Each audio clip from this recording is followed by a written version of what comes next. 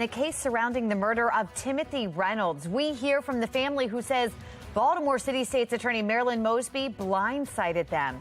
Fox 45 News' push for clarity when it comes to illegal dirt bike riding continues. The latest incident that has residents questioning laws that are ultimately going unenforced. Waking up cold once again for your Tuesday morning. We'll take a look at what we can expect later today as that rain rolls in. Live from WBFF in Baltimore, this is Fox 45 Early Edition. Good morning to all of you. Thank you for waking up with us on this Tuesday, November 15th. I'm Megan Gillen. Meteorologist Justin Chambers mentioned another cold one. We're feeling it. Yeah, absolutely. Good morning, Meg. Good morning, everyone. Temperatures right now 20s and 30s, even a bit frosty out there as we step outside from our Towson camera. Obviously still dark, couple of hours away before the sun comes up on your Tuesday. And looking at our numbers right now, 29 in Towson. We're 30 in Cockeysville and Joppatown, 36 in Dundalk down through Brooklyn Park, and 31 in Glen Burnie. So very similar numbers to how we started yesterday. Again, if you have the cars outside, they will be having a little bit of frost on them. We are tracking rain this afternoon and a cold rain as temperatures are going to stay chilly later today. But your morning drive is going to be dry. We're talking about mid to upper 30s by the time we get to about 8 a.m. and eventually into the lower 40s through 9. Back with your full forecast, tracking that rain coming up in a few. Meg? All right, Justin, thank you. Now to the Lens Solar Traffic Network here this morning. We've got our live cameras pulled up around the region, and you can see a few cars out there, but moving along just fine right now. Mosby offering a plea deal to Tavon Scott, who shot my husband point blank 5 times. She never contacted the family this whole time, and she's supposed to do that. We begin this morning in a city in crisis and new updates in the shooting of Timothy Reynolds back in July. The family of Reynolds coming forward saying they were blindsided by Baltimore City State's Attorney Marilyn Mosby and the plea deal that was offered to the squeegee kid accused of killing Reynolds. Fox 45 News' Mackenzie Frost joining us here this morning with the response from the family of the victim and the suspect's defense team. Mackenzie. From first-degree murder to manslaughter, the teen facing charges in connection to Timothy Reynolds' death is now getting a plea deal. The news comes as frustrating to the Reynolds family, but the defense attorneys say that the suspect is just a kid, and this plea agreement reflects that.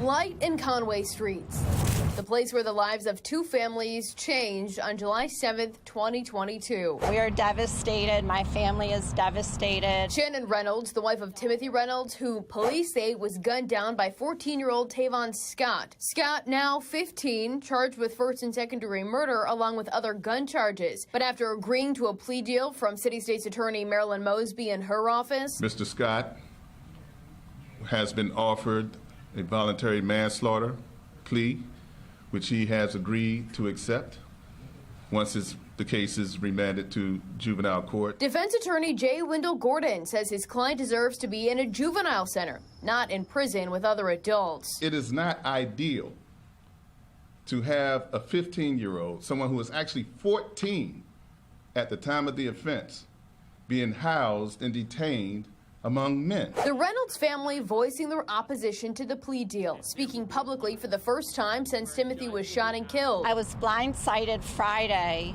when I spoke and I heard that the state, and it's Mosby, offering a plea deal to Tavon Scott, who shot my husband point blank 5 times while he was walking away. She never contacted the family. And while the case moves forward, Timothy's family says the city could have prevented the entire situation from happening. Do you put any responsibility or blame on city leaders for not enforcing some of the laws dealing with squeegee kids before this incident happened? For the safety of the squeegee kids and the public, the city should have taken a stand and enforced the law. They failed everyone. They failed us. They failed the defendant. They failed the city. and they continue to do that. While routine is back at Light and Conway, the scene that played out 4 months ago forever etched in the minds of the families. And now, emotions running high for both families involved, looking to the city and the leaders involved to chart a path forward and a system to deliver justice. It's unclear how long the sentence will be for the suspect given this new plea deal agreement, but we do know that everyone will be back in court Thursday morning, and that's when we expect the judge to either accept or reject the plea deal. In Baltimore, Mackenzie Frost, Fox 45 News. All right, Mackenzie, thank you. And this is not the first controversial plea deal to come from Mosby's office. Back in September, we heard a similar sentiment from the family of Heyman Lee in the Adnan Syed case. His conviction was vacated after more than 20 years in prison. And at the beginning of summer, we heard from the victims in the case of convicted arsonist Luther Trent, who set his ex-girlfriend's house on fire while she was asleep inside with her 2 roommates. We want to know what you think. Should Marilyn Mosby recuse herself from the case of Timothy Reynolds' killing? So far, 97% of those who have responded say yes. You can go to foxbaltimore.com/vote to weigh in. Elsewhere in a city in crisis, questions remain this morning about enforcement when it comes to dirt bikes in Baltimore City. Dirt bikes are illegal in Baltimore. There was a task force that identified and charged those illegally riding dirt bikes in the city, but it was disbanded in May of 2021. The city council passing tougher penalties for riders last month, but that law often goes unenforced. Now police say a dirt bike rider shot at someone in Harbor East, and this happened over the weekend. Fox 45 News is demanding answers about what's being done to stop illegal dirt bike riders here. Coming up at 5:30, Shannon Lilly will be joining us live this morning. She's going to have the push for answers. We won Democrats. We won independents. We won a good chunk of Republicans. And so there's a mandate and there's a unified vision that I think the folks in Maryland have right now, that we're ready to be bold, we're ready to go fast, but we're ready to get it done together. And that's what's really exciting. Governor-elect Wes Moore speaking on his victory and the future of Maryland. Still ahead this morning, who we can expect to be a part of his administration.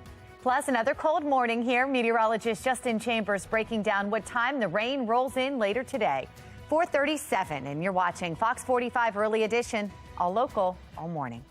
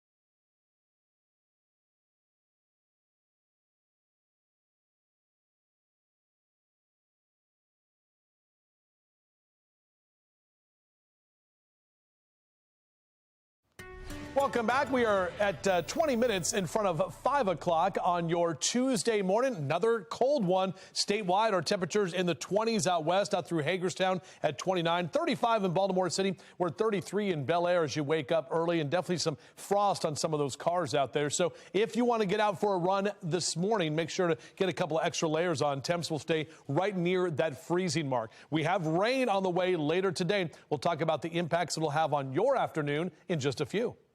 All right, Justin, thank you. Making headlines this morning, NASA's Artemis 1 rocket is once again scheduled for liftoff from Florida's Kennedy Space Center. Officials say that rocket will lift off in the early hours tomorrow morning. The launch was previously set for Monday, but officials pushed it back in light of Hurricane Nicole hitting the state. It is now scheduled for 1:04 a.m. tomorrow with a 2-hour launch window. The uncrewed mission will journey around the moon and back.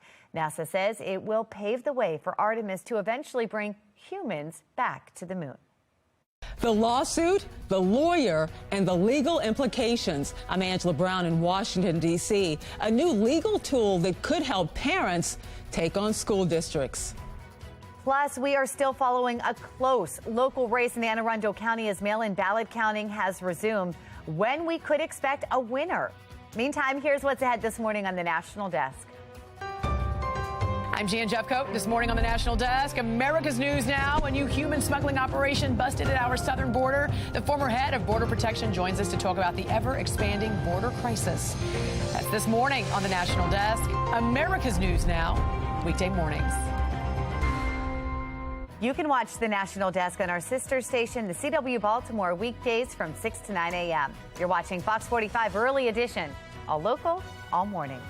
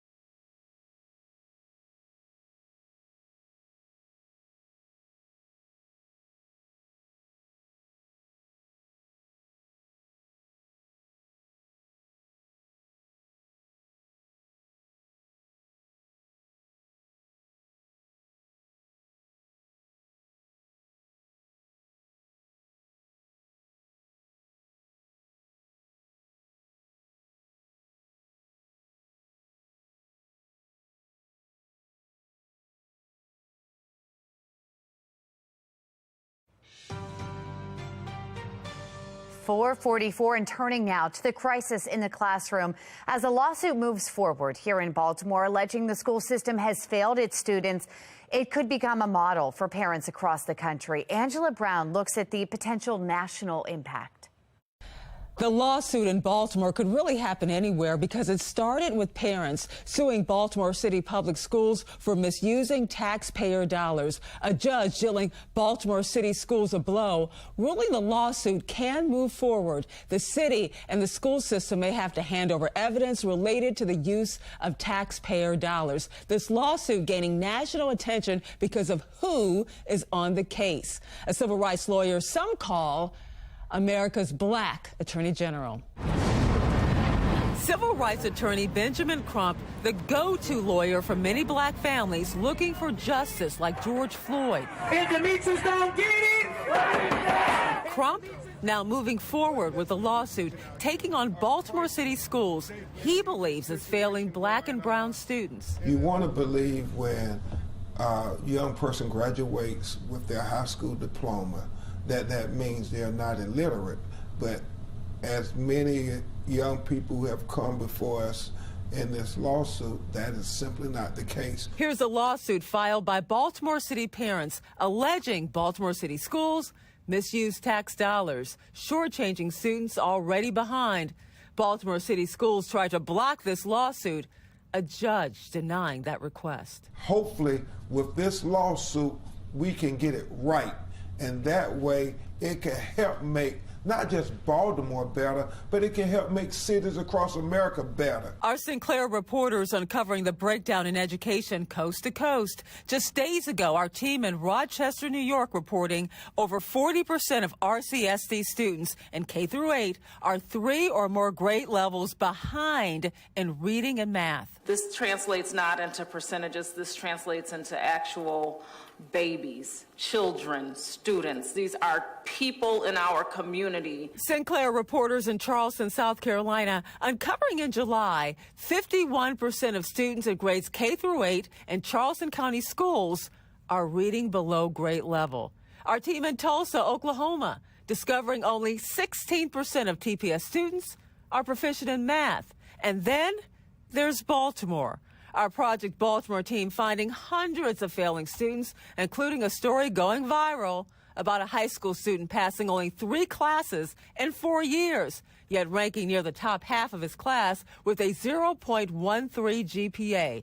We talked to his mother. He didn't fail, the school failed him. The lawsuit against Baltimore City Schools could just be the beginning, and that's what Ben Crump is banking on. If you don't get a quality education, oftentimes you find yourself a victim of the school to prison pipeline. A spokesperson for Baltimore City Schools issued a statement regarding this lawsuit, saying it remains steadfastly dedicated to providing a quality education to all students and will let this matter of law be decided in a court of law. I'm Angela Brown in Washington, D.C. All right, Angela, thank you. Project Baltimore has been reporting on the failures within some Baltimore City public schools for years. In their latest report, Chris Papst shows while test scores are dropping, the school CEO's salary is rising.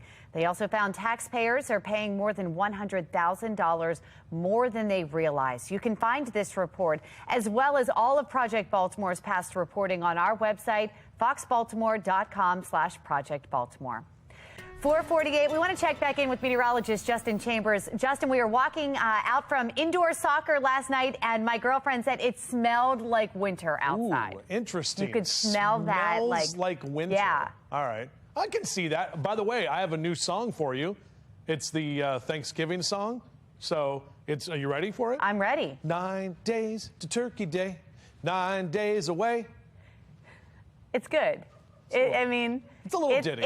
It's catchy. I've got to work on some of the lyrics, Meg, but that's the whole thing. Yes, winter, smelling, sure, okay, I get that. But also, yeah, Thanksgiving is next Thursday. So here we go with another morning with temperatures in the 20s and 30s, where you'll definitely have to bundle up. These are definitely more winter-like temperatures than what we typically see in mid-November. This is a look out over the Inner Harbor, not frozen over right now, but the ice rink is down there, so that's cool. 35 your temperature right now at BWI. A little northeast wind, about 7 to 10 miles an hour. Here's a look at our HD radar. We are nice and dry now, but look at what is coming. We've got a lot of snow in the upper Midwest. That's not coming here, but all of that moisture is going to be moving closer to us as we get into the next couple of hours, especially later this afternoon. We already have winter weather advisories posted for Garrett and Allegheny counties, and they start at 10 o'clock this morning. Will go all the way until midnight tonight. That's where we're going to see the best chance of some of the winter precipitation, basically right along the mountain locations there. So again, western Maryland will get hit with some of that snow as we head into the later part of the afternoon and evening. Overall for us, no snow, and we're actually dry through the morning time. So low to mid 30s over the next couple of hours as you rise and shine and get that winter brew type of coffee. Low to mid 40s across Carroll and Baltimore counties this afternoon. That's it. So overall, not a bad day yesterday. We got to 50 degrees, a little bit cooler today with mid 40s in Ellicott City and Elk Ridge, down through Odenton and Glen Burnie and Pasadena as well. And those 40s will continue along the 95 corridor with upper 30s in Cumberland. This is the next weather maker. So an area of low pressure riding right up the mountains with all of that moisture. This is going to move in later this afternoon. After about 2-3 o'clock is when that rain will be here, and it will be a cold rain as well. So just kind of prepare for that. The morning's going to be fine. It's the afternoon and evening, even through tomorrow morning, where the rain stays with us. And you can see that right there. We're actually back to 53 tomorrow, but then those numbers are coming back down as we approach the weekend. Only mid 40s Saturday and Sunday, but dry for the Ravens game Sunday afternoon. Meg? All right, Justin, thank you. Out on the roads, we have your Len Stoller Traffic Network, and we're looking really nice here this morning. In the green all around, 8 minutes, your longest commute there. For a check on mass transit, we have Mark Jones with the MTA. Hi, Mark. Well, good morning, Megan. Good morning, everyone. Out there right now for your commute, you'll find on the MARC train system, Penn Train 401 with a 5-minute delay. The other trains of MARC look good for your Tuesday stretch. Out there on Light Rail Link, expect about a 15-minute delay in both directions of that service. Certainly allow time for travel on Light Rail Link. Metro Subway Link is on schedule, but you'll still find the Upton station closed. That's due to flooding of recent, and buses remain in place to and from that station. For the MTA Transit Team, I'm Mark Jones. I'm Christine Frizzell in Washington, where House Republicans are forging ahead with a plan despite not knowing for sure whether they'll be able to carry it out. Plus, the family of Timothy Reynolds speaking out as the squeegee kid accused of murder is given a plea deal. The reasoning behind this decision. It is 4:52 and you're watching Fox 45 Early Edition, all local, all morning.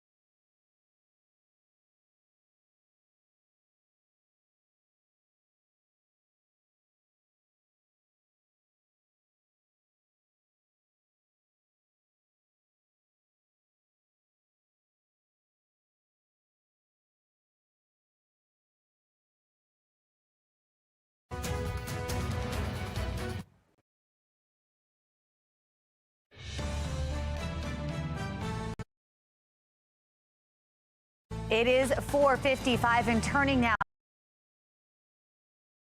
to your election 2022 coverage. Governor-elect Wes Moore is announcing his first round of staff hires, and at the top of the list, Fagan Harris, who will serve as chief of staff.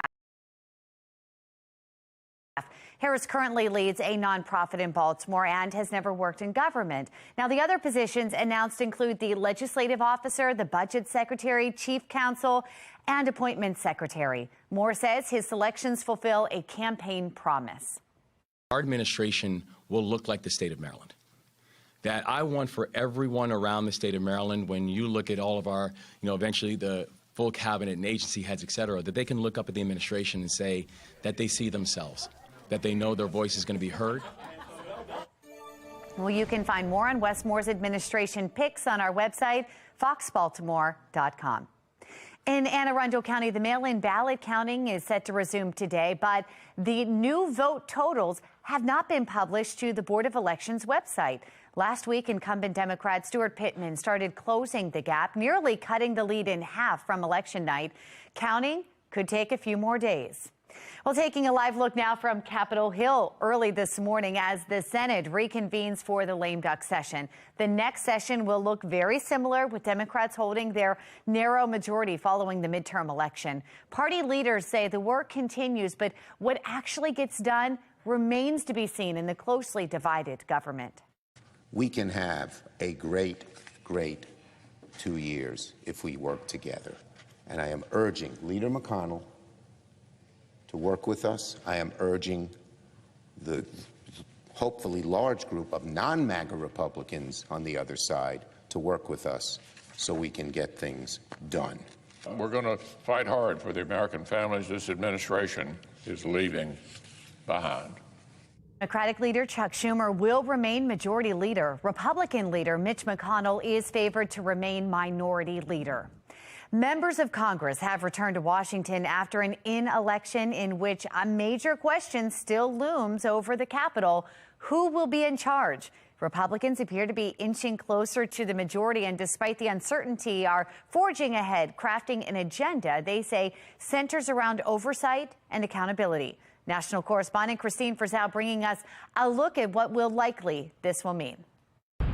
A post-election Capitol Hill looks largely the same, but behind the scenes, both Democrats and Republicans prepare for the possibility of being in charge. Republicans remain confident they will be in the majority once all the ballots are counted, playing down the red wave that never came. Remember, in the House, they don't give gavels out by small, medium, and large. They just give you the gavel. Congressman Kevin McCarthy, perhaps soon to be Speaker, vowing more oversight and accountability of the executive branch of government, including what took place in the weeks leading up to the withdrawal from Afghanistan, how and where the COVID-19 pandemic actually began, and why the Department of Justice initially called some threats against parents and school board members acts of domestic terrorism, also vowing to subpoena President Joe Biden's son Hunter if he refuses to testify willingly about his foreign business dealings. This is going to be a priority. We view Hunter Biden as a national security threat, and we are concerned that Hunter Biden has compromised Joe Biden. President Biden asked about the prospect during a news conference last week. I think the American people will look at all of that for what it is. It's just almost comedy. I mean, but, look, I can't control what they're going to do. Congressman James Comer, who could lead the House Oversight Committee, responded to that on CBS. It's not a comedy, it's a shame. So I think Joe Biden will regret saying that's a comedy. I think that's a line that will come back to haunt him. One thing we haven't heard much from Republicans over the last week is a plan to try to help the economy, despite a midterm campaign largely focused on President Biden's failure on the matter, and poll after poll showing it was the top issue for voters. In Washington, I'm Christine Frizzell. The state's attorney's office is offering a plea deal to the squeegee kid who shot and killed Timothy Reynolds. I'm Olivia Danson. Coming up next, I'll have the latest on this case, plus hear from the Reynolds family. And taking a look at a problematic trend in Marilyn Mosby's office, coming up, how Tim Reynolds' family coming forward isn't the first time. Temps are cold this morning, no doubt about that. We're going to break down exactly what we can expect the rest of the day and when that rain is going to impact you as well. Live from WBFF in Baltimore, this is Fox 45 Early Edition. Good morning on this Tuesday, November 15th. I'm Patrice Sanders. I'm Tom Rogers. Another cold start, but not as bad as yesterday. Let's get over to meteorologist Justin Chambers and see what it's going to feel like for us today. I think yesterday is because we were kind of shocked by it, right, yeah, guys? Maybe. You know, and then today, now we're just like, oh, here it is, because the temperatures are very similar, but a little bit more frost out there, guys. I did notice that on the cars that were outside when I was heading out to work this morning. So just be aware of that as you make your way out. 20s and 30s again for your Tuesday morning. Looking here from our Towson camera, and overall, we are seeing clear conditions at this time. Meanwhile, 34 your temp in Westminster, right at 30 in Cockeysville, 35 in Baltimore City, and 28 your temp in Columbia. So the weather story looks like this: a frosty Tuesday morning. We are tracking that rain that's going to impact you this afternoon, and a chilly rain at that. So we're dry for your morning commute. Way different story this afternoon as that rain rolls in, and winter weather in western Maryland. We'll talk about all of that coming up in just a few minutes from right now. We are devastated. My family is devastated. We begin this morning in a city in crisis. The family of Timothy Reynolds is speaking out, saying Baltimore City State's Attorney Marilyn Mosby blindsided them with a plea deal for the squeegee kid accused of killing their loved one. Now, we heard a similar sentiment from Heyman Lee's family in the Adnan Zayed case and the victims of the case of convicted arsonist Luther Trent. We have live team coverage this morning. In just a few minutes, Shannon Lilly will join us live from Harbor East with the alarming trend of plea deals we're seeing from the state's attorney's office. We begin with Olivia Dance, who is at the corner of Conway and Light Streets in downtown Baltimore, looking into this specific case and words from the victim's family. Olivia? Well, Tom and Patrice, the squeegee kid, who was only 14 years old at the time, shot and killed Timothy Reynolds right here at the corner of Light and Conway Streets. From first-degree murder to manslaughter, the teen is now entering a plea deal, according to one of his attorneys. Mr. Scott has been offered a voluntary manslaughter plea, which he has agreed to accept once the case is remanded to juvenile court. It is not ideal to have a 15-year-old, someone who was actually 14 at the time of the offense, being housed and detained among men. We're here because of an adult decision, more so than a child's decision. Timothy Reynolds' family speaking publicly for the first time since Reynolds was shot and killed by the squeegee kid back in July. I was blindsided Friday when I spoke and I heard that the state and its Mosby offering a plea deal to Tavon Scott, who shot my husband point blank 5 times while he was walking away. She never contacted the family. And everyone will be back in court on Thursday morning, where a judge will either accept or reject the plea deal. Tom and Patrice, back to you. Olivia, now we heard Reynolds' wife say that the state's attorney Marilyn Mosby never contacted the family about the plea deal. We also know that up until recently, with the mayor's squeegee collaborative plan, city leaders have failed to enforce the laws with squeegee kids. Did the Reynolds family address that at all? Yeah, Tom, she actually did. Reynolds' sister spoke about this, and she said that the city could have prevented this whole situation from happening. Take a listen to what she said. For the safety of the squeegee kids and the public, the city should have taken a stand and enforced the law. They failed everyone. They failed us. They failed the defendant. They failed the city, and they continue to do that. And emotions are, of course, very high for both of the families involved. And Fox 45 News will have the latest after court on Thursday. For now, reporting live in Baltimore, I'm Olivia Dance, Fox 45 Early Edition. Thank you, Olivia. Now in a statement, City State's Attorney Marilyn Mosby called the shooting unacceptable, but, quote, "We stand firm in our ultimate recommendation to the judge that this case be held in juvenile court system." Statement goes on, "My thoughts and prayers are with Timothy Reynolds' family as they continue to deal with this unfathomable loss."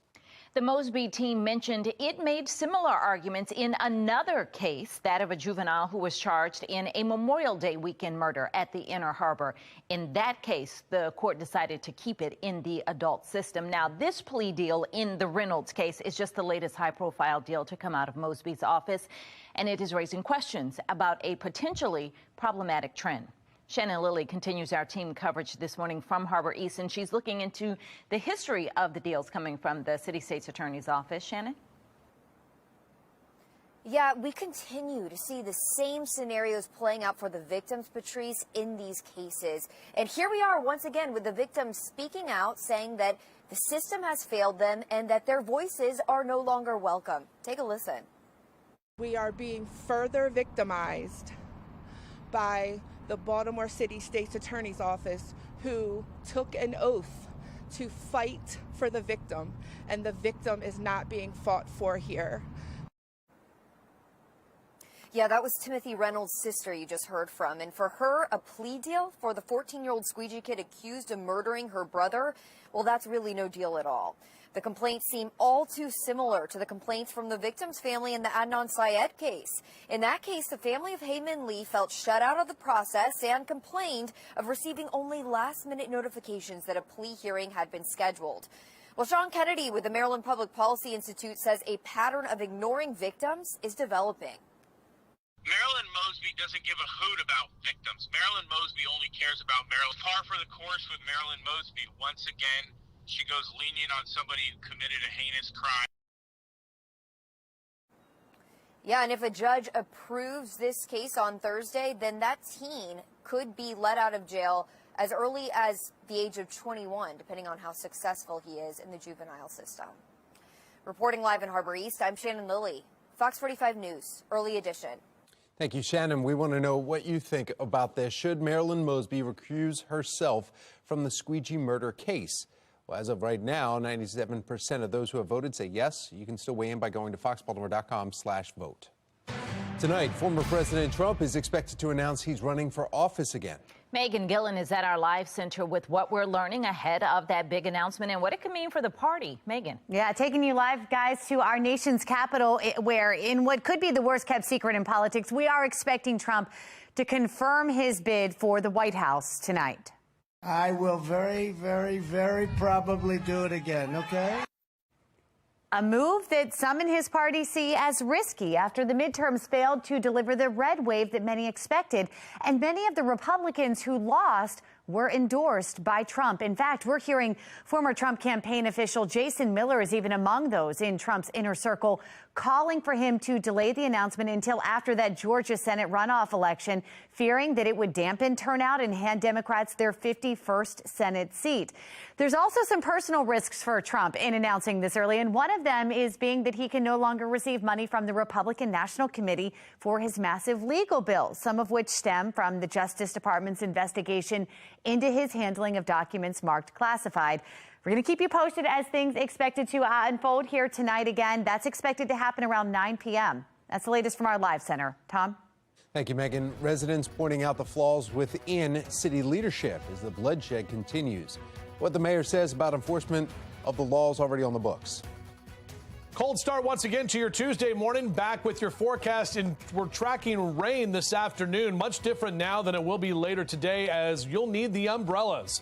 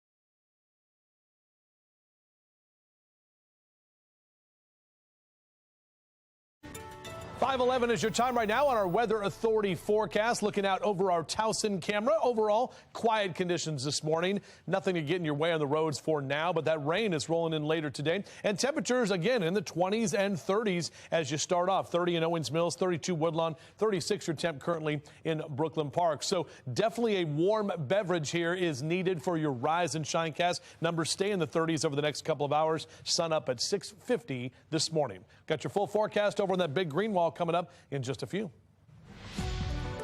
5:12 now, and in your health headlines this morning, the Biden administration wants Congress to approve $10 billion to fund its COVID-19 response. Now, that amount is less than half the more than $22 billion request from earlier this year, which went unfulfilled. A government source says the money is needed to fund COVID treatments, research, and development of the next generation vaccine. Some experts worry new subvariants could reignite surges in COVID infections. Baltimore City bracing for winter as we start to see colder conditions after the break. The creative efforts from the mayor to prepare drivers. Plus, the Ravens are preparing to face off against the Panthers this Sunday. Encouraging words from head coach John Harbaugh about the return of an injured player. 5:12, you're watching Fox 45 Early Edition, all local, all morning.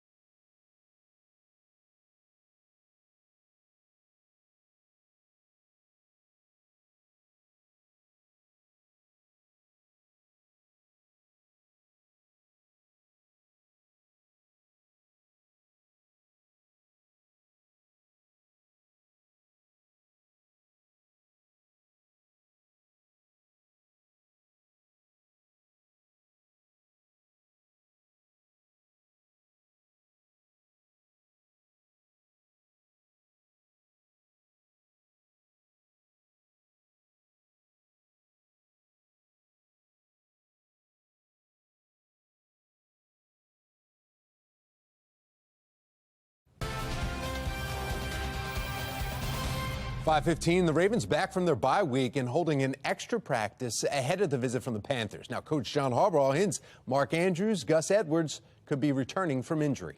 You talked to Mark. He sounds very positive, obviously, about it, and the trainers as well. We'll see how it progresses throughout the rest of the week. It'd be the same answer for Gus. JPP was out there today. Deshaun. And Deshaun, yeah, all those guys. We'll just see how they look on Wednesday, Thursday, Friday. They all have a real good chance. Now, you can watch this week's matchup against the Panthers right here on Fox 45. Kickoff is at 1. Don't forget to download the Flock on the Fox 45 podcast. That's on Apple, Spotify, and Amazon platforms. Our Sports Unlimited team breaks down the game against the Panthers and why the Ravens could end the season with the best record in the conference. We are looking ahead this morning to colder temperatures and winter conditions. Oh, pretty snowfall ready. Behind us right there. Mayor Brandon Scott says Baltimore is ready for any severe weather that may come our way. The mayor says the city has a snow budget of more than $7 million and is stocked with more than 15,000 tons of salt. So this year, the city is putting 5 giant salt boxes throughout Baltimore and is encouraging artists to decorate them. Mayor Scott decorated the first box with his initials in the Wu-Tang Clan symbol. And yes, if you were wondering, that is a Brandon Scott Wu-Tang symbol that has been stenciled onto the salt box. Snowstorms are temporary, but Wu-Tang is forever. And there you go. Yeah. Justin appreciated that. Wow. You gotta love that sentiment, you know? I was like, Wu-Tang, wow. I love that. Well, cash rules everything around me. That's how it is. So, you know what I mean? Dollar bills. Look at that. Well, can I pay you to not have a bad winter? No. But you guys look very, very winter-like. Look at what's behind you Feeling right there. like it's getting colder over here, too. Yeah. We need to take a picture of this. Yeah, that's a good shot. I like that. It's very calming. Let me tell you. Every 6 or 7 years around here, we get that big winter storm. Hey, now. It's been about 6 or 7 years. Watch your mouth. Just saying. All right, let's take a look outside right now. The stadium's lit up nicely, of course, as we mentioned. Yep, that Ravens game coming up Sunday afternoon. It'll be great football weather. We're going to see dry conditions, so we're not talking about rain or snow for the game. It will be chilly. There's no doubt about that coming up on Sunday, but very excited to have the Ravens back. And, yeah, this is it. I mean, they've got everything's in front of them, so they can, if they run the table and keep that record going, they could actually maybe get a bye and definitely hosting a playoff game as in the possible things that could happen. 35-year temp right now in Baltimore. That's a BWI, your official number right now. Our HD radar is all dry. Look at that ridge of high pressure right over New York and over parts of the East Coast. Here comes our next weather maker, snow in the Midwest and rain for the Southeast. All of that is going to be pushing closer to us as we head toward the afternoon. We do have winter weather advisories posted for Western Maryland and Garrett and Allegheny counties here. That starts at 10 o'clock this morning and will go until midnight tonight. So those areas in purple is where we're going to see that winter weather develop, excuse me, as we get into the evening and later today. As the kids get out to the bus stop, beep, beep, we'll make sure they are bundled up again with numbers in the 30s, upper 40s by noontime, and go ahead and make sure they have the rain gear and the umbrella because right about 3, 4 o'clock this afternoon is when they will need that as we are talking about a rainy afternoon by the time you get them later today. And temperatures are not going to do much, unfortunately. Still mid to upper 40s for our highs, a little warmer on the eastern shore, but colder to the north and west. Only 42 in Westminster today and 43 in Frederick. So yes, when that rain rolls through, there's it's a very possible chance that we could see some of that wintry precipitation later today. Not necessarily sticking, but maybe a few flakes that'll be flying. 38, your high in Cumberland today. That's it. But most of us along the 95 corridor will be in those mid to upper 40s. And guys, unfortunately, we don't really warm up too much. We get to 53 tomorrow, but then our numbers stay into the 40s all the way into this upcoming weekend before we have a slight warm up for Thanksgiving week next week. All right, here we go. This is it, our future scan. So looking at about 3, 4 o'clock, that's when things really start to get active. Notice the blues and the purples for Western Maryland. That's the wintry precip. Mainly going to be a cold rain for us here, and the heaviest rain is actually coming by about 7 o'clock tonight. That's going to last through the 8 and 9 o'clock hour and then moving out of here by the time we get into Wednesday. Some leftover showers possible tomorrow morning, but overall we will be drier for Wednesday and as we approach the weekend. So 40s and 50s is what we're talking about. That's it. Overnight lows into the 30s. We keep this cold air in place all the way into the weekend. But again, as I mentioned, a high of 45 on Sunday afternoon for the Ravens game. Should be nice football weather. Tom.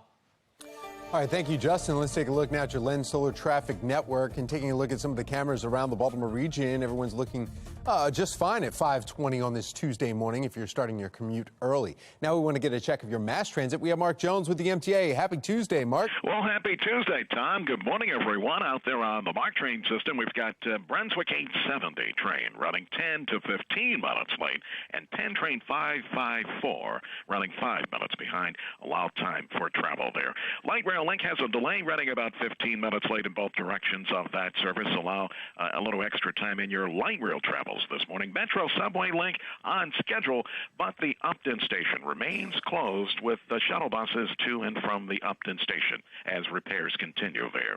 For the MTA Transit team, I'm Mark Jones. Thank you, Mark. Your favorite dishes could cost you extra this holiday season. How manufacturers are attempting to ease the inflation for shoppers.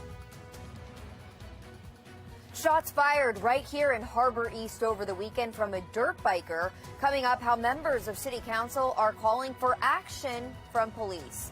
You're watching Fox 45 News, Early Edition.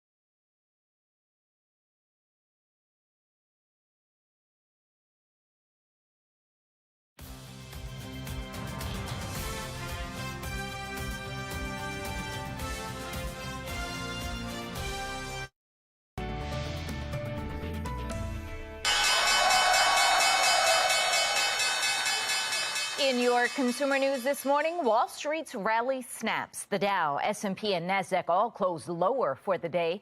Stocks surged last week on optimism that inflation might have peaked and future rate increases might be less aggressive. The Fed's vice chair did signal the central bank could soon slow the pace of its interest rate increases. Well, expect discounts on clothing, though, this holiday season. The Wall Street Journal says retailers are already offering some lower prices after 2 years of gains. Gap, American Eagle Outfitters, Victoria's Secret, and Baltimore-based Under Armour all say their summer prices were down from 2021. Supply chain bottlenecks for apparel started easing this spring. Retail companies are trying to get rid of an excess supply now of clothing. Small business owners say during these times of runaway inflation, they're making adjustments so they don't have to spike their prices during the holidays. The cost of turkey is up by about 17%. Cheese has gone up about 13%. At the wholesale level, eggs cost more than triple what they were a year ago, while milk prices are up by a third, butter up by 70%. Well, vendors say they're changing the way that they produce products, using less expensive gift basket components and adding free gifts instead of giving discounts. Looking ahead to Christmas and a new spin on a classic tradition, this year, Hidden Valley Ranch is introducing its rendition of Elf on a Shelf, and they're calling it Ranch on a Branch. Take a look at this. The limited time collectible comes in a boxed set that includes a stuffed plushy Hidden Valley Ranch character whose name is Ranchy. It also includes an illustrated storybook showcasing the character's dream to become a real bottle of Hidden Valley Ranch. Ranchy can be purchased for $30 on their website. Seemed like there's some fans of it. Justin, you were chuckling. Yeah. Well, you may need an amazing gift for a diehard fan of beloved Christmas classic movie, The Christmas Story. Fragile. How about Rafi's house? It's officially on the market now. Bombas House Museum and Detached Garage on West 11th Street in Cleveland are also up for sale. The current list, now this list price is not really known yet, but the owner had paid $150,000 for it when it sold on eBay in 2004. As of now, the home is still being used for tours and overnight stays. Wow. Wonder if was the lamp in there? It's got to be, right? Got to be. All right, Fox 45 News' push for clarity when it comes to illegal dirt bike riding continues. The latest incident that has residents questioning laws that are ultimately going unenforced. Baltimore City school leaders are meeting today to discuss violence in their schools. I'm Olivia Danson. Coming up next, all the details of that meeting, plus some of the recent incidents in schools.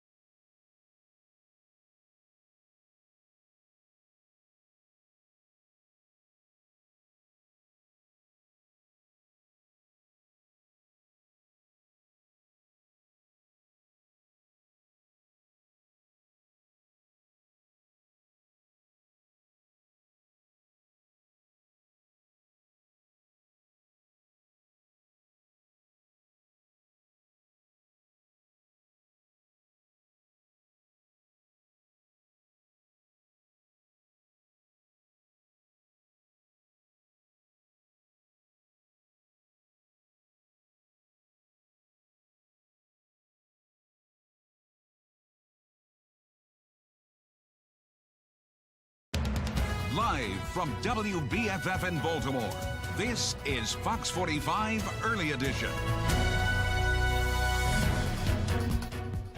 Welcome back on this Tuesday morning. 5:30 is the time. I'm Patrice Sanders. I'm Tom Rogers. We want to get right over to our meteorologist, Justin Chambers. He's got a look at our forecast. Yeah, cold temperatures this morning, guys, but dry conditions. The rain is going to impact you as we head later into the afternoon and evening time. So as you get yourself ready for the day and wipe the sleep from your eyes, taking a live look outside right now. Overall, not a bad start to the morning. We've got clear conditions out there. It's going to change later today, as I mentioned. So 30s is what we're seeing for most of you. Some upper 20s, Columbia, 30 in Eldersburg, 30 in Cockeysville and Hunt Valley, kind of right just below freezing. So a frosty Tuesday morning. We will track the rain for this afternoon and temperatures that stay chilly as well. Back with your full forecast in just a few. Patrice? All right, let's look at what's happening on the roads in our Lynn Stoller traffic network at this early hour. The roads are clear. Your longest commute is 8 minutes. You're in the green across the board. Well, turning now to a city in crisis, questions this morning surrounding enforcement when it comes to dirt bikes in Baltimore City.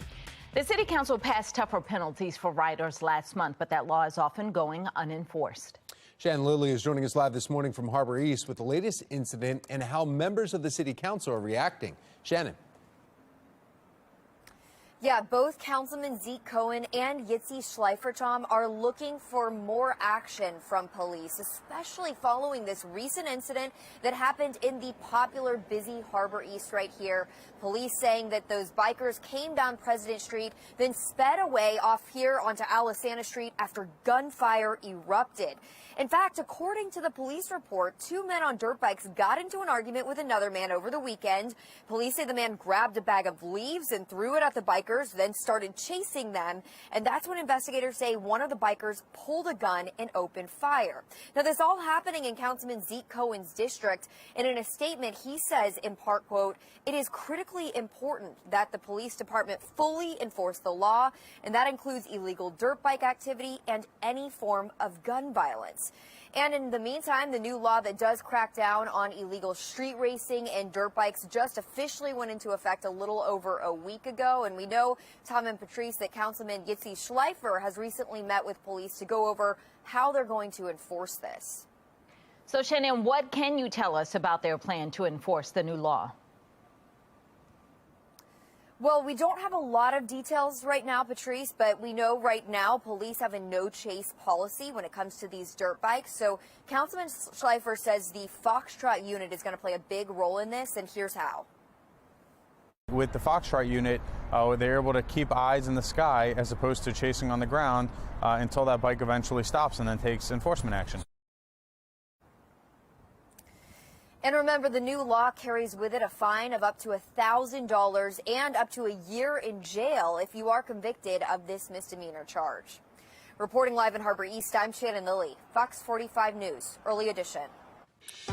Thank you, Shannon. Now turning to the crisis in the classroom, as Baltimore City Board of School Commissioners is meeting today to discuss bullying and harassment in schools. Olivia Dance joins us live from downtown Baltimore with what we can expect out of that meeting. Olivia. Well, Tom and Patrice, the meeting starts at 3:30 this afternoon, and the board will discuss revisions to policies regarding bullying, harassment, and discrimination. And this meeting really comes at a critical time as we've seen trouble in city schools, including fights and guns. And at the end of September, Fox 45 News spoke with a mom who's demanding answers as to why her 13-year-old daughter was attacked at her middle school. Take a listen. Our kids are in danger. We send our kids to them every day thinking we're sending them to be safe. And I feel like the school is not doing their job. The video of the attack shows 3 Safe Streets employees on hand. Safe Streets is Baltimore's violence intervention program that operates with the mayor's office and community organizations. The mayor's office has expanded the Safe Streets program into some troubled city schools. And in a statement back in October, the mayor's office said, quote, each school will employ 3 school-based violence interrupters who will be trained to mediate conflicts that could result in violent behavior. Now, school police have already confiscated several handguns on or near campuses this year. And back in September, 17-year-old Jeremiah Brogdon was shot and killed in the Mergenthaler Vocational Technical High School parking lot. The CEO of City Schools has said that they rely on community partnerships like Safe Streets to reduce the violence. And, of course, Fox 45 News will be monitoring today's meeting to see what school leaders come up with. For now, reporting live in Baltimore, I'm Olivia Dance, Fox 45 Early Edition. All right, Olivia, thank you. We are looking ahead this morning to reports that could showcase the state of the economy and how it impacts you. That's just ahead from our live center. Plus, we are tracking our next weather maker this morning. Meteorologist Justin Chambers is breaking down when that rain moves in. 5:35, you're watching Fox 45 Early Edition, all local all morning.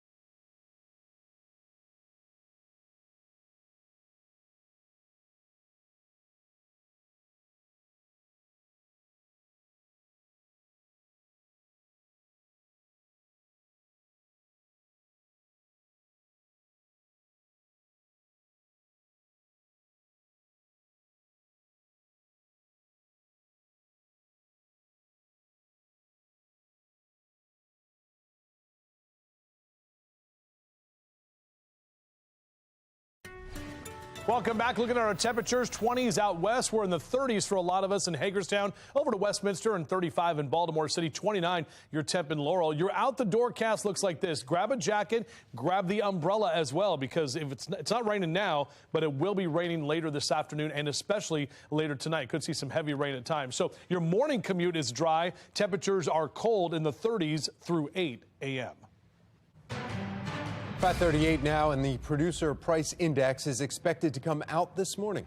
Megan Gillen is at our live center with the early predictions and what this all means for you, Megan. So you're seeing a lot of graphs and numbers. What this does is it tracks inflation at the wholesale level before it reaches you at the checkout counter. And because of that, it's often seen as a predictor of what consumer prices will do in the months ahead. We are expecting that information to come down at 8:30 this morning. Meantime, the New York Fed just out with its new one-year inflation survey, and it finds Americans expect the median inflation rate a year from now to be 5.9%, and that is up half a point from September's, and a sign that most expect inflation to linger. That survey also finds Americans are increasingly concerned about job security. In fact, nearly 43% now expect unemployment to be higher a year from now, and that is the most since April of 2020, when businesses were closing because of the pandemic. Tomorrow, then, we are expecting to get a report on retail sales, which is going to give us a glimpse of how much Americans are spending. And guys, that's important since consumer spending accounts for 70% of the country's GDP. That's the latest from our live center. Tom? Thank you, Megan. Continuing coverage this morning, Fox 45 News is following efforts by some members of the Baltimore City Council to shorten the amount of time to qualify for a lifetime pension. Now, if it becomes law, it is an issue that could cost Baltimore City taxpayers for generations to come. Taylor Stewart joining us live this morning from Harbor East with a closer look at this. Taylor. That's right. Good morning, guys. Baltimore voters decided to place council members, the comptroller, as well as the mayor, all under a term limit. Now, that means they can serve 8 years, 2 terms, not the 12 they would have served possibly if they could, and receive that pension. Now, they probably saw this coming. It goes back to question K here. But even before that, they voted to try to preserve their pensions. Now, it was already called an egregiously privileged move by Baltimore's police union. They put out a statement days later because, remember, 12 years ago, council members voted to increase that pension requirement for firefighters and police. It went from 20 to 25 years. So this move to preserve their lifetime pension after 8 years in service to the city, it's just not sitting right with quite a few people, and that includes those on council. At least 2 people voted against fast-tracking this bill that the city's own retirement system says would not be affordable long term. And that's the crux of this issue here. Now, we spoke with an analyst who looked at this estimated cost increase. He says funding this would be a heavy lift for Baltimore's shrinking tax base. We crunched the numbers. If they live from age 50 to life expectancy with cost of living increases to their lifetime pension, they'll receive about $500,000. Now, council is expected to move forward with a third reading at City Hall. There's no date right now on the agenda. We do know Mayor Brandon Scott has been very vocal, saying he does support term limits. As far as this measure, it's not clear if he'll sign off on it. We'll keep you updated, though. We're live in Baltimore. I'm Taylor Stewart, Fox 45 News, Early Edition. Are being further victimized by the Baltimore City State's Attorney's Office, who took an oath to fight for the victim, and the victim is not being fought for here. Questions this morning surrounding the plea deal given to a squeegee kid accused of murder. Why the family says the city is failing to enforce laws already on the books.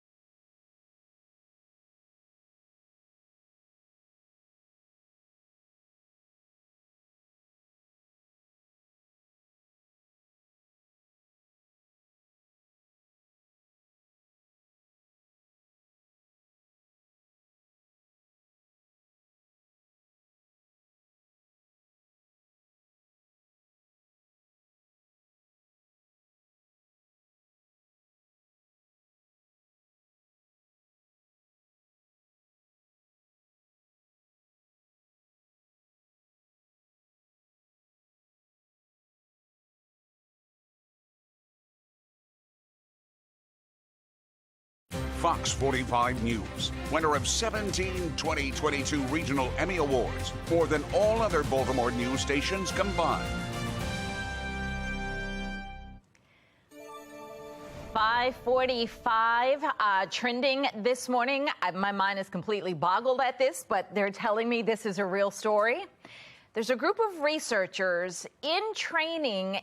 They're training the next generation of rats to become first responders. There's video of it. You can see him right there. Look at him. See that guy? Dutch researchers set up a mock disaster zone in the East African country of Tanzania. And the rodents run through a series of tests where they must locate a person. Upon doing so, the rats then pull a switch attached to their neck to inform crews that they found a body or a person, and then return to their original starting point where they receive an edible award.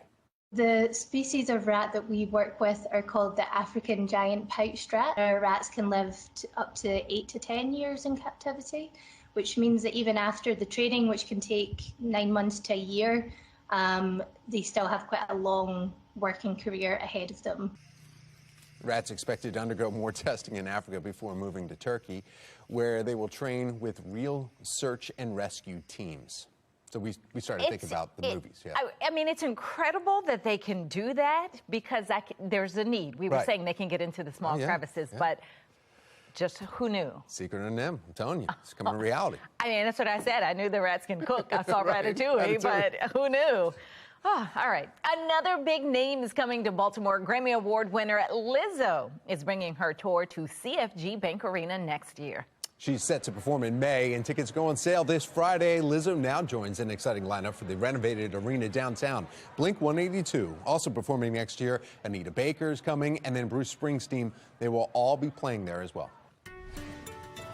Well, it's 5:46 now. Lizzo's got a local person on tour with her, so we'll have to get them in here when they come back through town. But let's get over to meteorologist Justin Chambers. Are you as mind blown about the rats? Yeah, I've got two things to say. First of all, we've got bumper stickers here that have a rat on it for our symbol. So if this works over there, you think, let's put these wharf rats to work, right? You know, like, let's make them work. Right. I mean, we can put them on the payroll. They're going to have some pension demands, though. Right. It's going to be an issue. Right. And my second thing I'd like to say is, Lizzo, it's about dang time. Okay? Exactly. Yeah. No, she's awesome. I'm very excited that she's coming here. That's awesome. I'm going to get my hair tossed and my nails did, and, you know, feeling good as heck. So, see, you can't say any of this stuff because she, you know, sometimes it's a little bit fruity with her language. Our Mile 1 Auto Group Cam, good morning to you. That's a Ted Lasso reference, by the way. I apologize for the fruity language from Roy Kent. All right, here's our Towson Cam right now. By the way, everything is cold this morning. We are starting off a bit frosty this morning as well. Now, all of the rain and the snow is well to the west of us. Look at all that snow in the upper Midwest, St. Louis up into Chicago. If you're flying to that part of the country today, may see some weather delays there. We've got rain in parts of Tennessee all the way down through the southeast. All of this is moving in our direction. We will have the wintry weather in the mountains here of western Maryland starting later this morning and into the afternoon. That's why we already have winter weather advisories for Garrett and Allegheny County. So just be aware of that if you're heading west this morning. All of us are going to get the rain here in Baltimore later this afternoon. So your morning drive and your morning time outside is fine. Mid to upper 30s, obviously a little bit cold. With the Rise and Shine cast here, a warm beverage for sure. And hanging out at the Bromo Seltzer Tower, 38 by 8 a.m. Right around lunchtime today, you're going to see those clouds roll in. Not really tracking the rain until after about 2 or 3 o'clock, but our temperatures are only going to be in the mid to upper 40s throughout the afternoon. So it will be a cold rain that we'll be dealing with here later today. And you can see our high temperatures are only going to be in the low to mid 40s here for Westminster and Eldersburg, Reisterstown at 42, 45 in Perry Hall and White Marsh, 48 in Dundalk this afternoon. Hartford and Cecil counties also in those mid to upper 40s, and even the Eastern Shore. That's actually going to be the warmest spot today with some lower 50s for Denton and Easton down into Cambridge as well later today. So here's a look at your car wash cast. Yeah, probably know the drill, right? Tuesday and Wednesday, 2 red lights because we're talking about the rain that's going to stay with us. Thursday will dry out and you'll be able to have some dry conditions heading toward the weekend. But all of this is our next weather maker, bringing that wind and the, bringing the rain, I should say, and the wintry weather to parts of western Maryland as well. This is our future scan. So right around 1 p.m., we're still mainly dry, but the rain starts to move in after about 2, 3 o'clock. And look at that area right there on orange and yellow. That's right around Baltimore City. That's some moderate to heavy rain. The purple and the orange and the blue, that's the wintry weather. And some of that's going to try to sneak closer to northern Carroll and Baltimore counties this afternoon. So don't be surprised if you see a few flakes flying, but not expecting any kind of major accumulation. Sorry, kids, no snow day for you. We are going to see more of that rain stay with us through Tuesday night, and then finally by Wednesday, a little rain in the morning, but overall drying out by the afternoon. And temperatures, as I mentioned, are staying cold throughout the week. So upper 40s Thursday, then we start to see those numbers go down a bit, only mid 40s this weekend. However, we do stay dry and perfect just in time for that Ravens game Sunday. All right, Mark Jones with the MTA. How's it going with mass transit? Good morning. Well, good morning, Justin. Going pretty well out there on Light Rail Link. Now had an earlier delay, but it's back on time in both directions.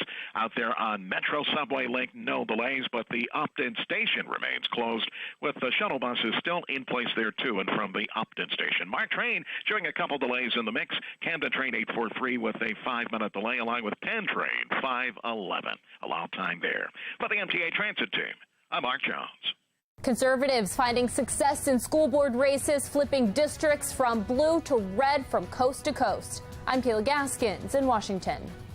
A major update in the case surrounding the murder of Timothy Reynolds. We hear from the family who says Baltimore City State's Attorney Marilyn Mosby blindsided them. 5:51, you're watching Fox 45 Early Edition.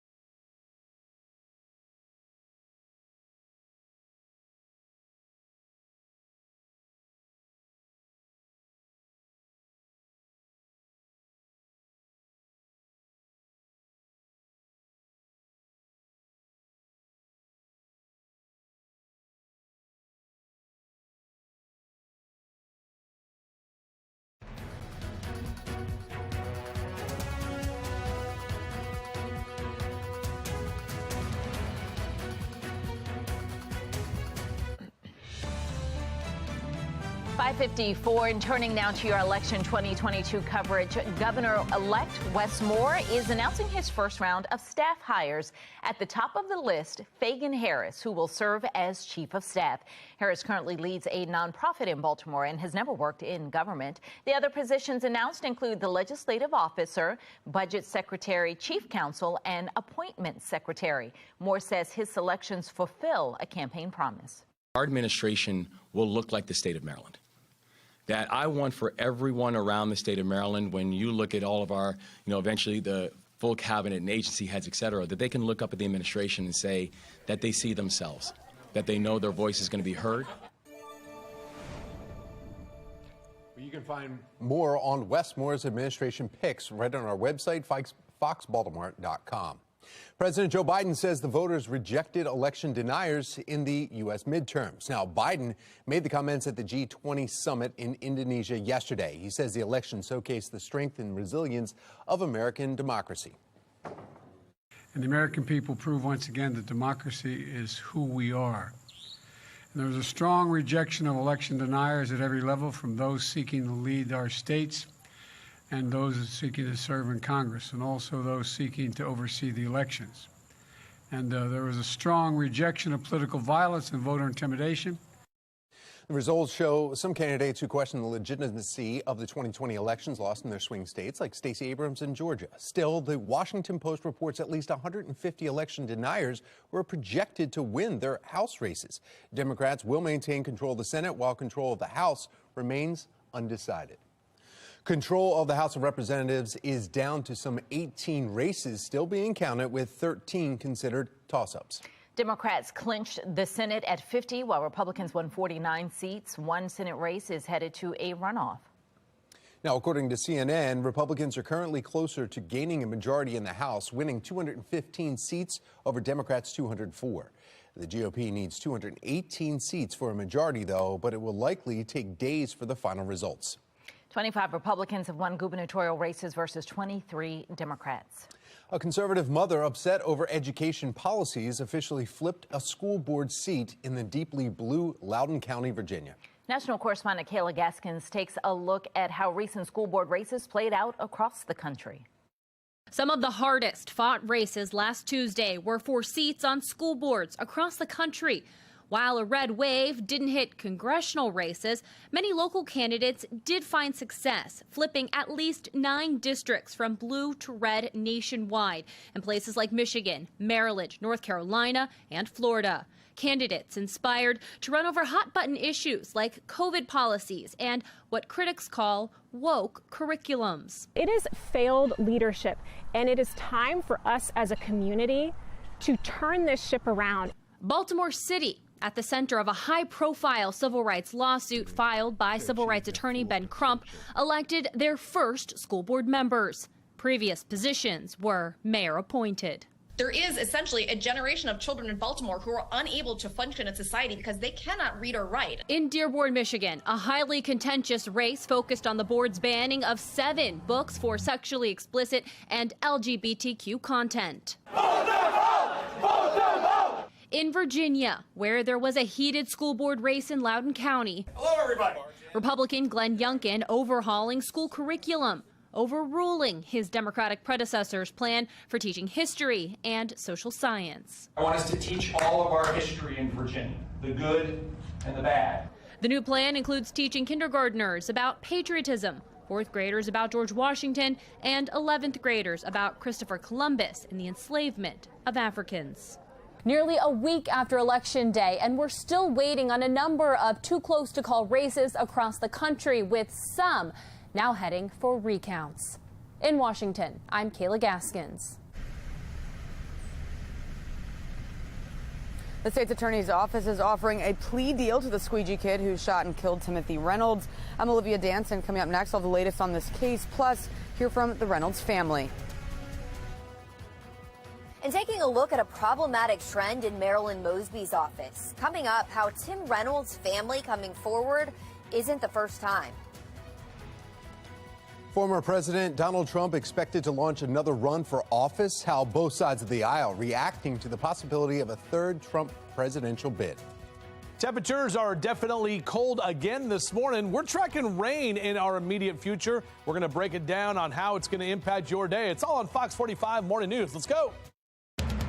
Live from WBFF in Baltimore, this is Fox 45 Morning News.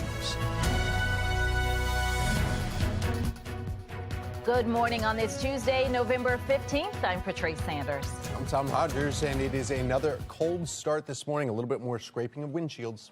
My car actually came up, it said 30-something degrees, and then next to that, it said icy. And I was like, oh, thank you for telling me. Meteorologist Justin Chambers is here. Yeah, that's what we're going to have to deal with, guys. Good morning to both of you. Not necessarily seeing ice on the roads, but, yeah, the icy conditions. If we had any kind of precip right now, we would be dealing with the ice. And we definitely have to get that scraper out, at least for some of you, if you left the cars outside last night. Our Towson camera right now, it's nice and dry.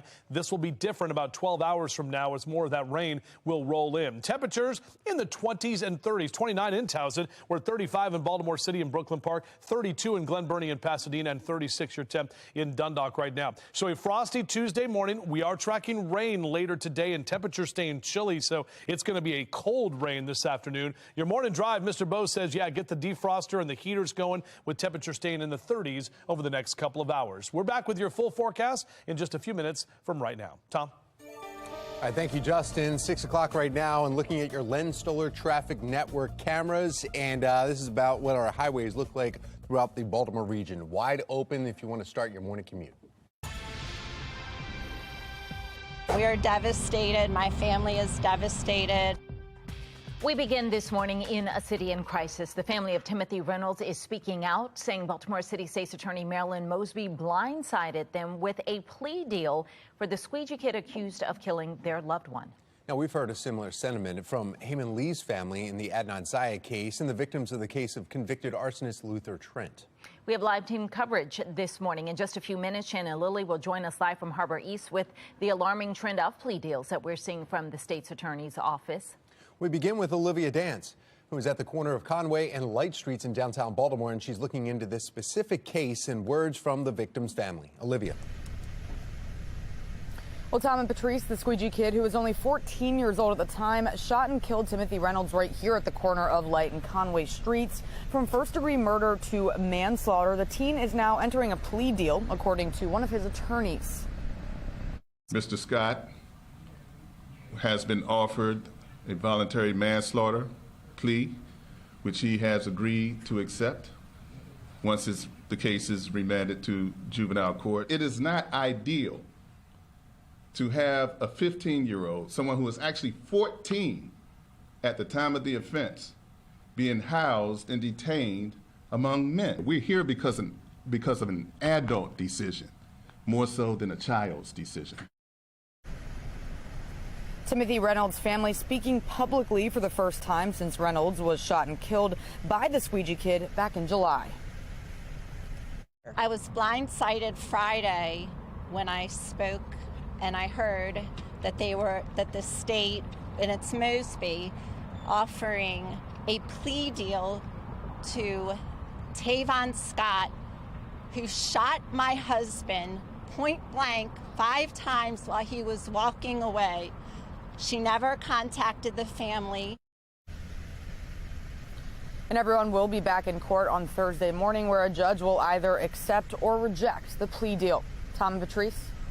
Olivia, we heard Reynolds' wife, though, say that the state's attorney, Marilyn Mosby, never contacted the family about this plea deal. We also know that up until recently, with the Mayor's Squeegee Collaborative Plan, city leaders have failed to enforce the laws with squeegee kids. How did the Reynolds family address that? Yeah, well, Tom, Reynolds' sister actually spoke about this, and she said that the city could have prevented this whole situation from happening. Take a listen to what she said. For the safety of the squeegee kids and the public, the city should have taken a stand and enforced the law. They failed everyone. They failed us. They failed the defendant. They failed the city, and they continue to do that. And of course, emotions are very high for both of the families involved, and Fox 45 News will have the latest updates after court on Thursday. For now, reporting live in Baltimore, I'm Olivia Dance, Fox 45 Morning News. Thank you, Olivia. Now, in a statement, City State's Attorney Marilyn Mosby called the shooting unacceptable and, quote, "We stand firm in our ultimate recommendations to the judge that this case be held in a juvenile court system." The statement goes on, "My thoughts and prayers are with Timothy Reynolds' family as they continue to deal with this unfathomable loss." The Mosby team mentioned that it had made similar arguments in another case, that of a juvenile that was charged in a Memorial Day weekend murder at the Inner Harbor. But in that case, the court decided to keep it in the adult system. Now, this plea deal in the Reynolds case is just the latest high-profile deal to come out of Mosby's office, and it is raising questions about a potentially problematic trend. Shannon Lilly continues our team coverage this morning from Harbor East, and she's looking into the history of these deals from that office. Shannon. Yeah, we continue to see a similar scenario play out for these victims in these cases, Patrice. And here we are once again with another family coming forward saying that the system has failed them and that their voices are not welcome. Take a listen. We are being further victimized by the Baltimore City State's Attorney's Office, who took an oath to fight for the victim, and the victim is not being fought for here. Yeah, that was Timothy Reynolds' sister you just heard from. And for her, a plea deal for the 14-year-old squeegee kid accused of murdering her brother, that's really no deal at all. The complaints seem all too similar to the complaints from the victim's family in the Adnan Syed case.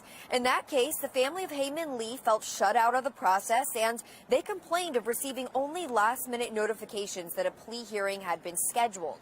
Well, Sean Kennedy with the Maryland Public Policy Institute says a pattern of ignoring victims is developing. Marilyn Mosby doesn't give a hoot about victims. Marilyn Mosby only cares about Maryland. Par for the course with Marilyn Mosby. Once again, she goes lenient on somebody who committed a heinous crime. Now, if the judge does approve this deal on Thursday, then that teen could be released before the age of 21, depending on how well he does in the juvenile system. Reporting live in Harbor East, I'm Shannon Lilly, Fox 45 Morning News. Thank you, Shannon. We want to know what you think about this. Should Marilyn Mosby recuse herself from the case of Timothy Reynolds' killing? 98% of the people who have voted so far say yes. You can go to foxbaltimore.com/vote to weigh in. The search is on this morning for the rider of an illegal dirt bike who police say shot at someone downtown. The demands now coming from city council members when it comes to enforcing the law. The proposal to shorten pension eligibility for members of Baltimore City Council could move forward. How much that could cost you now and for generations to come. Red sky in the morning. Sailors take warning. We got rain coming in this afternoon. We're dry right now. Breaking down that forecast for you only on Fox 45 Morning News, where we are all local all morning.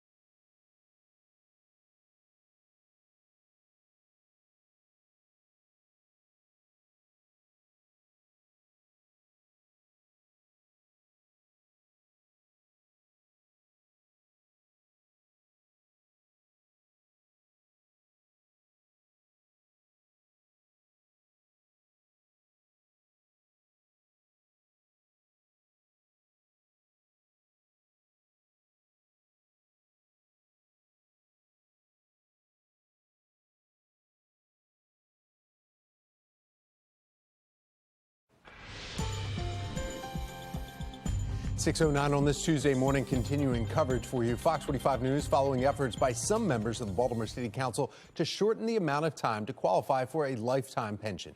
If it becomes law, it is an issue that could cost Baltimore City taxpayers for generations to come. In fact, Taylor Stewart is joining us live this morning from Harbor East with a closer look at these efforts. Taylor. That's right, Tom Patrice. Millions of dollars for years and years and years to come. Now, City Council tried to fast track this move when they realized Question K passed. Baltimore voters had said they would like to see term limits for the comptroller, City Council, the mayor. So they don't even have the possibility to serve the 12 years to get the pension as the current law requires. And they probably saw this coming. Look back here just a few days before election, the week ahead of it, they passed this measure on a split vote in a subcommittee. Now, it comes as folks are looking back at what happened 12 years ago when pension was cut for firefighters and police. That was cut down from rather 20 years to 25 became the requirement. Now, folks are saying it's just not affordable, including the city's own retirement office.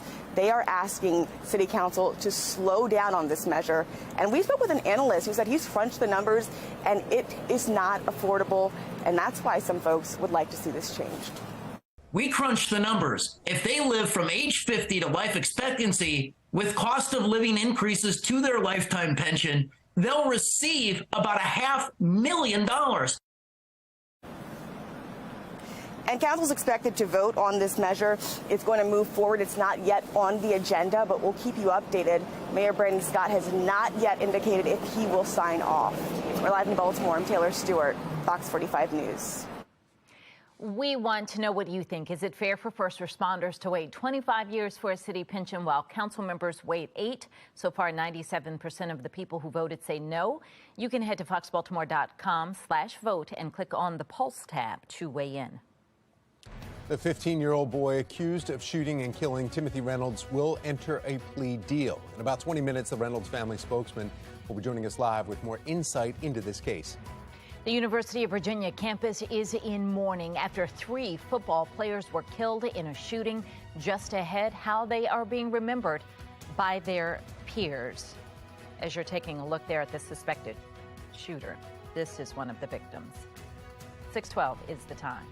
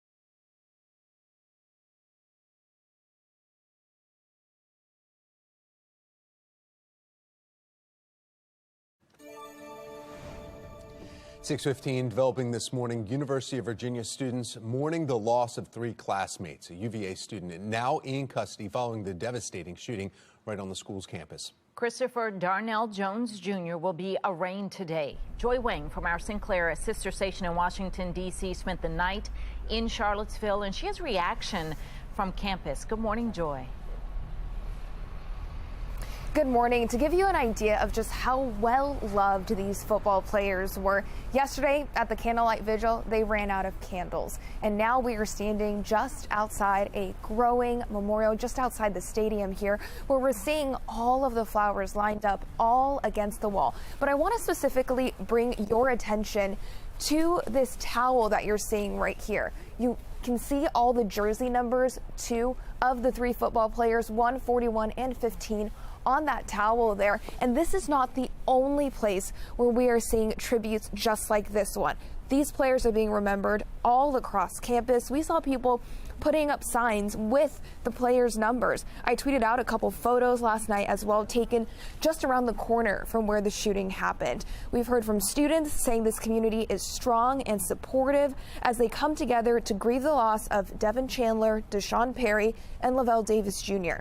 Perry's family is thanking the community for their support. Chandler's coach says everyone's trying to grieve in their own way at their own pace. And here's Davis's high school coach.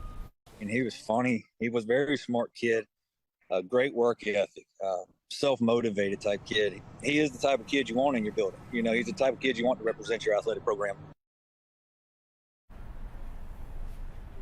Class is canceled, and Governor Glenn Youngkin here in Virginia has ordered the flags to also be at half staff. By the way, later on today, we are expecting Christopher Darnell Jones Jr., the man who police say is responsible for all of this. We are expecting him to be in court to be arraigned. And of course, we will be sending crews out there. For now, live in Charlottesville, Joy Wang, Fox 45 Morning News. Thank you, Joy. Tonight, former President Donald Trump expected to announce he's running for office again. Megan Gillen is at our live center with what we're learning ahead of this announcement and what it could mean for the party. Megan. That's right. We're taking you live to our nation's capital. Beautiful shot there this morning, guys, where in what could be the worst kept secret in politics, we are expecting Trump to confirm his bid for the White House here tonight.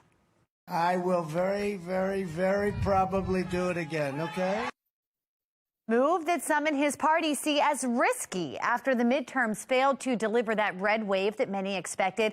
And many of the Republicans who lost were endorsed by Trump. In fact, we are now hearing this morning that former Trump campaign official Jason Miller is even among those in Trump's inner circle calling for him to delay the announcement until after the Georgia Senate runoff election, fearing that it would dampen turnout and hand Democrats their 51st Senate seat. There's also some personal risks for Trump in announcing this early, and one of them can be that he can no longer receive money from the Republican National Committee for his massive legal bills, some of which stem from the Justice Department's investigation into his handling of documents that were marked classified. We're going to keep you posted as things unfold here tonight. We're hearing it could happen at 9 p.m. That's the latest from our live center. We'll send it back to you guys. All right, it is 6:18, and we need to see what's happening with the forecast. They had snow coming down behind us earlier. Yeah. Sailors take warning. Red skies in the morning. We have meteorologist Justin Chambers finding out if that old saying is going to hold true today. Well, the rain is going to roll in. That's basically why we're saying take warning. By the way, guys, today, National Clean Out Your Fridge Day. Yes. Love that. Very excited about that. There's some things in that studio fridge that... It is your obsession. It's not an obsession. So I want you to have at it. Patrice, it is not an obsession. It's just a lifestyle. Okay.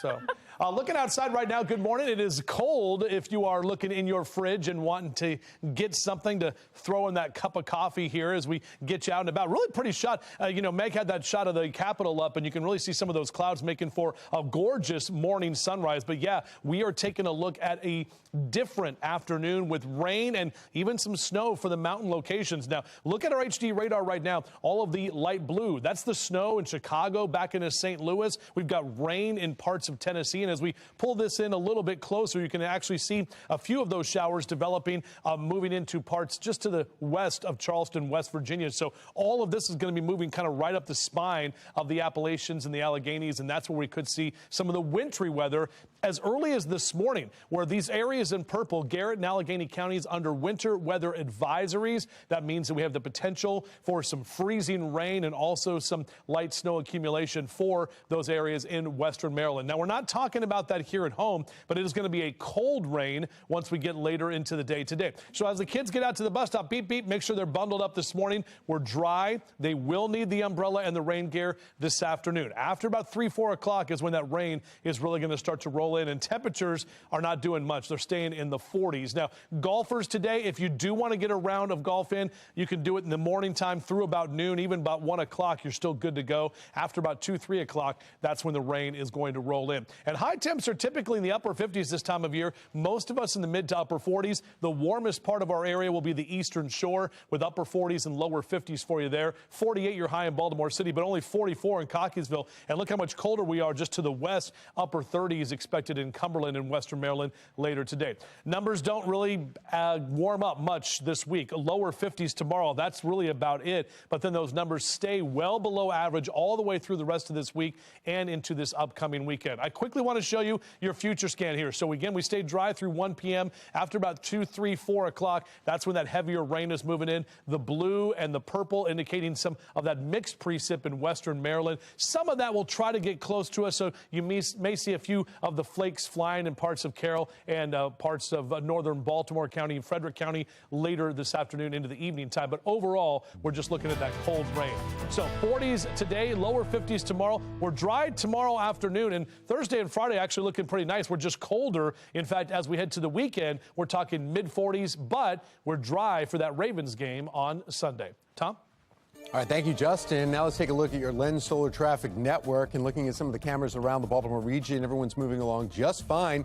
No major issues to report at all on the major highways.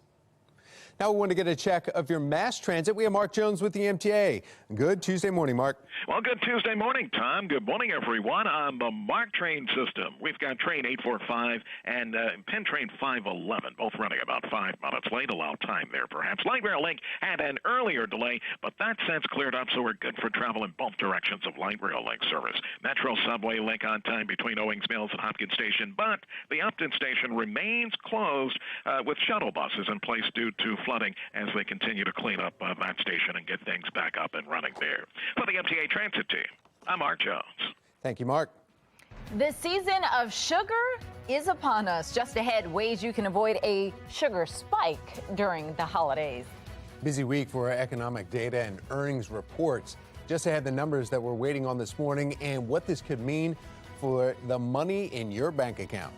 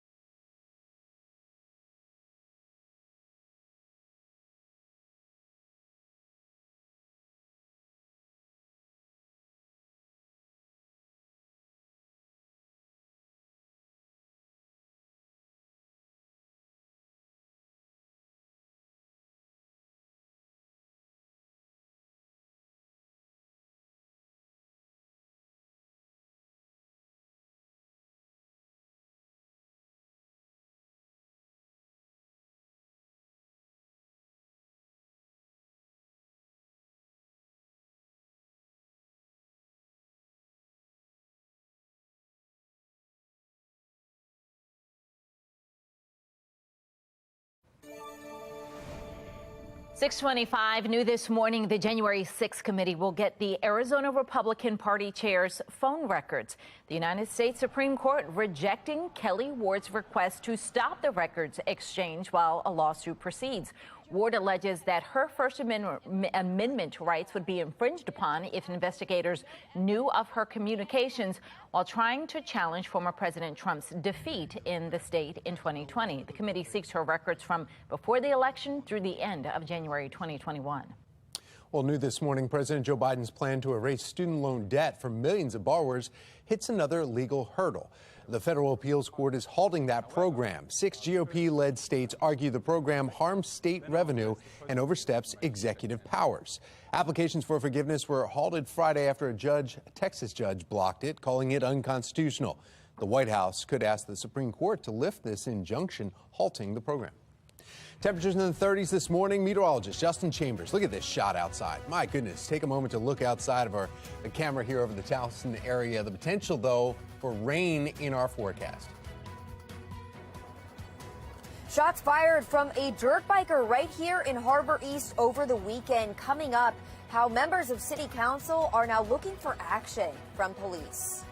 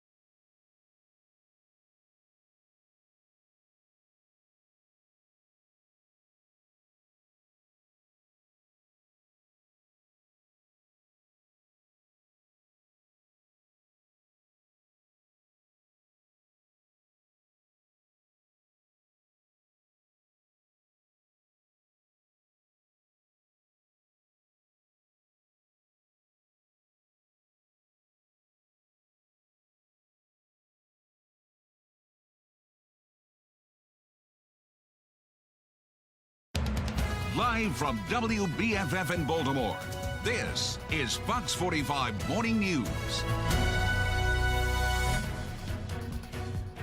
Welcome back on this Tuesday. 6:29 is the time. I'm Patrice Sanders. You've got to show them what you're doing with your hands right there. Air conditioning just kick in or something. I'm not sure. It's cold outside. It's cold inside. Cold. Yes. I just turned on I'm trying to warm up. Yes. I'm trying to warm up. And on top of that, the producers keep putting snow in the graphics behind us.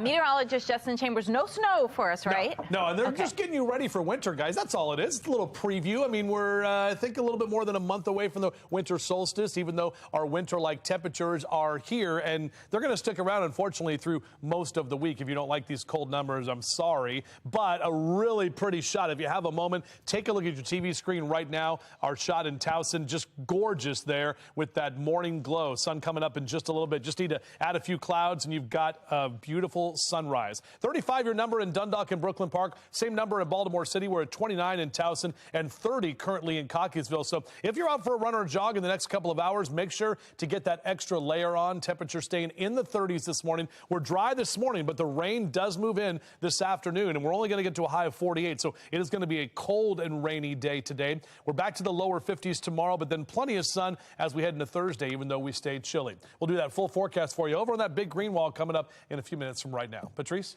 All right. Thank you, Justin. Looking at your Lens Solar traffic network and the cameras throughout our region, we're starting to see volume pick up, but everybody seems to be moving along. No issues to report.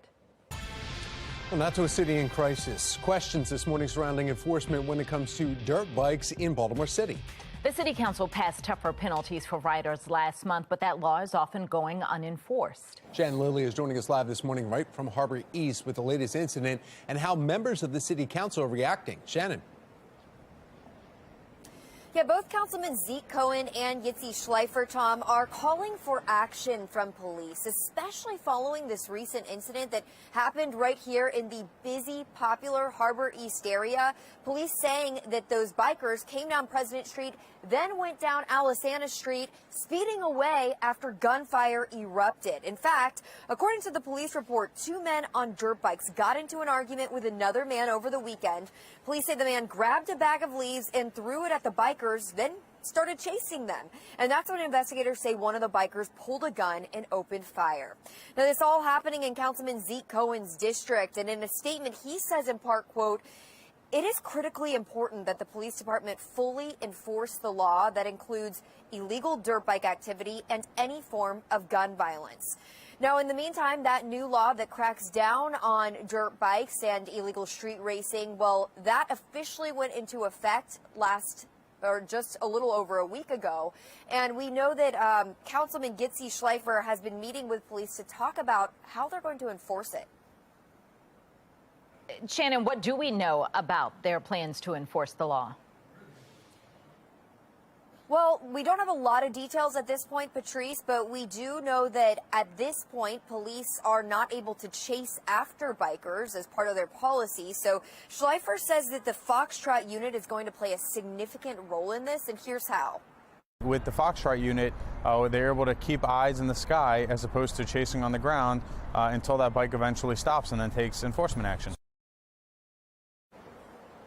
And remember, that new law carries with it a fine of up to $1,000 and up to 1 year in jail if you are convicted of this misdemeanor charge. Reporting live in Harbor East, I'm Shannon Lilly, Fox 45 Morning News. Thank you, Shannon. Elsewhere in the city in crisis, the teenager accused of shooting and killing Timothy Reynolds in July has accepted a plea deal, dropping his charges from first-degree murder to manslaughter.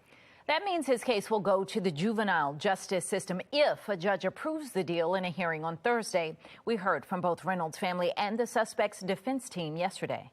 Mr. Scott has been offered a voluntary manslaughter plea, which he has agreed to accept once the case is remanded to juvenile court. We are being further victimized by the Baltimore City State's Attorney's Office, who took an oath to fight for the victim, and the victim is not being fought for here.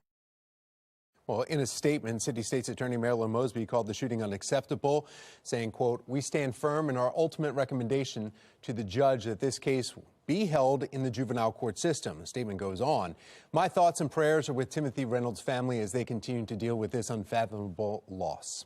Well, a plea deal apparently reached, though, in that shooting death involving the 14-year-old at the time, who was a squeegee kid, now 15. But the victim's family says they had no idea and were actually blindsided by the city state's attorney. Joining us now, the attorney representing Timothy Reynolds' family, Dhruv Vignarajah. Dhruv, thanks for coming in. Thanks for having me. Good morning, Tom. Good morning. Is it typical, though, that the prosecutor speaks with the victim's family before offering any plea deals? It's not only typical, it's required under the Maryland Constitution and under the Maryland victim rights laws. Marilyn Mosby has now made a pattern of abdicating her responsibility, not just to the city, but to victims specifically. In case after case after case, we have heard the family members of murder victims say they were never consulted, they were never contacted, and they vehemently object to the approach that Ms. Mosby has taken. That is unfortunately struck again in this case. Well, though, if you look at this, though, and you say, okay, well, it was 14, 15-year-old. Reynolds came at those kids with a bat. Isn't she defending the victim also, if you look at it that way, as the squeegee kid was also a victim in this? Yeah, I think, Tom, one of the things that's happened is a lot of fictions have been told about this case. Mr. Reynolds struck literally no one with a bat. We now have viewed the video evidence. The detectives talked to dozens of witnesses. There is not a single credible account that Mr. Reynolds struck anyone with the bat. In contrast, and this is really important for your viewers to understand, the defendant went and got a gun from a bag. He put the bag over his front. He actually stepped away from the initial interaction and pulled a mask down on camera, and then followed the victim as the victim was going back to his car when one of his accomplices struck him in the head with a cement block. And while he was disoriented, the defendant shot him 5 times, 4 times in the back. That is not self-defense. That is not an accident. That's not a moment of poor judgment. That is first-degree murder. So I know that you were calling for those videos. There's multiple videos to be released here. But in the meantime, the defense attorneys are saying, though, that they're arguing this is not first-degree murder, though, and this is still manslaughter. How are they able to argue that? They're able to argue that because they're defense attorneys who are not tethered to the evidence. They've seen the videos. The grand jury has seen the videos. The prosecutors and the detectives have seen the videos. The public deserves to see those videos, too. They speak for themselves. It is very clear that this was not a moment of bad judgment in the heat of the moment. It was a defendant who went and got a gun from a bag, literally pulled a mask down as he followed the victim, as he tried to retreat to his car, and shot him 5 times, 4 times in the back. Those facts speaks for themselves, and the evidence from the video is paramount. The age of the defendant, of course, is a consideration at sentencing, but this plea, which could amount to 9 months in civil custody, is just a joke. Dhruv Ignaraja, thank you. And of course, we have that meeting coming up Thursday. We'll find out when you go in front of the judge. We'll be able to follow up on that. Thank you. Absolutely. Thank you. Well, the city's school system leaders are it goes up, but student test scores are going down. Project Baltimore investigates how much this is costing you, the taxpayers. Weather Window, presented by the National Weather Desk. With snow blanketing part of the country, time for another refresh of winter weather terms. Missouri meteorologist Matt Gunn says not all winter storms are blizzards. Although some may seem like they are one. In order to be a blizzard, there must be at least 35-mile-per-hour winds, visibility reduced to a quarter mile, and these conditions must last for at least 3 hours. For more content like this, follow the National Weather Desk on Twitter.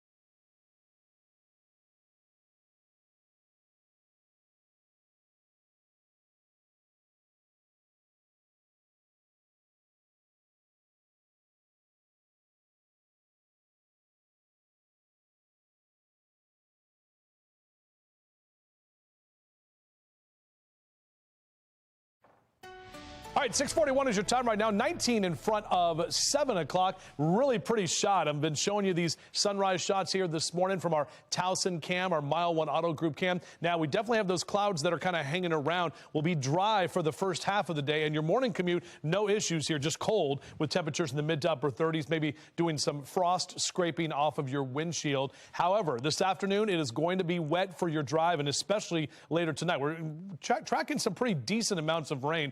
We're going to break it down for you. I'll take you hour by hour and let you know exactly how it's going to impact all of your daily plans coming up in a few. Tom? All right, thank you, Justin. 641, the producer price index is expected to come out this morning. Megan Gillen is at our live center with the early predictions and what this could mean for you. Megan. Yeah, so what this does, guys, is it tracks all these numbers. This graph is tracking inflation at the wholesale level before it reaches you at the checkout counter. And because of that, it's often seen as a predictor of what consumer prices will do in the months ahead. Very important as we head into the holiday season. We are expecting that information to come down just under 2 hours from now at 8:30 this morning. Meantime, the New York Fed just out with its new one-year inflation survey, and it finds Americans expect the median inflation rate a year from now to be 5.9%, and that is up half a point from September's, and a sign that most expect inflation to linger here. That survey also finds Americans are increasingly concerned about job security. In fact, nearly 43% now expect unemployment to be higher a year from now. That is the most since April of 2020, when businesses were closing because of the pandemic. Then tomorrow, we are expecting to get a report on retail sales, and that's going to give us a glimpse of how much Americans are spending, and that's very important since consumer spending accounts for 70% of the country's GDP. We're going to keep you posted as these numbers come down. That's the latest from our live center. Tom? Thank you, Megan. A plea deal offered to the squeegee kid accused of killing Timothy Reynolds. While the deal is sparking so much controversy. And one of the most widely consumed types of content on TikTok is health and nutrition. Just ahead, why some of that content is leading to a toxic diet culture. 6:43, you're watching Fox 45 Morning News, all local, all morning.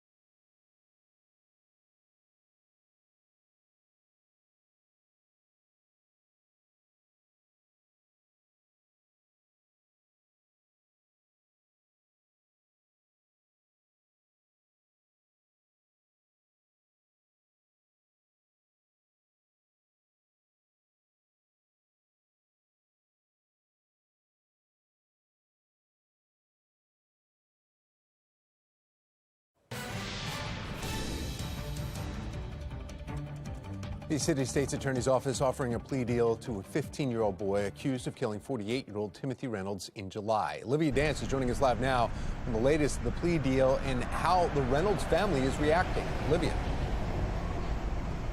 Yeah, well, Tom, the squeegee kid, who was only 14 years old at the time, shot and killed Timothy Reynolds right here at the corner of Light and Conway Streets. Now, from first-degree murder to manslaughter, the teen is now entering that plea deal, according to one of his attorneys. Everyone will be back in court on Thursday morning, where the judge will either reject or accept this plea deal. Reynolds' family is speaking for the first time, though, and is blaming the city, saying they could have prevented the whole situation from happening if they had just been enforcing the laws on the books. But I'm Olivia Danson. Coming up in about 15 minutes here from the Reynolds family and the boy's attorney. Back to you. Well, the plea for the squeegee kid accused of killing Timothy Reynolds isn't the first high-profile deal to come out of Mosby's office. Shannon Lilly is joining us live with a look at the potentially problematic trend. Shannon. Yeah, Patrice, we continue to see the same scenario playing out in many of these high-profile cases. Many times the victims feel blindsided and like the system has failed them. And that is the case here for the family of Timothy Reynolds. It was also the case for the victims in the Luther Trent case, as well as the victims in the Adnan Syed case. In fact, in the Syed case, Heyman Lee's family says they felt completely shut out of the process. So stay with us, because in 15 minutes, we are going to hear from an expert who weighs in, and he's calling this a pattern of ignoring victims in Marilyn Mosby's office. Now back to you. Well, hello.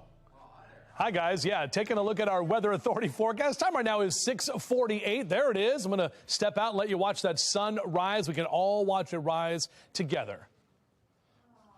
That should be my whole hit, just like watching the sunrise for 2 minutes. But we won't. I got to talk about the rain that is on the way. We're dry right now. We're cold, but the next weather maker is rolling in. It's getting very active throughout the Midwest. Look at all of that snow from Chicago down to St. Louis, back through Minneapolis, and then rain to the south for Atlanta, up into Nashville and areas around parts of eastern Tennessee. This rain is getting closer now to Charleston, West Virginia, so this thing is moving a little bit closer to us. What's going to happen over the next few hours? Going to be rolling into the mountain locations where we have winter weather advisories posted for Garrett and Allegheny counties here this morning into later this afternoon. This is our look at our hourly future scan for us.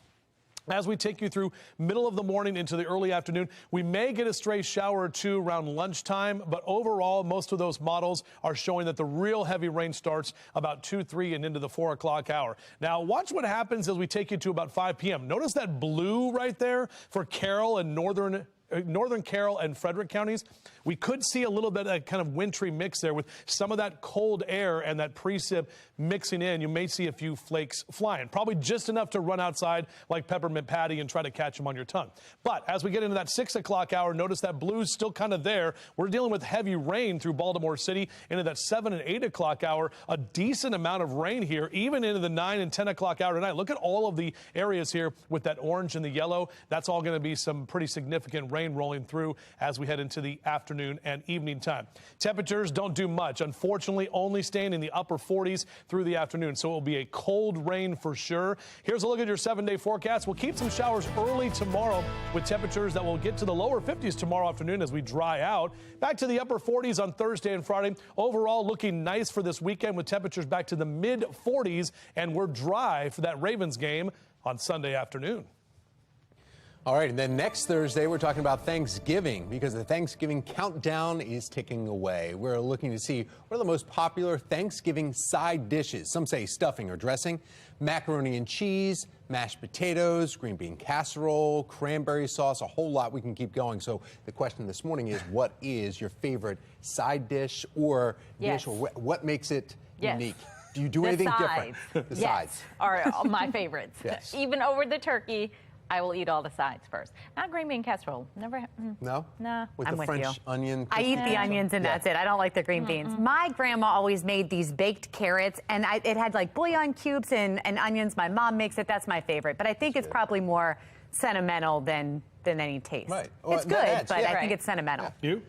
I'm definitely stuffing or dressing, depending on where you're from. But I mean, that's the number one thing. Yeah. It has to be sticky too. Like you have to shake it off the spoon. Oh, I like that. Yeah, that's a good point. My mom used to make regular just stuffing, right? Yeah. And then years ago, she was like, we're going to do these things called stuffins. And like she makes stuffing into muffins, which is just stuffing, but in muffin tins, and she calls them stuffins. So I like the creativity. Does she put the stuffing in the turkey at all, or just? I don't know what happens in there. I'm watching football. It's just like when my wife loves Thanksgiving. She's very excited about next week. We get to do it for our first time in our new county house. So we're excited about that. But I don't know what happens in the kitchen again. So.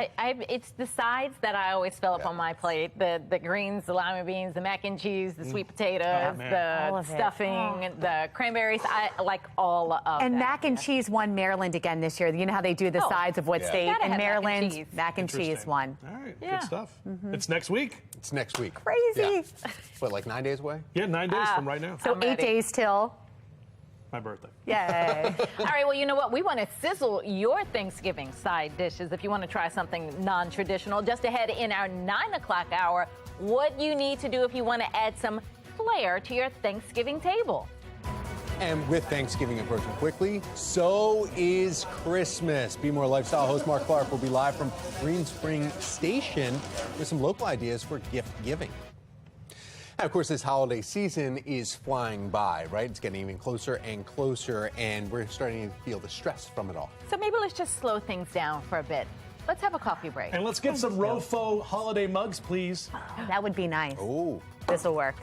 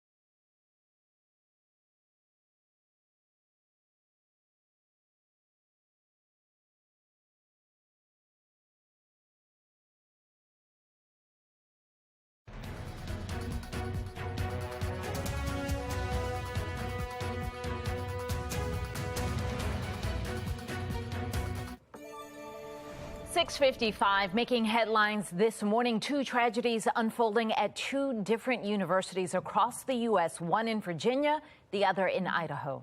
Let's take a look at the one in Idaho first. Police say they discovered the bodies of 4 students right near the University of Idaho. They say it appears to be a crime of passion. It began on Sunday around noon, where the victims are two 20-year-olds and two 21-year-olds. Idaho police say there's no threat to the community, and they have not said whether they have identified a suspect. And then here on the East Coast, shock and sadness continues at the University of Virginia after a devastating campus shooting. A gunman killed 3 UVA football players on a charter bus after they were coming back from a school trip to D.C. And injured 2 others. Enjoy Wang with our Sinclair sister station in D.C. has details in this morning's Assignment America. Pardon me. This was the moment. University Police Chief Tim Longo, in front of university leaders and a packed room of journalists, learned the suspect was in custody. We just received information the suspect is in custody. An emotional moment and sigh of relief after the University of Virginia campus was on lockdown for 12 hours as police searched for former UVA football player, 22-year-old Christopher Darnell Jones Jr., the suspected shooter. The shootings occurred on a bus full of students returning from a field trip. 3 of the victims did not survive. For hours, you could see the bus behind the state police crime scene truck as detectives gathered evidence. It was supposed to be a fun trip to D.C., a class field trip to see a play. But after they returned, police say Devin Chandler from Virginia Beach and Deshaun Perry from Miami, Florida, were shot and killed. Where they had been for the day, enjoying a school activity, having a meal together, and coming back to our grounds, and someone amongst them chose to do an act of violence. Lavelle Davis Jr. from Ridgeville, South Carolina, was taken to the hospital and later died.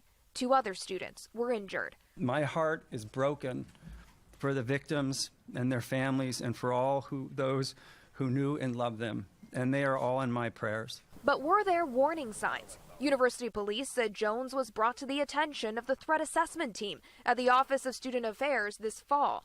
They received information that Mr. Jones had made a comment about possessing a gun to a person that was unaffiliated with the university. Chief Longo says the report didn't come with threats. Plus, Student Affairs followed up with a roommate who didn't see a gun. Then there were reports of a hazing incident.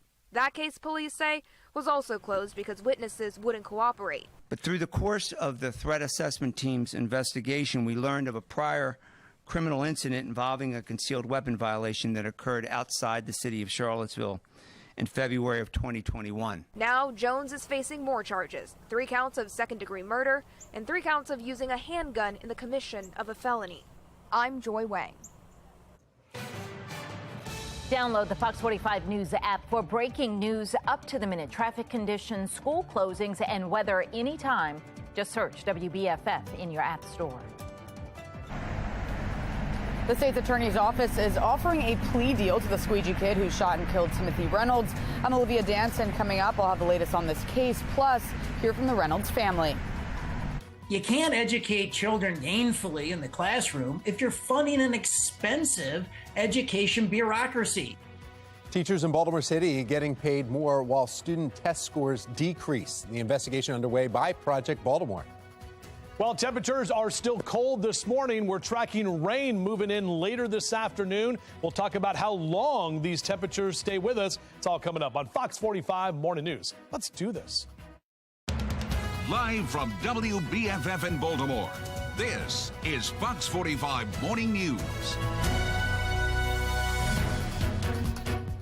Good morning on this Tuesday, November 15th. I'm Patrice Sanders. I'm Tom Rogers. Another extra layer for the kids again as they're heading down to the bus stop. Let's get over to meteorologist Justin Chambers with a look at just how cold we're talking. Also important, umbrellas for the kids today, guys, and for all of us as well, because it's cold and dry this morning. It will be cold and wet later on this afternoon. Look at it, M&T Bank Stadium, though, Top Golf there. The sun is actually poking through, so you'll need your sunglasses for your drive to work this morning, but you will not need them later today. Definitely the windshield wipers on. Ravens finally back at home after their bye week coming up this Sunday. You can watch that game right here on Fox 45 as well. 34 your temp in Bel Air. We're at 30 in Cockeysville right now, 35 in Baltimore City. Mr. Bo says we're good to go, but probably need to do a little defrosting here with windows that are frosty and numbers into the 30s for the next couple of hours, eventually to 40 by about 9 a.m. Now, we're only going to get to 48 today, and again, the rain rolls in later this afternoon. Those temperatures staying well below average. We'll talk about how much rain we're expecting and when we dry out. It's all coming up in just a few. Tom? All right, thank you, Justin. Now let's take a look at your Lens Solar Traffic Network. And we have a disabled vehicle, though. It's been cleared 895 southbound right at the Harbor Tunnel. There's also an accident right now on 95 North right near Moravia Road. That's exit 60. Looks like it's on the right-hand shoulder. Police are there with one car, and it looks like a semi. And they're on the shoulder of the road right now. So just two issues that you need to be ready if you are out commuting this morning. We are devastated. My family is devastated. We begin this morning in a city in crisis. The family of Timothy Reynolds is speaking out, saying Baltimore City State's Attorney Marilyn Mosby blindsided them with a plea deal for the squeegee kid accused of killing their loved one. We've heard a similar sentiment from Heyman Lee's family in the Adnan Syed case and the victims in the case of convicted arsonist Luther Trent. We have live team coverage this morning. In just a few minutes, Shannon Lilly will join us live from Harbor East with the alarming trend of plea deals that we're seeing from the state's attorney's office. But we begin with Olivia Dance, who is at the corner of Conway and Light Streets in downtown Baltimore, where that shooting happened. She's looking into this specific case with the squeegee kid and words from the victim's family. Olivia. Well, Tom and Patrice, the squeegee kid, who was only 14 years old at the time, shot and killed Timothy Reynolds right here at the corner of Light and Conway Streets. From first-degree murder to manslaughter, the teen is now entering a plea deal, according to one of his attorneys. Mr. Scott has been offered a voluntary manslaughter plea, which he has agreed to accept once the case is remanded to juvenile court. It is not ideal to have a 15-year-old, someone who was actually 14 at the time of the offense, being housed and detained among men. We're here because of an adult decision, more so than a child's decision. Timothy Reynolds' family speaking publicly for the first time since Reynolds was shot and killed by the squeegee kid back in July. I was blindsided Friday when I spoke and I heard that the state, and it's Mosby, offering a plea deal to Tavon Scott, who shot my husband point blank 5 times while he was walking away. She never contacted the family. Now everyone will be back in court on Thursday morning, where a judge will either accept or reject this plea deal. Tom, Patrice, back to you. Olivia, we heard Reynolds' wife, though, say that the state's attorney, Mosby, never contacted the family about this plea deal. We also know that up until recently with the Mayor's Squeegee Collaborative Plan, city leaders have failed to enforce laws with squeegee kids. Did the Reynolds family address any of that at all? Yeah, Tom, great question. And Reynolds' sister actually addressed this and spoke about this. And she said that the city could have prevented this whole situation. Take a listen to what she said. For the safety of the squeegee kids and the public, the city should have taken a stand and enforced the law. They failed everyone. They failed us. They failed the defendant. They failed the city, and they continue to do that.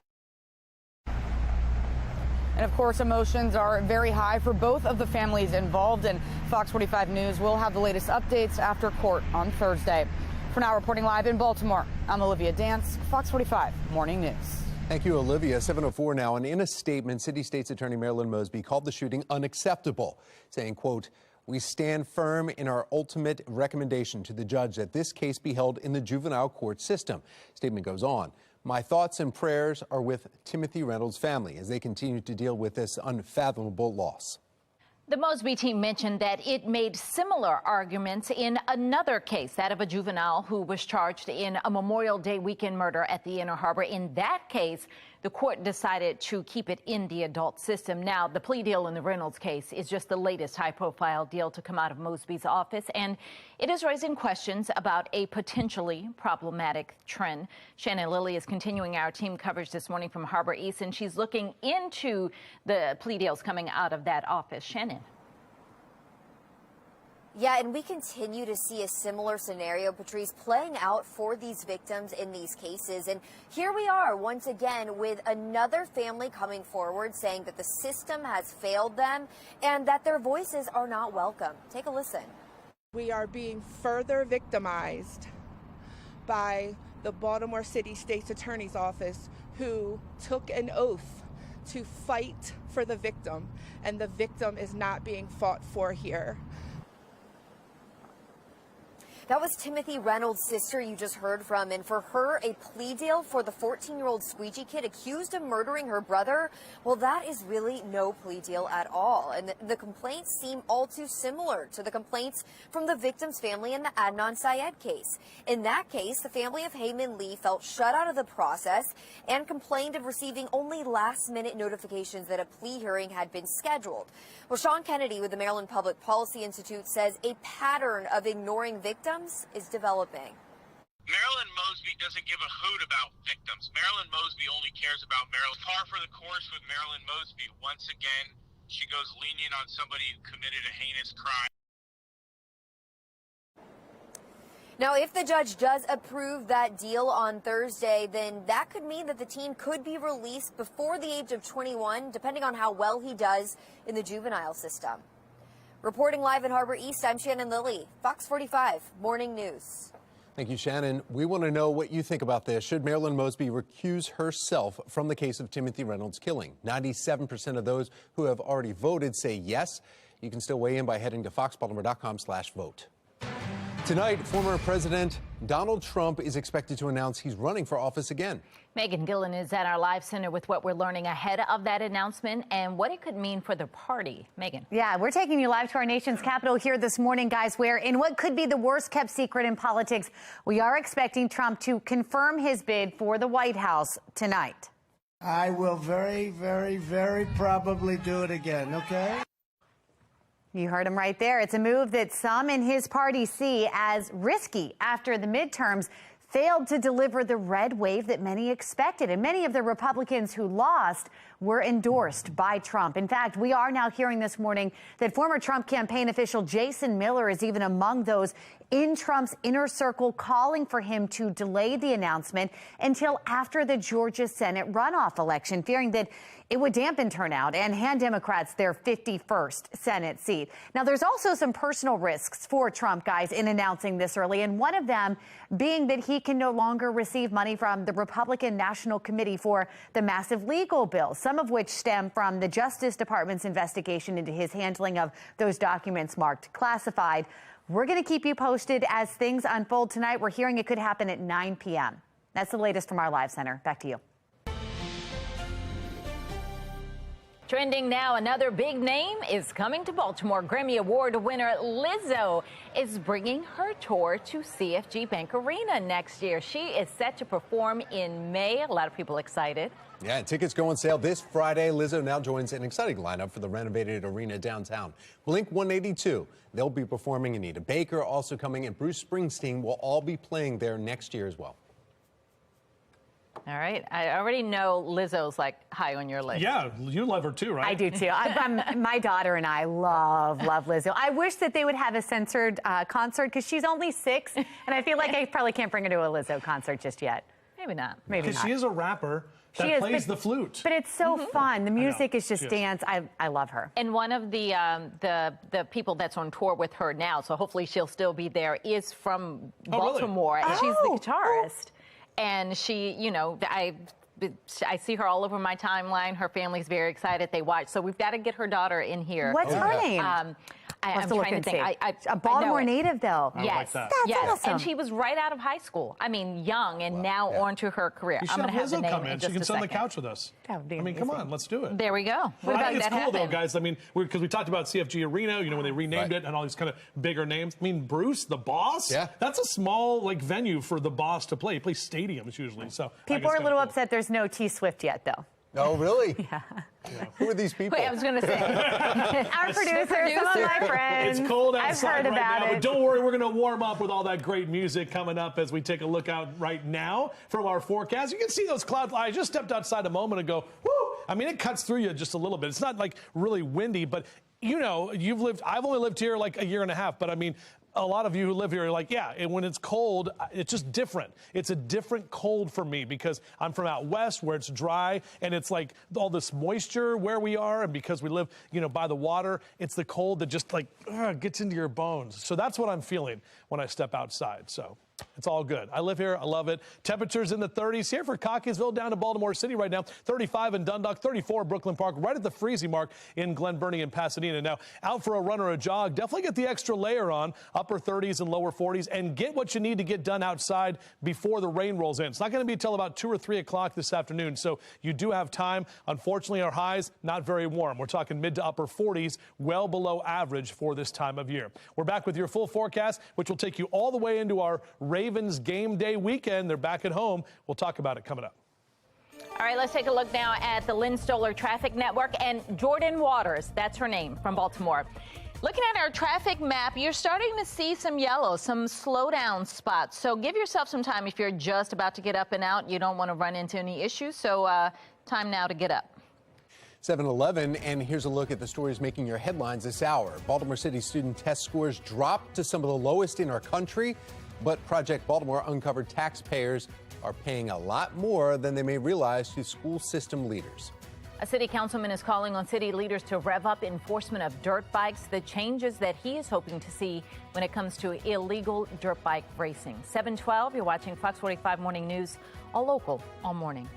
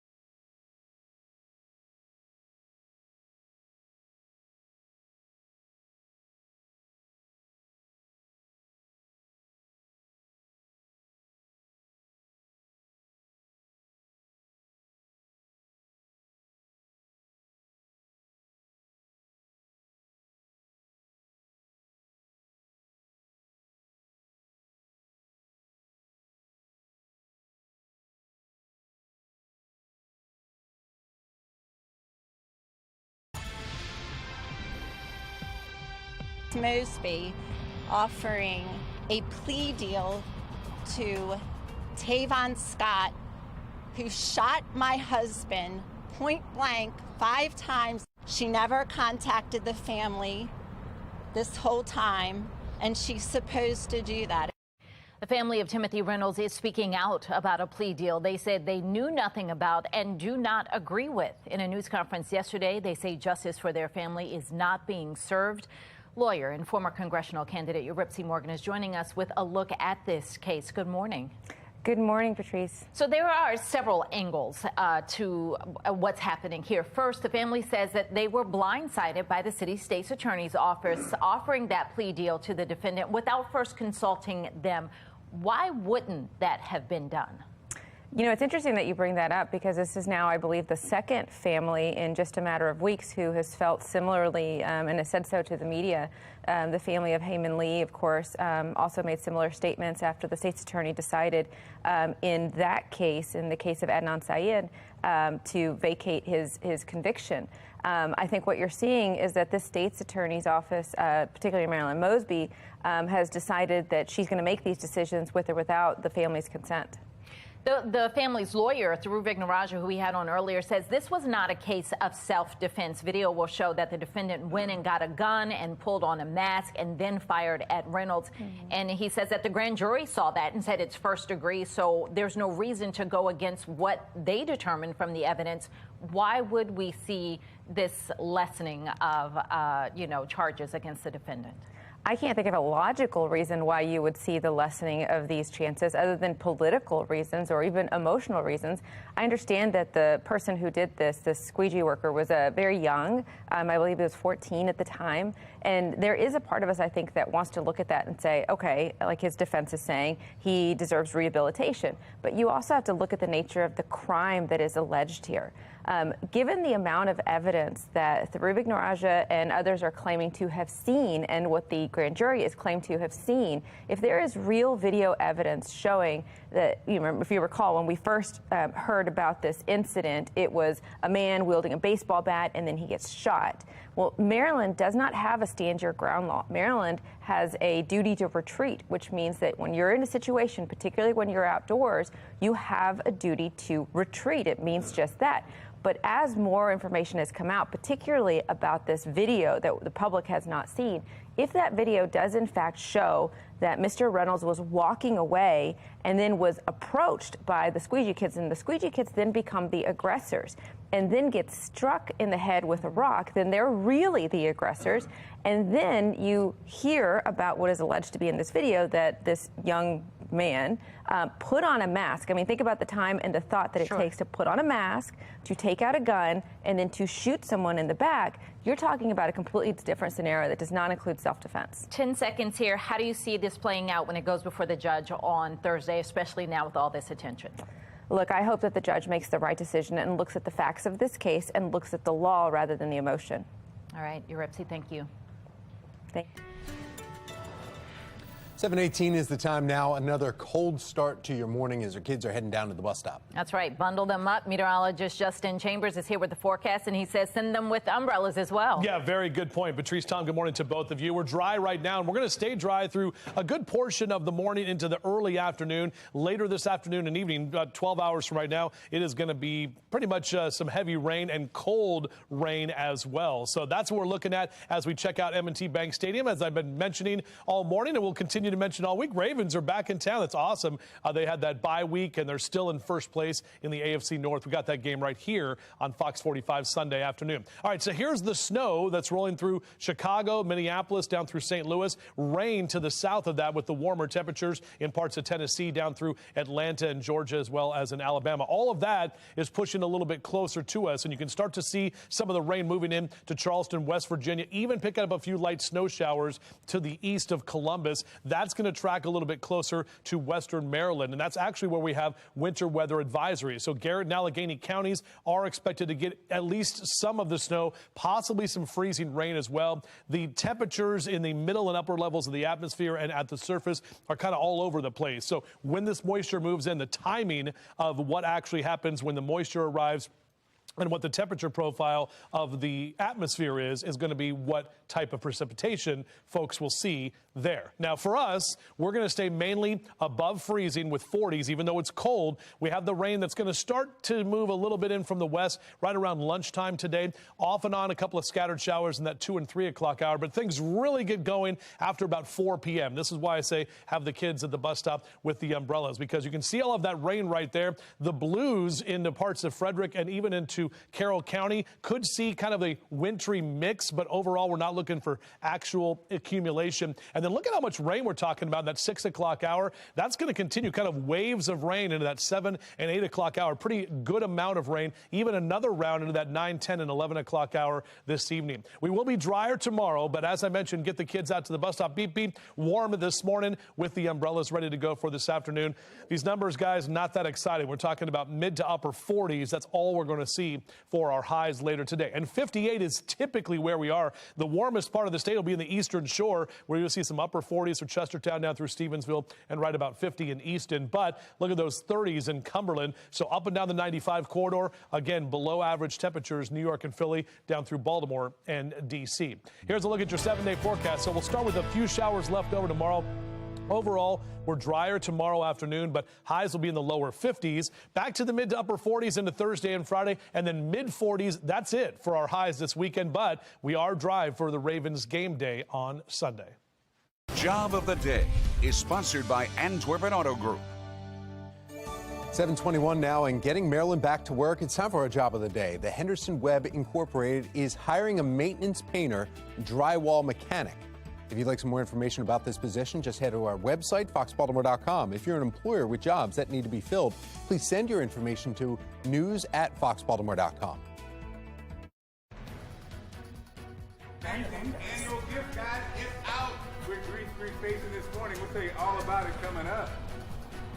More investigations into Baltimore City Public Schools from our Project Baltimore team. How the school system's leaders are seeing an increase in pay while student test scores are going down.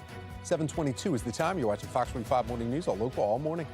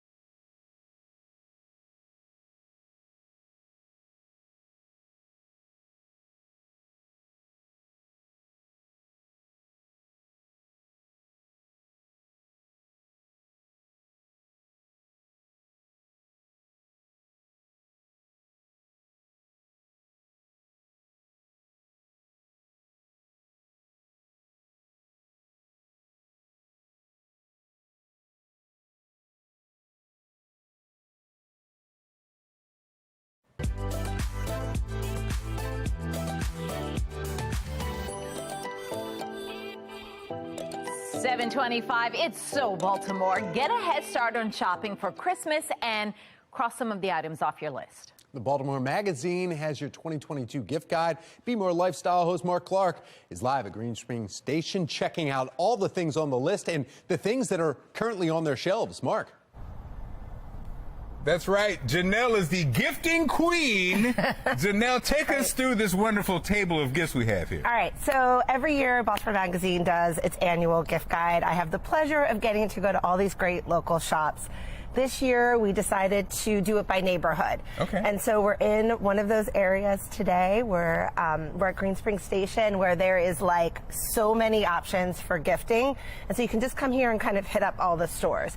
We've got for the dads, for the grandpas, for the uncles, a great, very handsome outfit from a Nova man. Nice. We've got jewelry. What woman doesn't like to find something shiny and gold in their under the tree, or when on the 8th night of Hanukkah? Love that. Advent calendars. This is a 6-day Advent calendar. Each one you get a new nail polish, which again looks like a great something to slide in pre-holiday, get yourself ready. Pre-holiday, I like that. These I feel like you'd be into. Yes, These gotta are be some comfortable. pajamas, also from Nova Man. Yeah. And this is like Santa at the beach, and flamingos, which everyone in Baltimore loves flamingos. Wow. So this is just a little taste. Yes, of we're gonna come back and do more next. Awesome. The rest of our stuff. It's all here. It's like the gift Bible, and she put it together. So we'll be back with more stuff, guys. Look at this. I was ready to see more, and I agree with her. The flamingo Santa jammies look like you'd probably rock those. I think that's a good thing. Yes, definitely. It's awesome. Yeah. I want to see the furry boots next time, because that's what we need on this day. All right, Mark, we'll be back out there. If you want more information, go to foxbaltimore.com/newslinks. Well, furry boots, definitely. Chilly temperatures, cold rain moving in this afternoon into the evening. We've got meteorologist Justin Chambers letting us know just how cold it's going to be outside, and then how long the rain that's coming is going to stick around. Shots fired right here in Harbor East from a dirt biker over the weekend. Coming up, we're going to hear from city council members who are looking for action from police. You're watching Fox 45 Morning News, all local, all morning.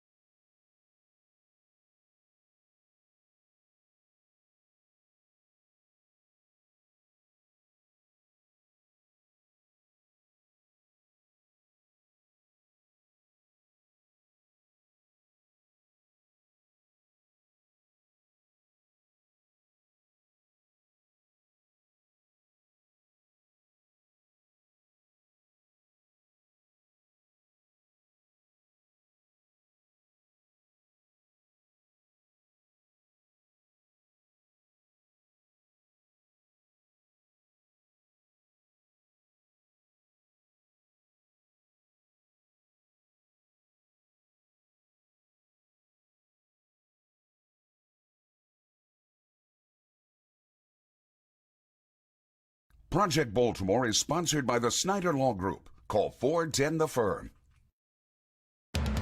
Live from WBFF in Baltimore, this is Fox 45 Morning News.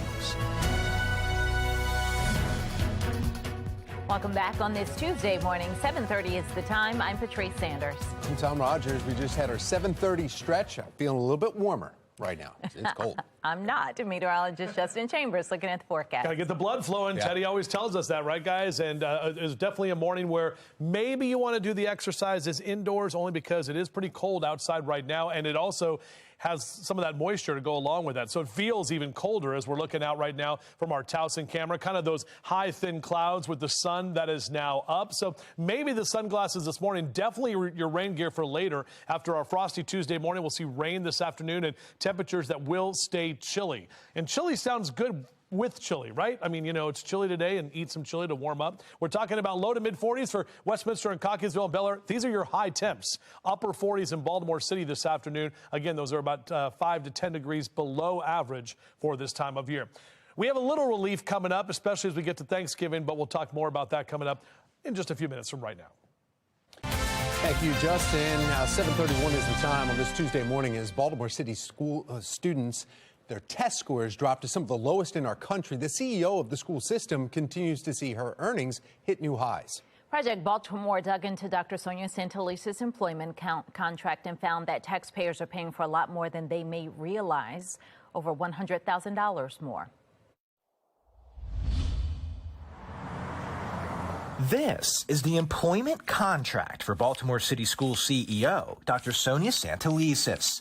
19 pages that lay out her responsibilities, expectations, and compensation. When it took effect in 2020, this contract became possibly the most lucrative contract ever signed by one of Maryland's 24 school superintendents.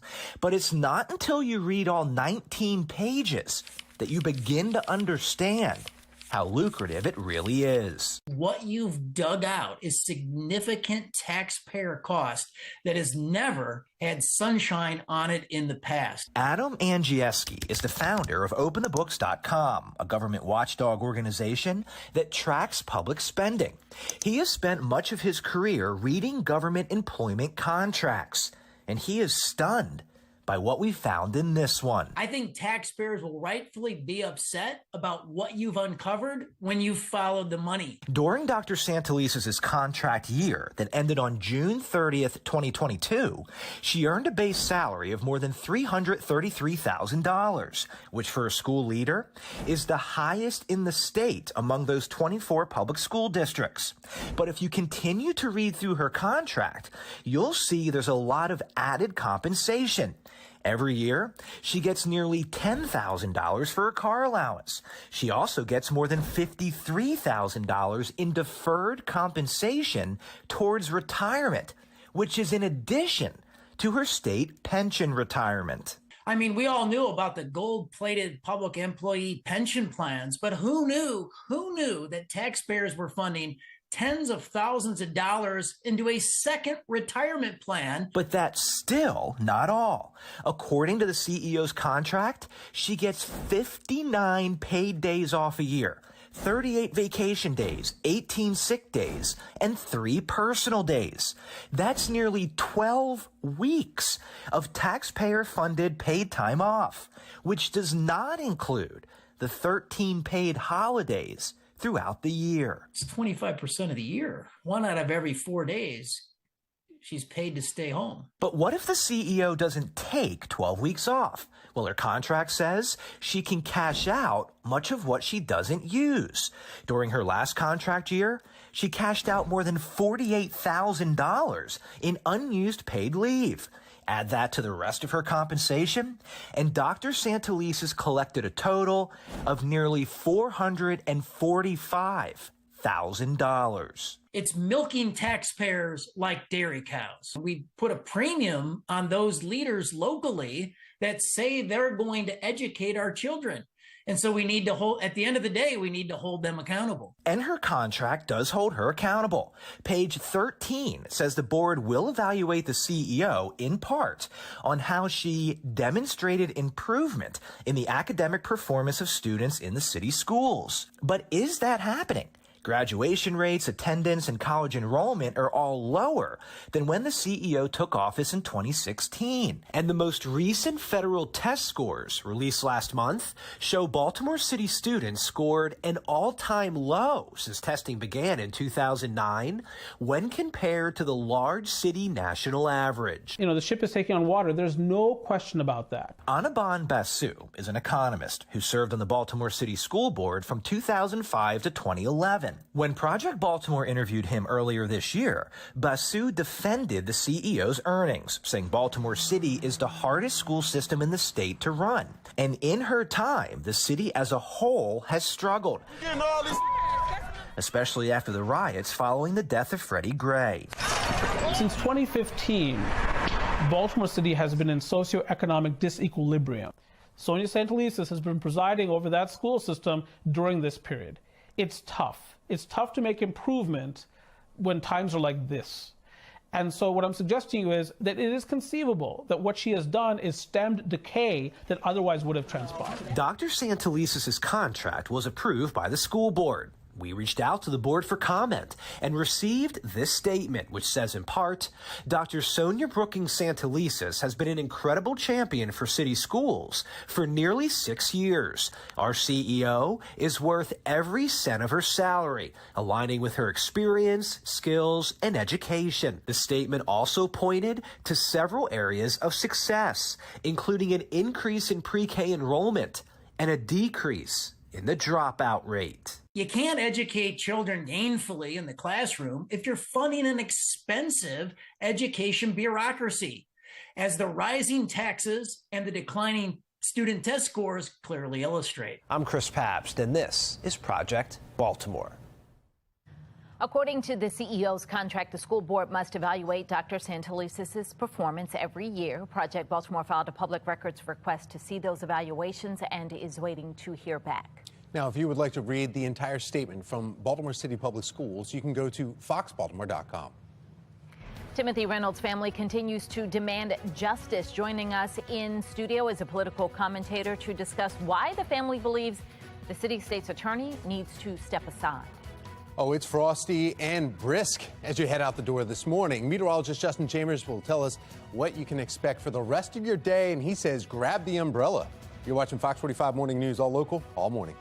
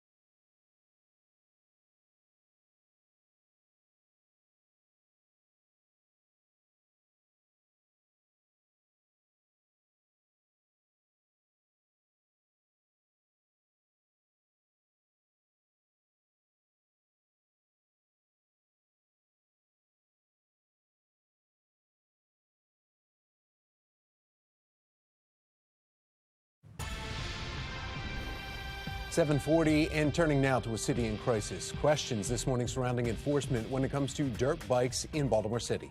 The city council passed tougher penalties for riders last month, but that law is often going unenforced. Jan Lilly is joining us live this morning right from Harbor East with the latest incident and how members of the city council are reacting. Shannon.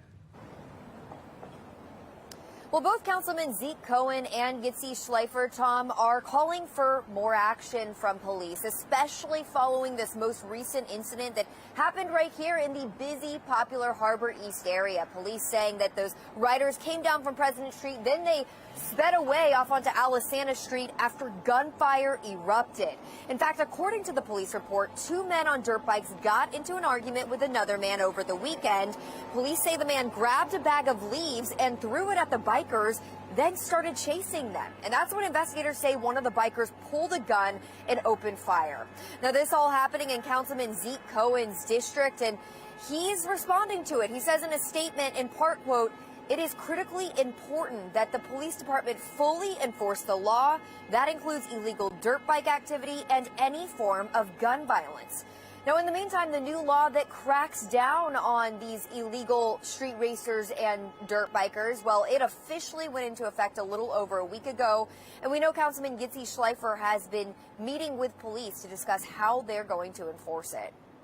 Reporting live in Harbor East, I'm Shannon Lilly, Fox 45 Morning News. When it comes to food, we will be seeing higher prices nationwide this holiday season. The essential foods people commonly use over the holidays that have jumped in price. Fox 45 takes a closer look at a plea deal in the works for a squeegee kid. Just ahead this morning, the parallels this is making to yet another case. 7:42, and you're watching Fox 45 Morning News, all local, all morning.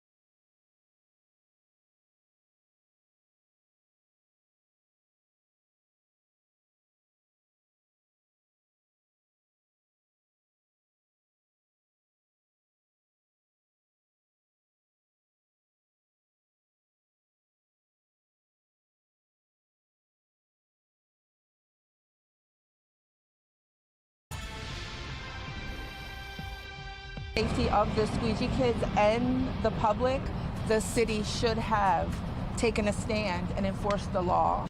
Blindsided by the city state's attorney as Marilyn Mosby agrees to a plea deal for a squeegee kid accused of killing Timothy Reynolds. Reynolds' family demanding they should have had a say in the case, and Mosby needs to step aside. Joining us now, political commentator Kimberly Klasick. Kim, good morning. Good morning. This is not the first time a victim's family has argued that Mosby acted unfairly and kept them in the dark. No, it's not the first time. We saw this with the Adnan Syed case, and State's Attorney Marilyn Mosby and many of her office said that they tried to contact his family, but his family said that was not the case, and now we're seeing it again.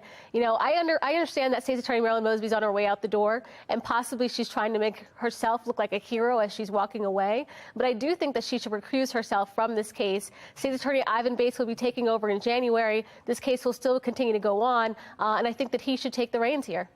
We're hearing, though, that there's two videos that clearly show the shooter, the teenager, followed Reynolds and then shot him as he was walking away. Why not show the videos and make them public? We've seen many videos go public many times before. Yeah, I don't understand why they're not making those public. I mean, if you think about it, you know, there's been a couple of different stories that we've heard thus far.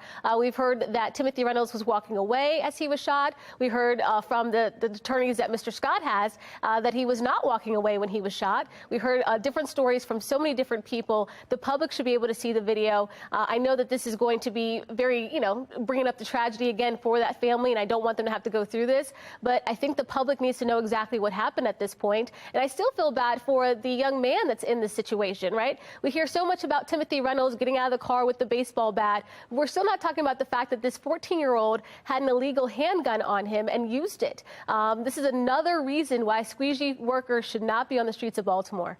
Not enforcing laws, though, seems to be something that Mayor Brandon Scott is following along with low-level crimes like we have with the city state's attorney, Marilyn Mosby. You were saying earlier, though, that she's basically done with this. Why not hand this off to Ivan Bates? Why? What would be her advantage to do this than to say, okay, I'm going to give you a lesser penalty than what majority say? Well, we know she didn't win her bid for re-election, but that doesn't mean that she might not want to run for office again in the future. She could possibly do that. And so perhaps this is her setting herself up. Again, like the Adnan Syed case, I think a lot of people looked at her as a hero for exonerating him. And perhaps that's what she's trying to do this time, or trying to accomplish. I don't know what her reasoning might be personally, but, you know, this is a tragic situation. We have to handle it because the message that it's sending to so many of these kids on the streets that it is okay to have an illegal handgun on you if you feel that your life could possibly be threatened in the future. I'll leave it right there. Kimberly Klasick, thank you. Thank you. It is 7:48 now. We need to get back over to meteorologist Justin Chambers. Good morning, Patrice. Good morning, Tom. Good morning to all of you as well on this Tuesday morning. We started off cold once again, and we're still hanging on to some of those cold temperatures. Right now, kind of a pretty shot right out over the inner harbor. We've got some clouds, but the sun is poking through. Enjoy it while you can, because we are going to see a lot cloudier conditions and a lot more rain later today. We're right now in the mid-30s, kind of a frosty start to your day. We are tracking rain this afternoon, so it'll be a cold rain. We're only going to get to the upper 40s as those temperatures stay below average for this time of year. Tracking this, our next weather maker, and you can see all of this winter weather for the upper Midwest, and then the rain showers for parts of Kentucky, Tennessee, down through the southeast. Some of those showers starting to creep a little bit closer to Charleston, West Virginia, moving a little bit closer to the mountains here. And as we get closer to the 10, 11 o'clock hour, you're already going to see some of that precip develop in parts of western Maryland. We're talking about Garrett and Allegheny counties, where we actually have winter weather advisories posted starting at 10 a.m. and going all the way through midnight tonight. No winter weather advisories for us here locally. There are some spots where you may see a switch over from that rain to kind of that rain-snow mix, especially once you get in northern Carroll and Baltimore counties and parts of Frederick County. Let me show you that here on our hourly future scan. So through noon, we're dry. You'll start to see a couple of light showers move through between about noon and 2 o'clock this afternoon. And then as we get to 3, 4 o'clock, more of that heavier rain. Notice that blue right there in the upper left corner of your screen in parts of Frederick County and moving across into Carroll County.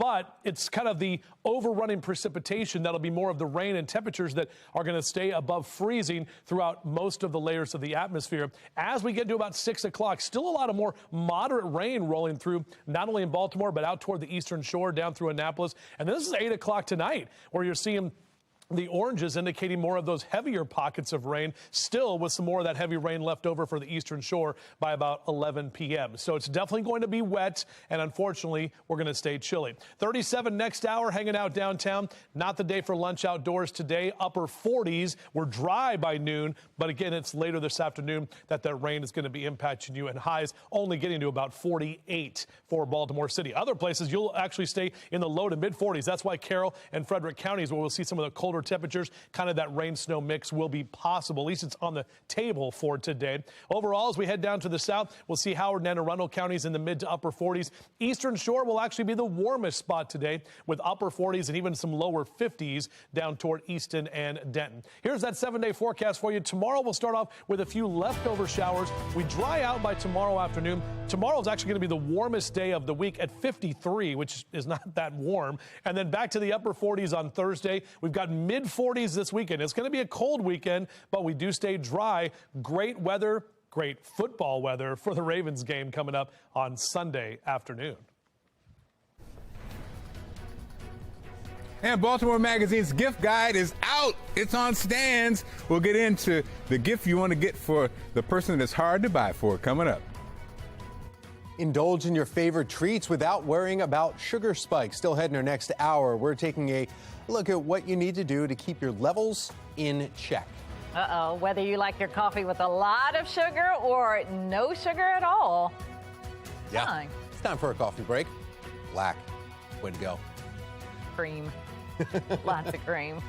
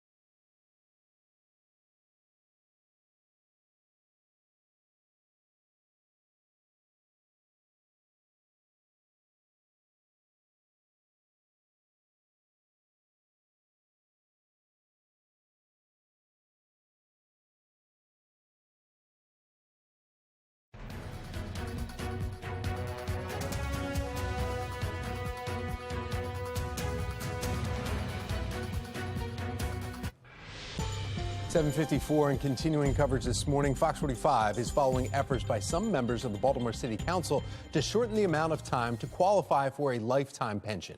If it becomes law, it is an issue that could cost Baltimore City taxpayers for generations to come. Taylor Stewart is joining us live this morning from Harbor East with a closer look at this policy. Taylor. Yeah, guys, this goes right back to Question K. Remember now, Baltimore citizens decided they'd like to see the comptroller, the mayor, city council members under a 2-term limit. That means 8 years instead of the 12 years they were previously allowed to receive pension. And now I want to let you guys know it's not passed yet, but it's gone for 3 different votes here.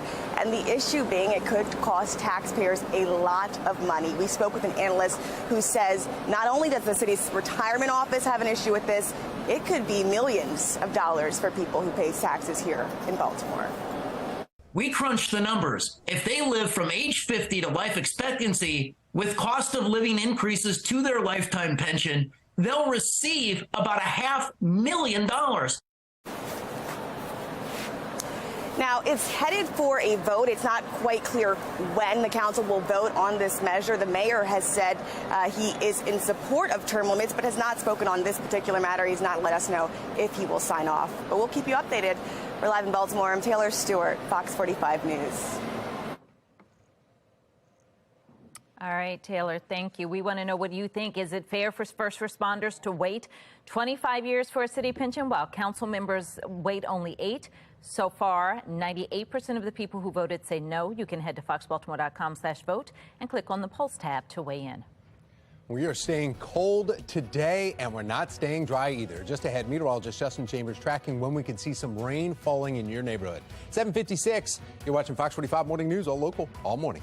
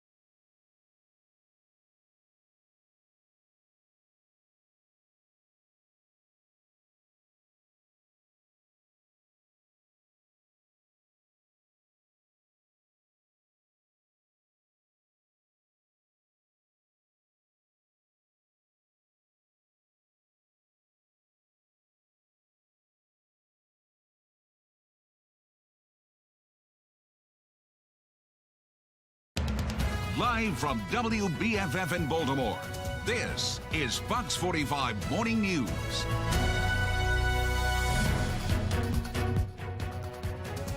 We are following 3 big stories for you this morning. The family of a man killed by a squeegee kid outraged by the plea deal. What a 15-year-old is poised to admit as FOX45 digs into a growing list of plea deals brought into question. A confrontation with dirt bike riders leads to a shooting downtown this weekend. Fox 45 News is pressing city leaders on what is being done to stop the lawlessness in the city. While the pay goes up for leaders within the city school system, students' test scores continue to go down. Fox 45's Project Baltimore team investigates the cost for taxpayers. Good morning on this Tuesday, November 15th. I'm Patrice Sanders. And I'm Megan Gilland. Let's check in with meteorologist Justin Chambers in our forecast. Yeah, good morning, ladies, and good morning to all of you. A cold start to the morning. We've got some sun out there, but clouds are already starting to move in, and then that rain is going to move in later today. So taking a look right now at what we're seeing from the Inner Harbor, more overcast conditions than we saw just about 15 minutes ago. Overall, our temperatures staying chilly across the state. 20s in Oakland and Cumberland, 32 in Westminster and Bel Air, 36 in Baltimore City, and 32 in Laurel. So overall, you're out and about, cast. We will eventually get to the 40s here and mid to upper 40s as we head toward the afternoon. But again, the rain begins after about 1, 2 o'clock this afternoon, and that's when we'll see that wet weather stick with us through the afternoon into the evening time. Coming up in a few minutes, our Weather Authority team is here. Meteorologist Jasmine Lomax talking about the cold temperatures and why it's feeling more December than November. Meg? All right, Justin, thank you. Taking a look at the roads here, we have your Len Stoller traffic network here. Your drive time's pulled up and not looking great out there right now. 25 minutes now from 95 to 83. A little slow on the other commutes as well. Give yourself some extra time. 8:01 now. We begin this morning in a city in crisis. The family of Timothy Reynolds is speaking out, saying Baltimore City State's Attorney Marilyn Mosby blindsided them with a plea deal for the squeegee kid accused of killing their loved one. We've heard a similar sentiment from Heyman Lee's family in the Adnan Syed case and the victims in the case of convicted arsonist Luther Trent. We have live team coverage this morning. In just a few minutes, Shannon Lilly will join us live from Harbor East with the trend in plea deals that we're seeing from the state's attorney's office. But we begin with Olivia Dance, who is at the corner of Conway and Light Streets in downtown Baltimore, and she is looking into this specific case and the words that are coming from the victim's family. Olivia?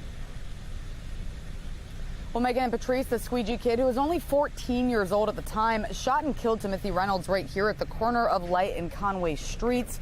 From first-degree murder to manslaughter, the teen is now entering a plea deal, according to one of his attorneys. Mr. Scott has been offered a voluntary manslaughter plea, which he has agreed to accept once the case is remanded to juvenile court. It is not ideal to have a 15-year-old, someone who was actually 14 at the time of the offense, being housed and detained among men. We're here because of an adult decision, more so than a child's decision. And that was one of the boy's attorneys. But Timothy Reynolds' family speaking publicly for the first time since Reynolds was shot and killed by the squeegee kid back in July. I was blindsided Friday when I spoke and I heard that the state, and it's Mosby, offering a plea deal to Tavon Scott, who shot my husband point blank 5 times while he was walking away. She never contacted the family. Now everyone will be back in court on Thursday morning, where a judge will either accept or reject this plea deal. Patrice, back to you. Olivia, there's always a lot of discussion about city leaders not enforcing squeegee laws. Did the family mention that at all? Yeah, Patrice, great question. And Reynolds' sister actually spoke about this, and she said that the city could have prevented this whole situation from happening. Take a listen to what she said. For the safety of the squeegee kids and the public, the city should have taken a stand and enforced the law. They failed everyone. They failed us. They failed the defendant. They failed the city, and they continue to do that. And of course, emotions are high for both of the families involved here. And Fox 45 News will have the latest updates after court on Thursday morning. For now, reporting live in Baltimore, I'm Olivia Dance, Fox 45 Morning News. Thank you, Olivia. In a statement, City State's Attorney Marilyn Mosby called the shooting unacceptable, but, quote, "We stand firm in our ultimate recommendation to the judge that this case be held in the juvenile court system. That statement goes on to say, quote, "My thoughts and prayers are with Timothy Reynolds' family as they continue to deal with this unfathomable loss." The Mosby team also mentioned that it had made similar arguments in another case, that of a juvenile who was charged in a Memorial Day weekend murder at the Inner Harbor. In that case, the court decided to keep it in the adult system. Now, this plea deal in the Reynolds case is just the latest high-profile deal to come out of Mosby's office, and it is raising questions about a potentially problematic trend. Shannon Lilly is continuing our team coverage this morning from Harbor East, and she's looking into the history of these deals within the office. Shannon. Yeah, we continue to see a similar scenario playing out for the victims in these cases, Patrice. And here we are once again with another family speaking out, coming forward, saying that the system has failed them and that their voices are not welcome. Take a listen. We are being further victimized by the Baltimore City State's Attorney's Office, who took an oath to fight for the victim, and the victim is not being fought for here. That was Timothy Reynolds' sister you just heard from, and for her, a plea deal for the 14-year-old squeegee kid accused of murdering her brother is really no deal at all. The complaints seem all too similar to the complaints from the victim's family in the Adnan Syed case. In that case, the family of Hayman Lee felt shut out of the process, and they complained of receiving only last-minute notifications that a plea hearing had even been scheduled. Well, Sean Kennedy with the Maryland Public Policy Institute says a pattern of ignoring victims is developing. Marilyn Mosby doesn't give a hoot about victims. Marilyn Mosby only cares about Marilyn. Par for the course with Marilyn Mosby. Once again, she goes lenient on somebody who committed a heinous crime. And if a judge approves this deal on Thursday, then the teen could be released before he turns 21, depending on how well he does in the juvenile system. Reporting live in Harbor East, I'm Shannon Lilly, Fox 45 Morning News. Thank you, Shannon. We want to know what you think. Should Marilyn Mosby recuse herself from the case of Timothy Reynolds' killing? 95% of those who have responded say yes. You can head to foxbaltimore.com/vote to weigh in. A dirt biker accused of shooting at a man in Baltimore City. Fox 45 News is demanding answers from city leaders on what is being done to stop lawlessness in city streets. Baltimore City school student test scores drop, but the system's CEO pay continues to rise. Fox 45's Project Baltimore team digs into the contract. Our temperatures are definitely cold this morning. We'll take a look at how much longer these cold temps stay with us as meteorologist Jasmine Lomax stops by. You're watching Fox 45 Morning News.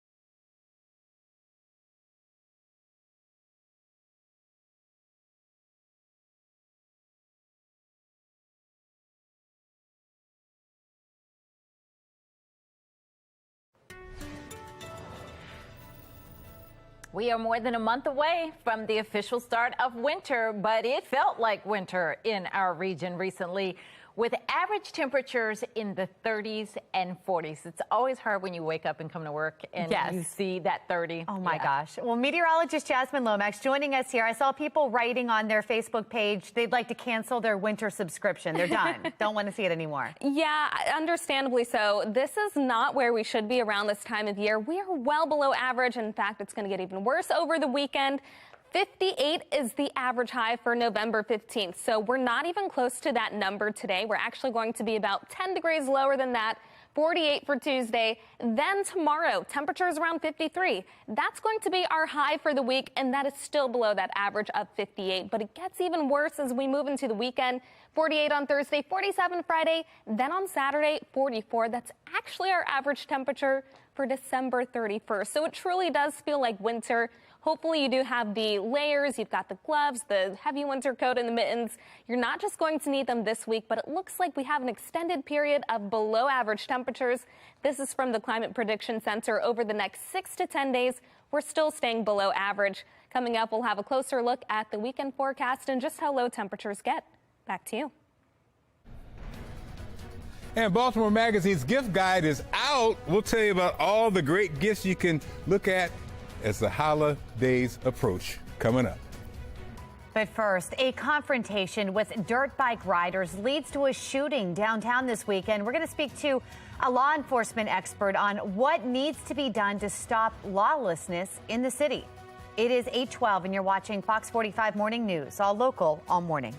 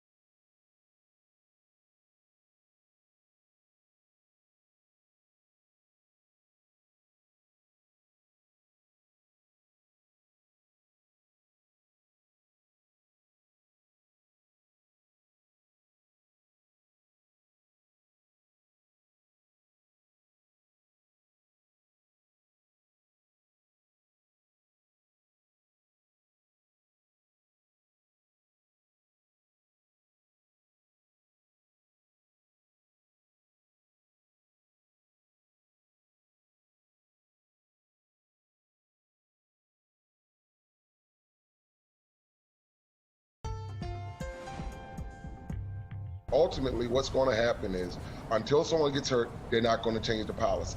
They didn't come up with a squeegee collaborative to change policy about squeegee kids until someone actually got killed. So why can't we be a little more proactive? He went on to say then reactive. A community leader voicing concern after police say a dirt bike rider shot at a man over the weekend and at a traffic circle right on President Street. This morning, law enforcement expert and former chief of police in Martinsburg, West Virginia, Mari Richards, joining us live to weigh in on the policies in place. Mari, good morning. Good morning, Megan. Dirt bikes are illegal to own or possess in the city of Baltimore, but police are not allowed to actually go after them, to pursue those bikers. That often means that there is little enforcement there. What can be done? Well, I think, it's important to look at the big picture first, and that is, Mayor Brandon Scott and Marilyn Mosby are on the same team. They're on the same page. And when you put the interests of criminals ahead of law-abiding citizens, and that's your policy, these are the very tragic results. Mari, we did see the mayor sign a new bill into law, creating some stiffer penalties for dirt bike riders. We're talking about up to a $1,000 fine, up to a year in jail. Could that make a difference? Well, on paper, that looks great. But once again, Megan, actions speak louder than words.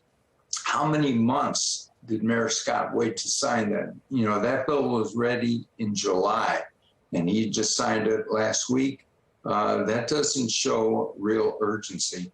Also, if he's interested in solving the problem, why did he disband the police department's dirt bike task force last year?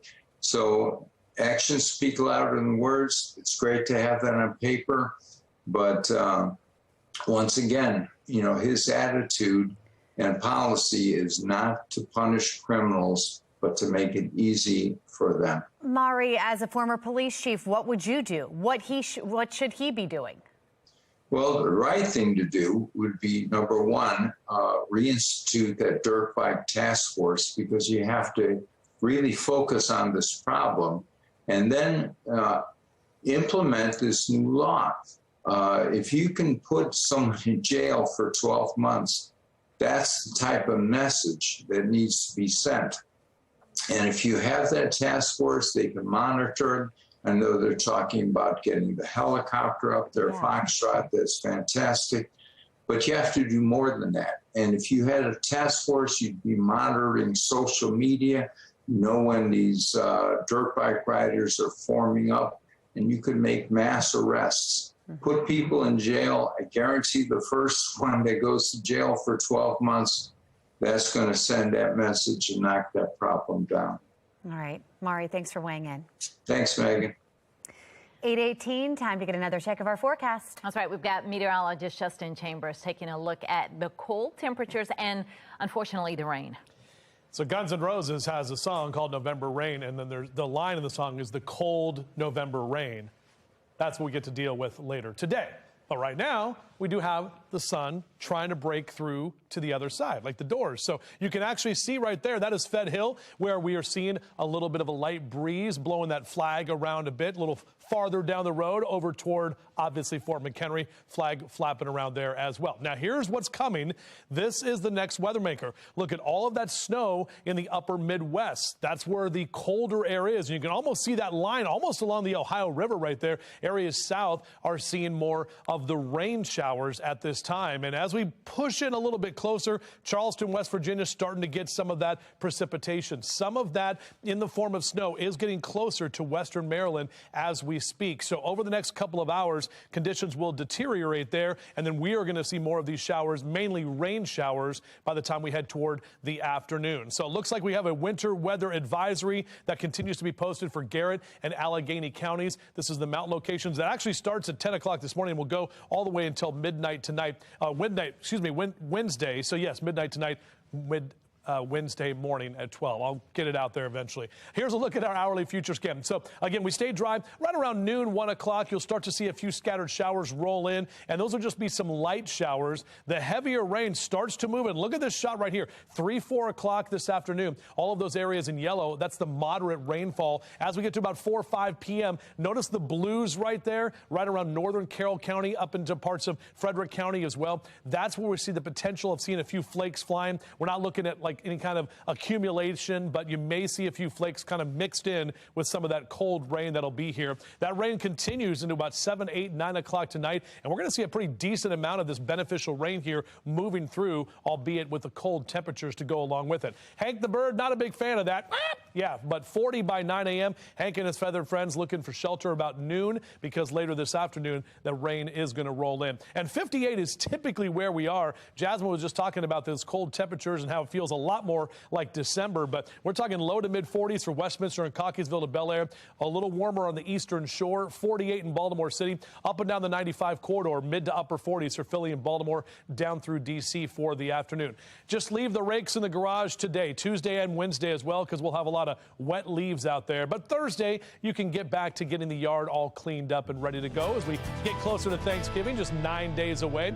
53 tomorrow. We'll start with some showers in the morning, but then we'll dry out for the afternoon. We're looking at upper 40s into Thursday and Friday, and then mid 40s here for our weekend.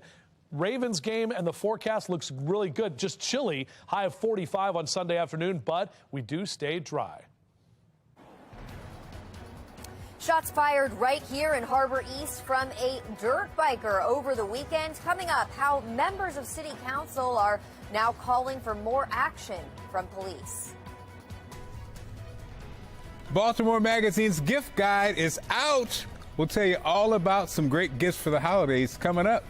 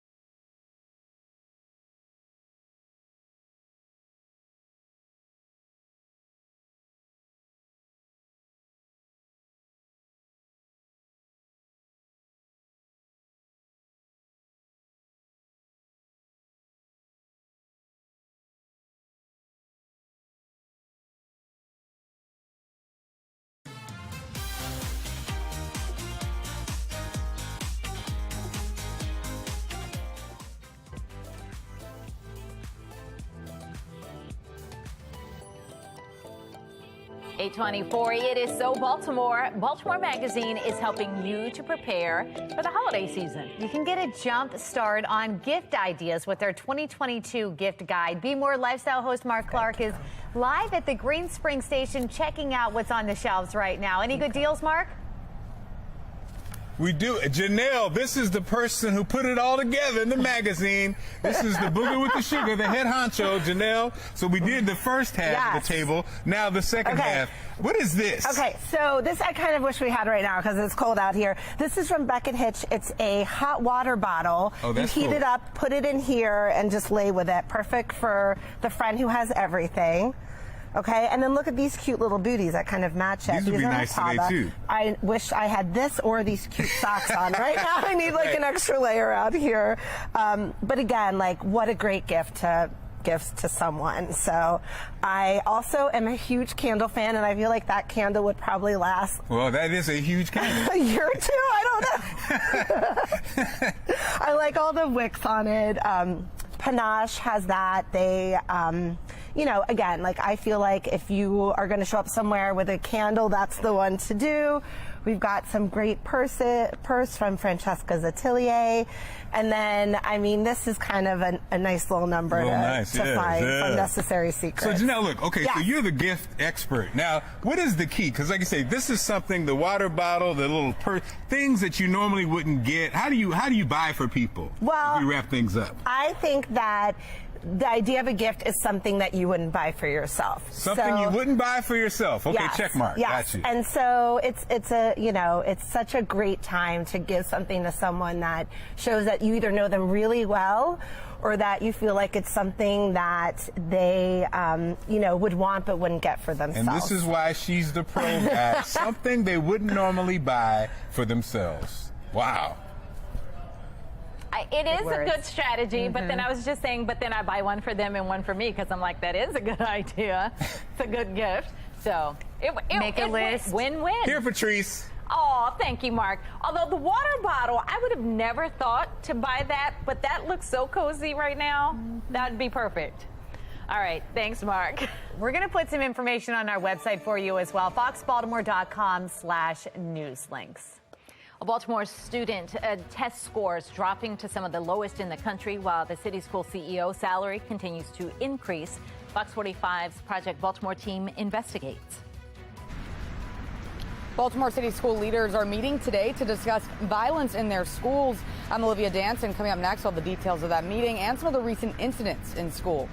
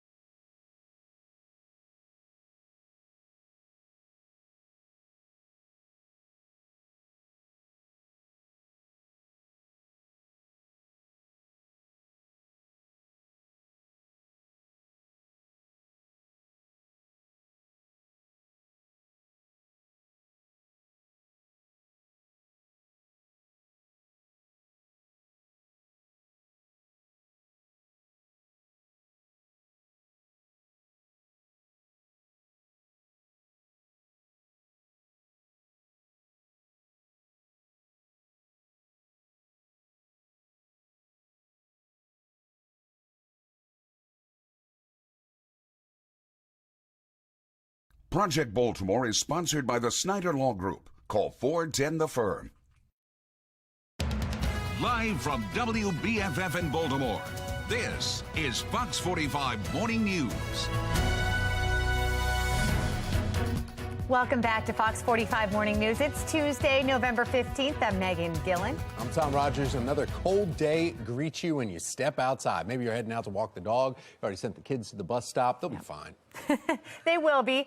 My daughter left her jacket in her backpack yesterday. Couldn't believe it. Meteorologist Justin Chambers with those numbers. It was a little cold not to have a jacket on. Yeah, you're exactly right, guys. And when you need the jacket, and then you need the rain jacket and the umbrella for this afternoon, because we're going to have a cold rain that we'll be dealing with, all of us, later today into the evening time as well. Looking outside right now, our friends at the Bromo Seltzer Tower Clock have fallen back officially. So there we go. We got it to standard time. I love it. Took about a week and a half. Our weather story, a frosty Tuesday morning. We are tracking that rain this afternoon. As I mentioned, guys, the temperatures are going to be chilly. So really, we're staying in the lower 40s here in the next couple of hours. On our way to the upper 40s. That's about it. So we don't even see numbers get to 50 degrees today. Now, tomorrow will be drier, especially in the afternoon. We'll get back to about 53, but then back to the upper 40s on Thursday as we head into our Ravens game weekend as they're back home.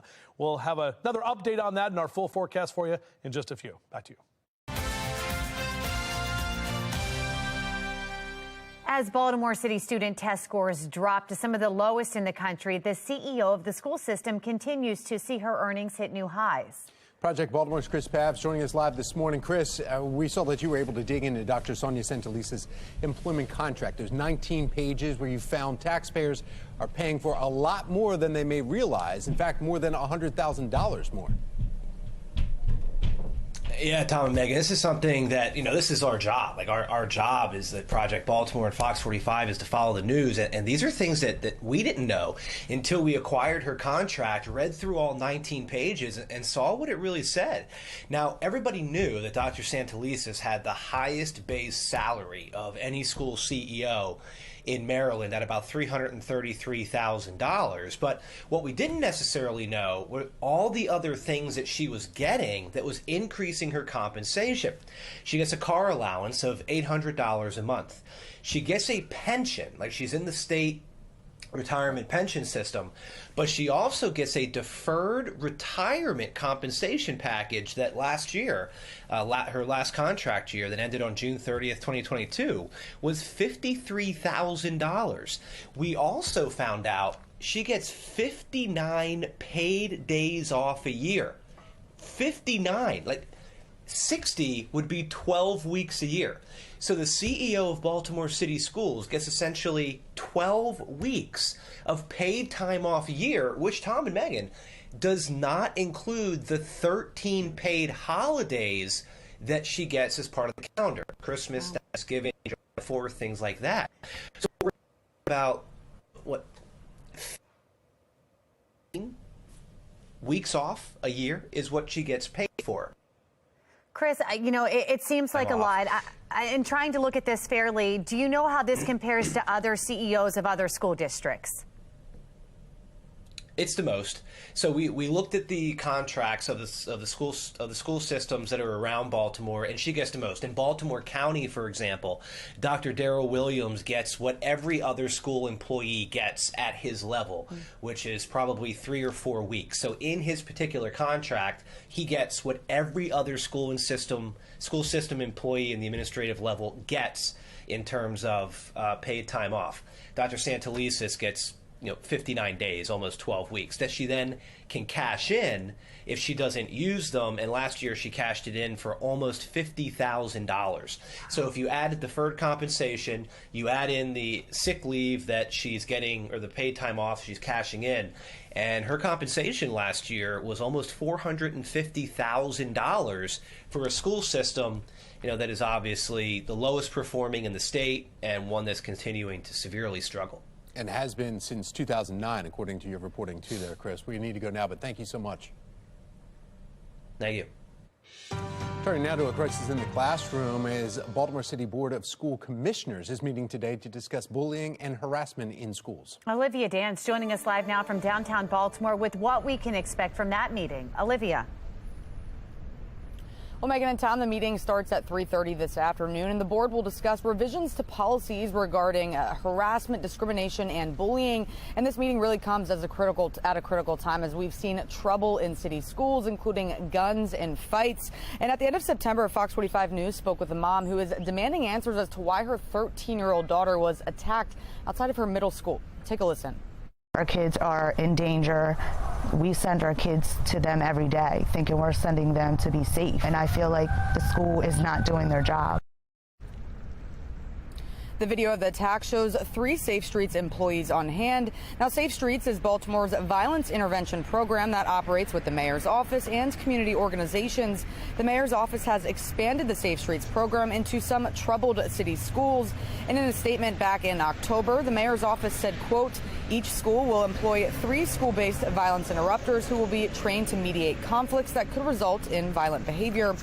Now, school police have already confiscated several handguns on or near campuses this year. And back in September, 17-year-old Jeremiah Brogdon was shot and killed in the Mergenthaler Vocational Technical High School parking lot. Now, the CEO of City Schools has said that they rely on community partnerships to reduce the violence. And, of course, Fox 45 News will be monitoring today's meeting to see what school leaders come up with. For now, reporting live in Baltimore, I'm Olivia Dance, Fox 45 Morning News. Thank you, Olivia. 8:36, and turning now to a city in crisis. Questions this morning surrounding enforcement when it comes to dirt bikes illegally ridden in Baltimore City. Well, the city council passed tougher penalties for riders last month, but that law is often going unenforced. Shannon Lilly is joining us live this morning from Harbor East with the latest incident and how members of the city council are reacting. Shannon.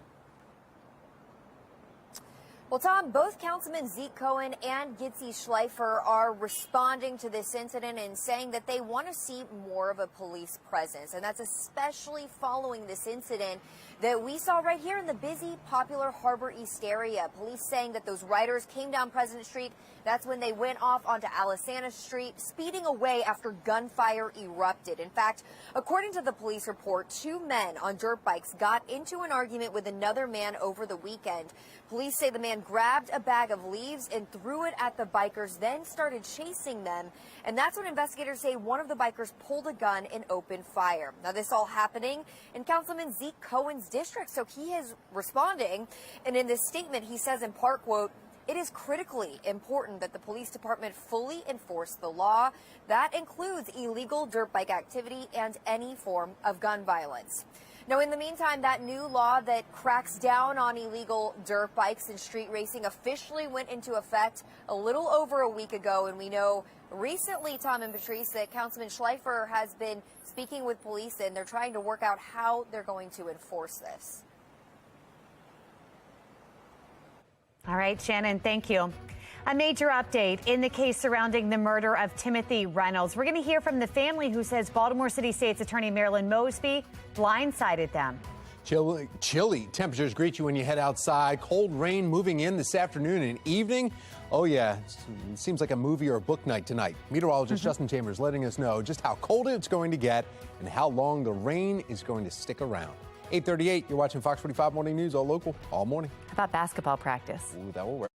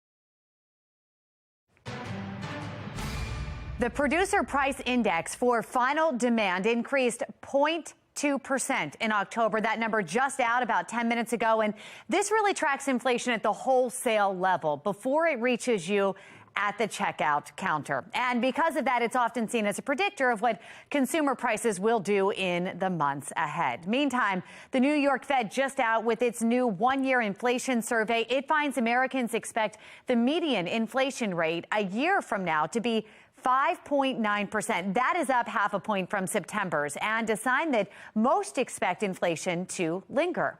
That survey also finds Americans are increasingly concerned about job security. In fact, nearly 43% now expect unemployment to be higher a year from now. And that is the most since April of 2020, when businesses were closing because of the pandemic. Tomorrow, we are expecting to get a report on retail sales, and that's going to give us a glimpse of how much Americans are spending. And that's important since consumer spending accounts for 70% of the country's GDP. That's the latest from our Live Center.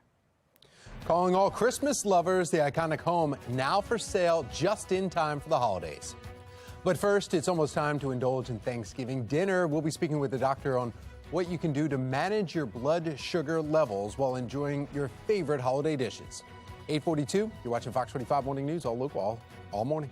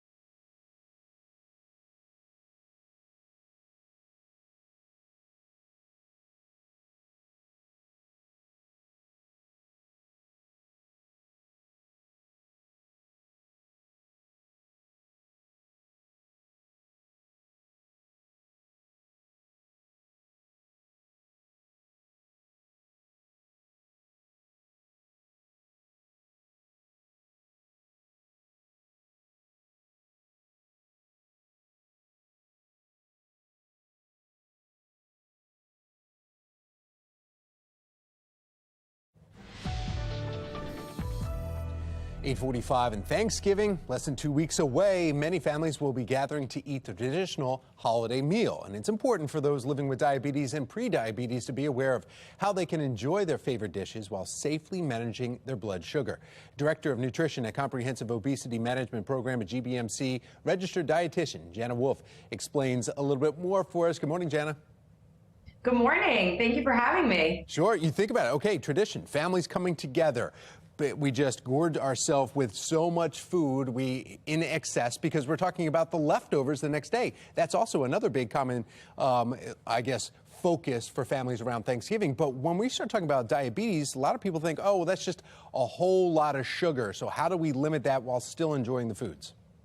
Yeah, so there's a lot of different alternatives like sugar-free cranberry sauce, low-carb breads like 647 Schmidt's bread that you could just get in the regular grocery store and make a whole nice stuffing with it. And also just focusing on things that you can have and that will help to manage your blood sugar, like having lean protein turkey at your meal and eating that first with a lot of non-starchy veggies. Maybe something like roasted Brussels sprouts, some squash, and other non-starchy veggies like a big salad, and then having that little thing that you do want, or making an alternative that is lower in carbs.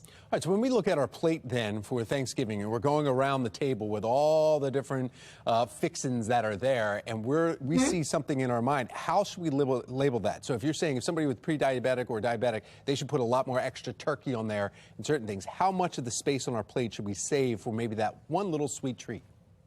Sure. You could do about a fourth of your plate. So maybe half of your plate is filled with non-starchy vegetables. The other fourth of it, or like the palm size of your hand or a deck of cards, is the turkey or the protein. And then that other fourth of the plate is something that you really want and that you can savor and actually enjoy. So you shouldn't restrict yourself so much that maybe, like you said, the next day you'll be overeating the things that you didn't get to have. And also, it's really important for people living with diabetes to have consistent meals throughout the day. So, not just at the meal, but that full day, if you're waiting until 4 or 5 o'clock to eat, I wouldn't save all of your calories until that time, because that can really produce a drop in blood sugar. That's a very good point, too. We were just showing a diagram of the plate, and then it said dairy, like a glass of milk next to it. But a lot of people are going to be serving up wine or maybe some other drinks. What about somebody that's pre-diabetic or has diabetes drinking alcohol? Yeah, so you have to be careful with alcohol regardless, but if you're living with diabetes or pre-diabetes, you want to make sure that you eat something first, and you want to also make sure that you're not over drinking, because hypoglycemia or low blood sugar can really have the same symptoms as being drunk or tipsy. So that lightheadedness, fatigue, you don't want to confuse the two. So if you're taking medication and you're drinking alcohol, limit it to one drink, nothing too sugary, maybe like 5 ounces of dry wine. Jana Wolf with GBMC, thank you so much. We appreciate your expertise. Thank you. All right. Thinking about turkey again right now, I'm thinking about the turkey and the sides. And you start to feel warmer when you think about that. Meteorologist Justin Chambers here with why that might help us today. I like that, Meg. Tom, good morning to both of you. We talked earlier this morning about our favorite side dishes. I believe in the next hour, we're going to have a guest over at the Kitchen Center that is going to show us some very cool and interesting sides that maybe you didn't think about. But yeah, definitely something that can get you warmed up or feeling warmer. The good news, actually, in the long-range outlook is that next week will be warmer than it is this week. So we're actually looking okay for Thanksgiving and our Turkey Day next Thursday, which is 9 days away from right now. This is our Towson camera as we look outside. We got that cloud cover that's out there. We're tracking our next weather maker, and we've been watching this all morning. Look at all of that snow in the upper Midwest. You're going to have to deal with some flight delays all the way even out to Denver. They're dealing with some delays there at this time as well. So if you're flying west today, going to be running into some of that wet weather and especially the snowy weather from Chicago down through St. Louis. The farther south you go, we're actually seeing a little bit more of the actual rain. But here's that rain-snow mix that I've been tracking. This is right around Charleston, West Virginia. And then as we push in a little bit closer, you can actually see there's Garrett County and Allegheny County right around Cumberland. And you can see some of that pink right there changing over to blue. So what's taking place is we're going to see that kind of mixed precipitation that will be happening over the next couple of hours. And that's why the National Weather Service has winter weather advisories that are posted. Actually getting some snow being reported there in Morgantown. So just on the other side of the border. Overall, we'll see more of western Maryland getting in on the wintry mix for today. For us, we are going to keep the temperatures cold. It already feels cold out there now, and kind of that moisture that's there as well. We'll see those rain showers move in the middle of the day. Really after about 4 p.m. is when the heavier rain is going to get going, and it's going to stay with us. Look at all of these big yellow and orange blobs. That's a pretty decent amount of rain. Even as we take you to about 5, 6 o'clock this evening, you can see a little bit of that blue there in parts of Carroll County. May see a flake or two flying, but overall it's mainly going to just be those rain showers that we will see. And again, that heavy rain continues into that 7 to 8 o'clock hour tonight, even as we head into about 9-10 p.m., another round of the more moderate to heavy rain. So definitely a good night to stay indoors, watch the Tournament of Champions on Jeopardy that's wrapping up this week. Our temperatures here in the 40s next hour for golfers on your forecast. You can still get out between now and about, I'd say, noon, 1 o'clock, but then that rain is going to roll in and will be a wet afternoon. And temps only in the lower 40s for you across Carroll and northern Baltimore counties, mid to upper 40s, Perry Hall and White Marsh down through Baltimore City this afternoon. Here's that 7-day forecast. We'll start off with a few leftover showers tomorrow morning, but highs in the lower 50s as we will be drier. Upper 40s Thursday and Friday. Really no rain in sight for the weekend. It's going to be colder with temps in the mid 40s for the Ravens game on Sunday afternoon. You can watch that right here on Fox 45. And we can look out at a view through your window from Octavius, who sent us this beautiful picture of the sunset right there. So thank you very much for that shot. We would love to see the view through your window. Go to our website, foxbaltimore.com/chime in, or take a picture of the squiggly thing right there on your screen. Jasmine Lomax in the 9 o'clock hour. We'll talk more about our forecast.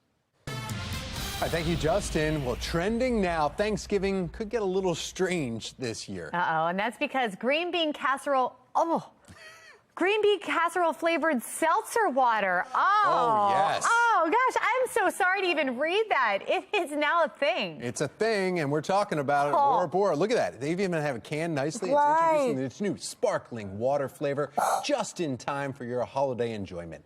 The company says the seltzer has a, quote, sweet, earthy, buttery flavor, like taking a bite out of the perfectly crunchy, succulent green bean. I don't want buttery seltzer water But either. Yeah. This is available through their secret menu newsletter feature. They have a secret menu, too. Yes. Other flavors that could be added before Thanksgiving include honey pumpkin, chai cranberry. That's out of the three of them. That's probably the one that may work. But succulent green bean, like biting into that, but drinking it instead. Few things that really make me go, ooh. Just the smell. Imagine. Whew. All right. Need an amazing gift for a diehard fan of beloved Christmas classic movie, Christmas Story. How about Ralphie's House? How about it? It's officially on the market. The house and detached garage on West 11th Street in Cleveland are also up for sale. Also, the Bumpus' house, that's right, the neighbor's house, too. The current list price is not known, but that's a lot of property. Oh, yeah. The owner paid $155,000 for it when it sold on eBay in 2004. That's crazy. That's a steal. As of now, the home is still being used for tours and overnight stays. You get a crazy Christmas fan, you could make that in a weekend. No problem. You can be serving up some liquid green beans. All right. Well, we are keeping up with the back and forth at Twitter following Elon Musk's $44 billion purchase. The feature Twitter is looking to bring back, plus the ongoing problems with fake accounts. And a bit of good news for your holiday travels. How much it should cost you to fill up your tank before you hit the road this holiday season. Speaking of filling up your tank, I think it's time for a lot of us to do the same. Yes, it's time for a coffee break. Get your sip on. Of coffee. Coffee. Not green bean seltzer.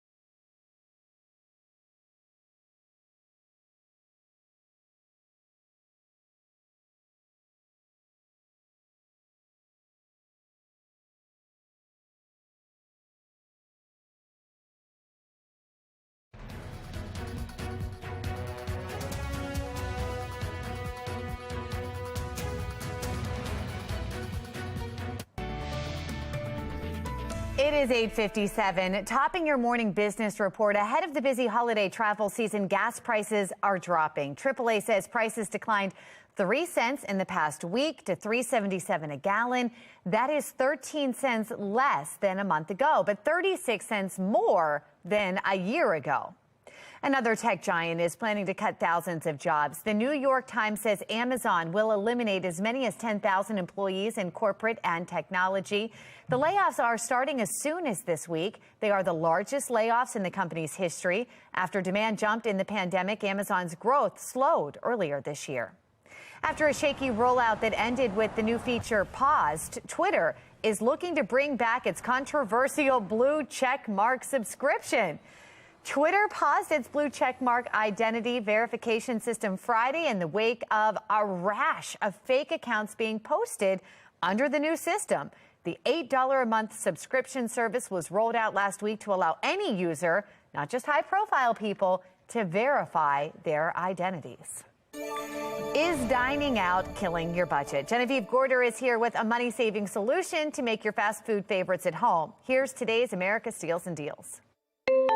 The following segment is sponsored by Knocking. Everybody, I've got something to show you today that you're all very familiar with, but there's an extra twist. Now, we all love a good air fryer. It's quick. We avoid the oil, the calories, seriously, like 70% less calories. But as a designer, and I'm sure a lot of you share this with me, I think they're bulky, they're not so cute, and they take up way too much space on the counter. Okay, my rant is over. Needless to say, when the air roll showed up in the mail, I was doing a little dance.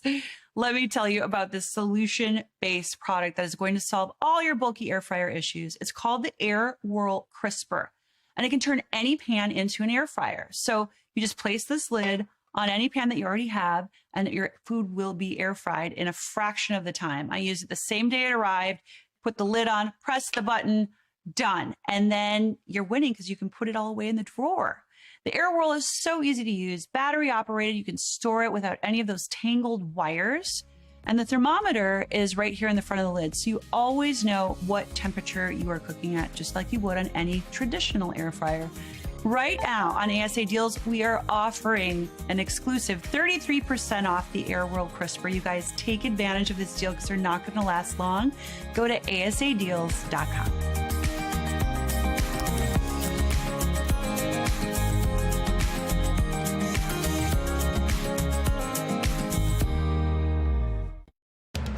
Live from WBFF in Baltimore, this is Fox 45 Good Day Baltimore. Good morning on this Tuesday, November 15th. I'm Patrice Sanders. I'm Megan Gilland. Let's check right in with meteorologist Jasmine Lomax in our forecast. It's a cold one. Once again, no change to that pattern. In fact, it's actually going to get worse this weekend. Hopefully you have all of the layers ready because you're going to need them over the next several days. You're also going to need the rain gear later on today, so be sure to leave the house with that. 39 for the current temperature over Towson, and it's cloudy right now. Take a look at how it feels. That wind chill at 33 degrees, barely above freezing, so a very chilly start to the morning here and around the rest of the state. We're seeing temperatures in the 20s and 30s, a couple spots in southern Maryland and along the eastern shore in the 40s, but all around a very chilly start to the day. Now, by the afternoon, those temperatures do gradually rise to the 40s, but get ready for even lower temperatures this weekend and then today rain. I'll break down what to expect coming up in my full forecast. Back to you. All right, Jasmine, thank you. Looking at our Len Stoller traffic network here this morning. Live cameras pulled up and looking pretty good out there. Light volume, no issues to report. 9:01. Democrats still don't have enough votes in Congress to pass federal legislation to protect abortion rights. That is according to President Joe Biden. National correspondent Kayla Gaskins joining us live from the National Desk newsroom outside our nation's capital. Kayla, this is despite Democrats' stronger than expected midterms. Well, that's right. So President Biden was asked if voters could expect any new efforts on abortion rights, to which the president said, quote, "I don't think they can expect anything." Now, President Biden coming to terms with what a divided government will mean for Washington? Now, although the ballots are still being counted in some races, Republicans are on track to take the House, and Democrats will hold on to the Senate by a very thin majority. Protecting abortion rights was a centerpiece of President Biden's message ahead of the midterms, and he said if Democrats picked up enough seats, the first piece of legislation that he would sign into law would be a national right to an abortion. Well, the odds of that happening after the midterms are next to nothing. All right, Kayla, let's turn now to the meeting between President Biden and the Chinese President Xi Jinping. The world leaders reportedly clashing about Taiwan during their sit-down. What did the president say about that disagreement? Well, President Biden objected directly to China's, quote, coercive and increasingly aggressive actions towards Taiwan. President Biden said the U.S. aims to, quote, manage the differences with China on the matter. Taiwan is a very, very tricky diplomatic issue. Biden maintaining that the meeting with the U.S. that the U.S. stands committed to the one China policy, which recognizes Beijing, but also allows for informal relations and defense ties with Taiwan. And this is a very important issue for the Chinese government as well. In their account of the meeting, President Xi stressed the Taiwan question is at the very center of China's interest, and it's the bedrock in China's view of U.S.-China relations. And it's a red line that Beijing says the U.S. must not cross. Megan, Patrice. All right, Kayla, thank you. Well, Elon Musk is taking over today's number of the day, just like he's taken over Twitter. 38% of voters think Twitter will get better with Musk in charge. A Scott Rasmussen national survey also found that 24% think it's going to get worse. 11% think it will stay about the same. 28% just not sure. The survey results reflect how viewers view Musk himself, with 46% of voters saying they have a favorable opinion of the Tesla CEO.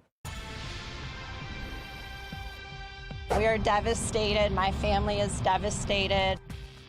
Now to a city in crisis. The family of Timothy Reynolds is speaking out, saying Baltimore City State's Attorney Marilyn Mosby blindsided them with a plea deal for the squeegee kid accused of killing their loved one. We've heard a similar sentiment from Heyman Lee's family in the Adnan Syed case and the victims in the case of convicted arsonist Luther Trent. We have live team coverage this morning. In just a few minutes, Shannon Lilly will join us live from Harbor East with the alarming trend of plea deals that we're seeing from the state's attorney's office. But we begin with Olivia Dance, who's at the corner of Conway and Light Streets in downtown Baltimore, looking into this specific case and words from the victim's family. Olivia. Well, Megan and Patrice, the squeegee kid, who was only 14 years old at the time, is accused of shooting and killing Timothy Reynolds right here at the corner of Light and Conway Streets. Now, today at 10:30, through Vignaraja, the representative of the Reynolds family is going to share still images from this incident, and he's requesting the state's attorney's office and police release the full video to the public. But from first-degree murder to manslaughter, the teen is now entering a plea deal, according to one of his attorneys. Mr. Scott has been offered a voluntary manslaughter plea, which he has agreed to accept once the case is remanded to juvenile court. It is not ideal to have a 15-year-old, someone who was actually 14 at the time of the offense, being housed and detained among men. We're here because of an adult decision, more so than a child's decision. And that was one of the boy's attorneys. But Timothy Reynolds' family speaking publicly for the first time since Reynolds was shot and killed by the squeegee kid back in July.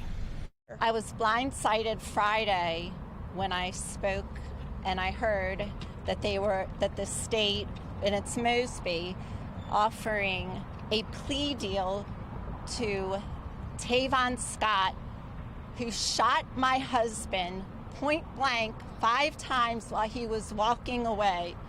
She never contacted the family.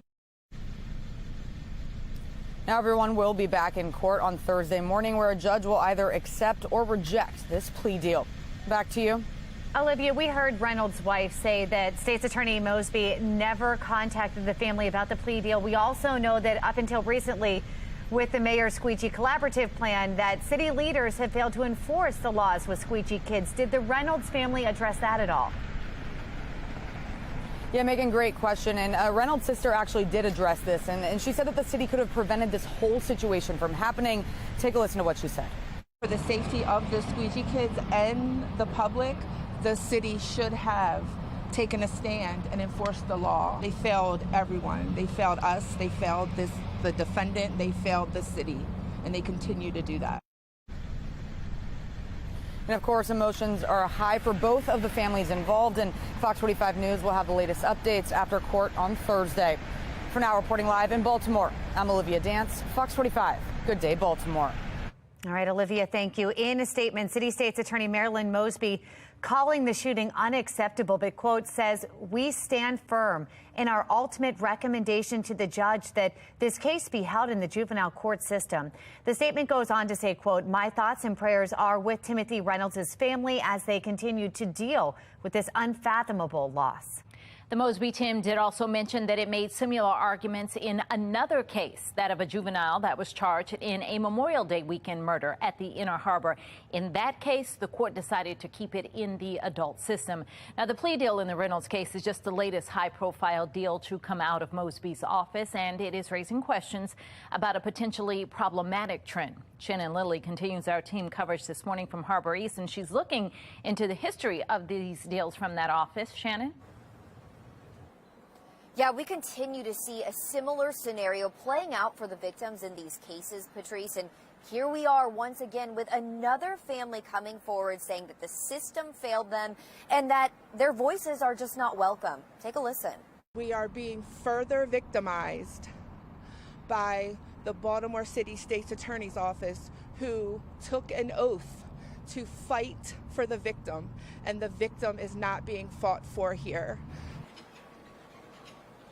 That was Timothy Reynolds' sister you just heard from, and for her, a plea deal for the 14-year-old squeegee kid accused of murdering her brother, well, that is really no deal at all. The complaints seem all too similar to the complaints from the victim's family in the Adnan Syed case. You'll remember in that case, the family of Hayman Lee felt shut out of the process, and they even complained of receiving only last-minute notifications that a plea hearing had even been scheduled. Well, Sean Kennedy with the Maryland Public Policy Institute says a pattern of ignoring victims is developing. Marilyn Mosby doesn't give a hoot about victims. Marilyn Mosby only cares about Maryland. Par for the course with Marilyn Mosby. Once again, she goes lenient on somebody who committed a heinous crime. Now, if the judge approves this deal on Thursday, then that teen could be released before he even turns 21, depending on how well he does in the juvenile system. Reporting live in Harbor East, I'm Shannon Lilly, Fox 45 News. Good day, Baltimore. All right, Shannon, thank you. And we want to know what you think. Should Marilyn Mosby recuse herself from the case of Timothy Reynolds' killing? At this point, 95% of those who have responded say yes. You can weigh in by going to foxbaltimore.com/vote. 9:10, and it's time to get another check of our forecast. That's right. We've got Jasmine Guy is what I almost just called you. Jasmine Lomax here with a look at the forecast. Fun fact, that's actually who I was named after. Really? There you go. See, I knew that. Yeah, so you were on the right track. But we are preparing for our next weather maker. You can already see it leading to areas of winter weather as we look a little bit farther west. Actually, Oakland dealing with a little bit of snow right now, a few flurries there, but we are getting ready for rain here. It's just too warm for snow, but this rain could impact your evening commute, and at times we could be dealing with heavy rain along with cold temperatures. I'll let you know when to expect a warm up and when the rain finally ends coming up in my Weather Authority forecast. Back to you. All right, Jasmine, thank you. The popular TikTok app is creating a harmful diet culture among teens and young adults. The warning signs you'll need to look out for to stay safe. And the search is on this morning for the rider of an illegal dirt biker who shot at someone in downtown Baltimore. Just ahead, the push now to enforce the laws on the books. 9/11, and you're watching Fox 45 Good Day Baltimore, all local, all morning.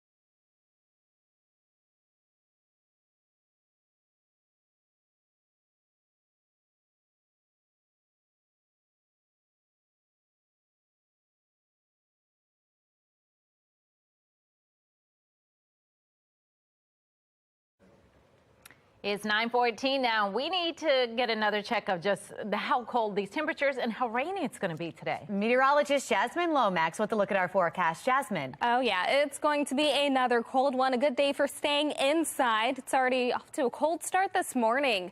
39 over Baltimore with overcast skies. That wind chill, though, in the low 30s, barely above freezing. You will want the layers this morning and also the rain gear. We are talking the next weather maker arriving this afternoon. Now, across the rest of the state, we're mainly seeing temperatures in the 20s, the 30s, and even the 40s in southern Maryland and along parts of the eastern shore closer to Ocean City.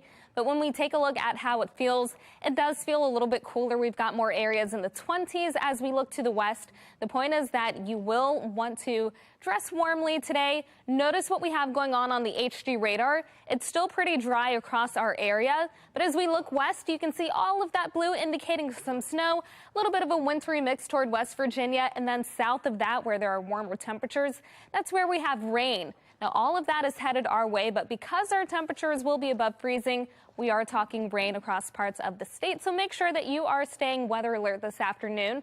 This could lead to a rainy commute. Once we get to about noon, we're tracking a few showers moving over the state, and there could be areas of heavy rain at times as we head into the afternoon and evening. Make sure to drive safely and maybe add some extra time to your commute. This rain continues through about 10 p.m. Then we get a little bit of a break from that as a front passes. Now tomorrow, we could be waking up to a couple of isolated showers, maybe some wet spots on the roads. Most of the day, though, after the morning will stay dry. It's going to be a little bit warmer with highs in the 50s, but we're back to that cool trend as we finish the week and head into the weekend. In fact, it's going to feel more like late December. We stay mostly dry over the next several days. It's really today and tomorrow morning when we have the chance for a few showers. After that, though, nice and dry weather as we move forward. High temperatures today will be around 48. That's 10 degrees below average for this time of year. We rise to the 50s tomorrow. We'll be around 53. Then we're talking the 40s as we move forward. We continue to fall to the low to mid 40s as we head into the weekend. Low temperatures will be in the 20s. Then we gradually warm up after that. Back to you. All right, let's get a look at what's happening on the roadways in our Lynn Stoller traffic network. And let's see, what do we have? Are we pulling up some traffic? Our drive times looking good. So that's the good news right now. Your slowest commute is 8 minutes, so that's really not bad at all. One, do not eat carbs at night. I only eat carbs for either breakfast or lunch. I usually just choose one meal. I'm not saying don't eat carbs. You can still eat carbs, just not at night. Two, I am health cautious. I try to eat until I'm full, not till I'm about to explode. So I never feel pressure to, clear the entire plate. When I say health cautious, I also mean, stay away from fast food, processed foods, fried foods, things that you just know aren't good for you, like a bag of hot Cheetos. Number three, I drink at least a gallon of water a day. I use the sucker drinking water, but if you get a sippy cup, I promise you, you'll drink more. Right now, there's a growing trend on TikTok creating what some call a harmful diet culture among teens and young adults. Dr. Ashanti Woods, pediatrician at Mercy Family Care Physicians, joining us live to weigh in on the movement. And Dr. Woods, what we heard that woman talking about on TikTok right there, obviously she's not a doctor, but had some ideas that didn't seem that far-fetched. At what point does this become harmful? Hey, Megan, thank you for having us. It becomes harmful when we the user of TikTok, we become infatuated and obsessed with watching videos like this, trying some of these unproven, methods, and then unknowingly, the next video that we see is going to be a similar type of video, a similar type of video, a similar type of video. So we, the user, fall into a rabbit hole or a trap of thinking, one, that everything that we're seeing is truthful, two, trying to meet those needs, three, feeling bad towards ourselves if we don't have the same results that the influencer posted. Initial thoughts are, man, social media can be very dangerous, looking and seeing all these people losing unscientific ways of losing weight. But also, how is this different from just everyday life where people would be talking, at the grocery store about their new trend that seems to be working for them? Is this kind of what has always been? Well, we on the medical side, we are encouraged to see that teenagers are taking their health as an area of interest so that they're looking into this, right? So that's the good part in this, right? You're right. You could have this conversation anywhere. It could be a school, supermarket, wherever. But that conversation ultimately ends, and then you go on to the next thing in life, and life, something else new will distract you, so you're not again focused on that. Where TikTok perhaps is a little bit different, and social media as a whole is that again, it's possible that the next video is going to pop up, or even if you log off, the next time you log back in, it's that same thing waiting for you. So that's just what we want to be conscientious of. That is a very good point there. Kind of you're just diving into that world. What advice do you have to parents or even teens that might be watching that are wanting to look like their favorite influencer?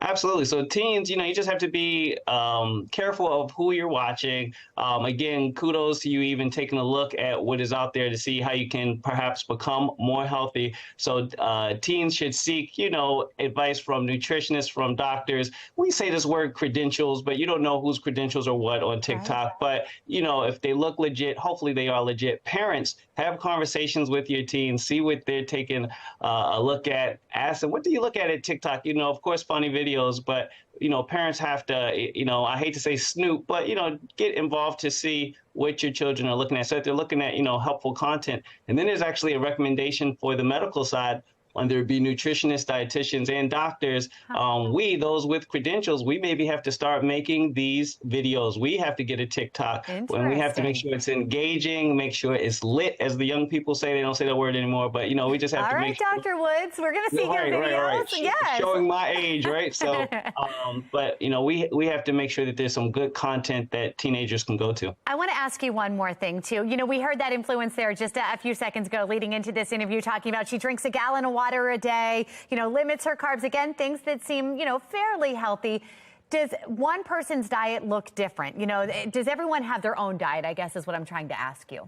That's an excellent point, and the answer is yes. Everyone has their own diet, and again, that's why a nutritionist will be helpful, and a doctor hopefully can point you in the right direction. So start off with talking to your doctor, your pediatrician, and then ask them, hey, do you know any dietitians or nutrition programs? Hopefully they can steer you in the right direction. Ultimately, balance is key, though. So if you find yourself, a teenager, if you find yourself doing too much of one thing, I'm just going to drink water and water only, that seems like an extreme. I'm going to eat fruits only, that's an extreme. So a little balance, a little bit of everything. All right, Dr. Woods, you let us know when you have your TikTok page set up, and we'll be watching. Check back in with me. It'll be lit. Thank you.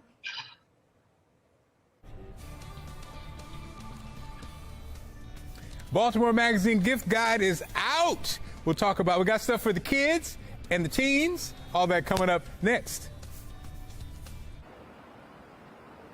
Shots fired right here in Harbor East from a dirt biker over the weekend. Coming up, we are live with how city council members are calling for more action from police.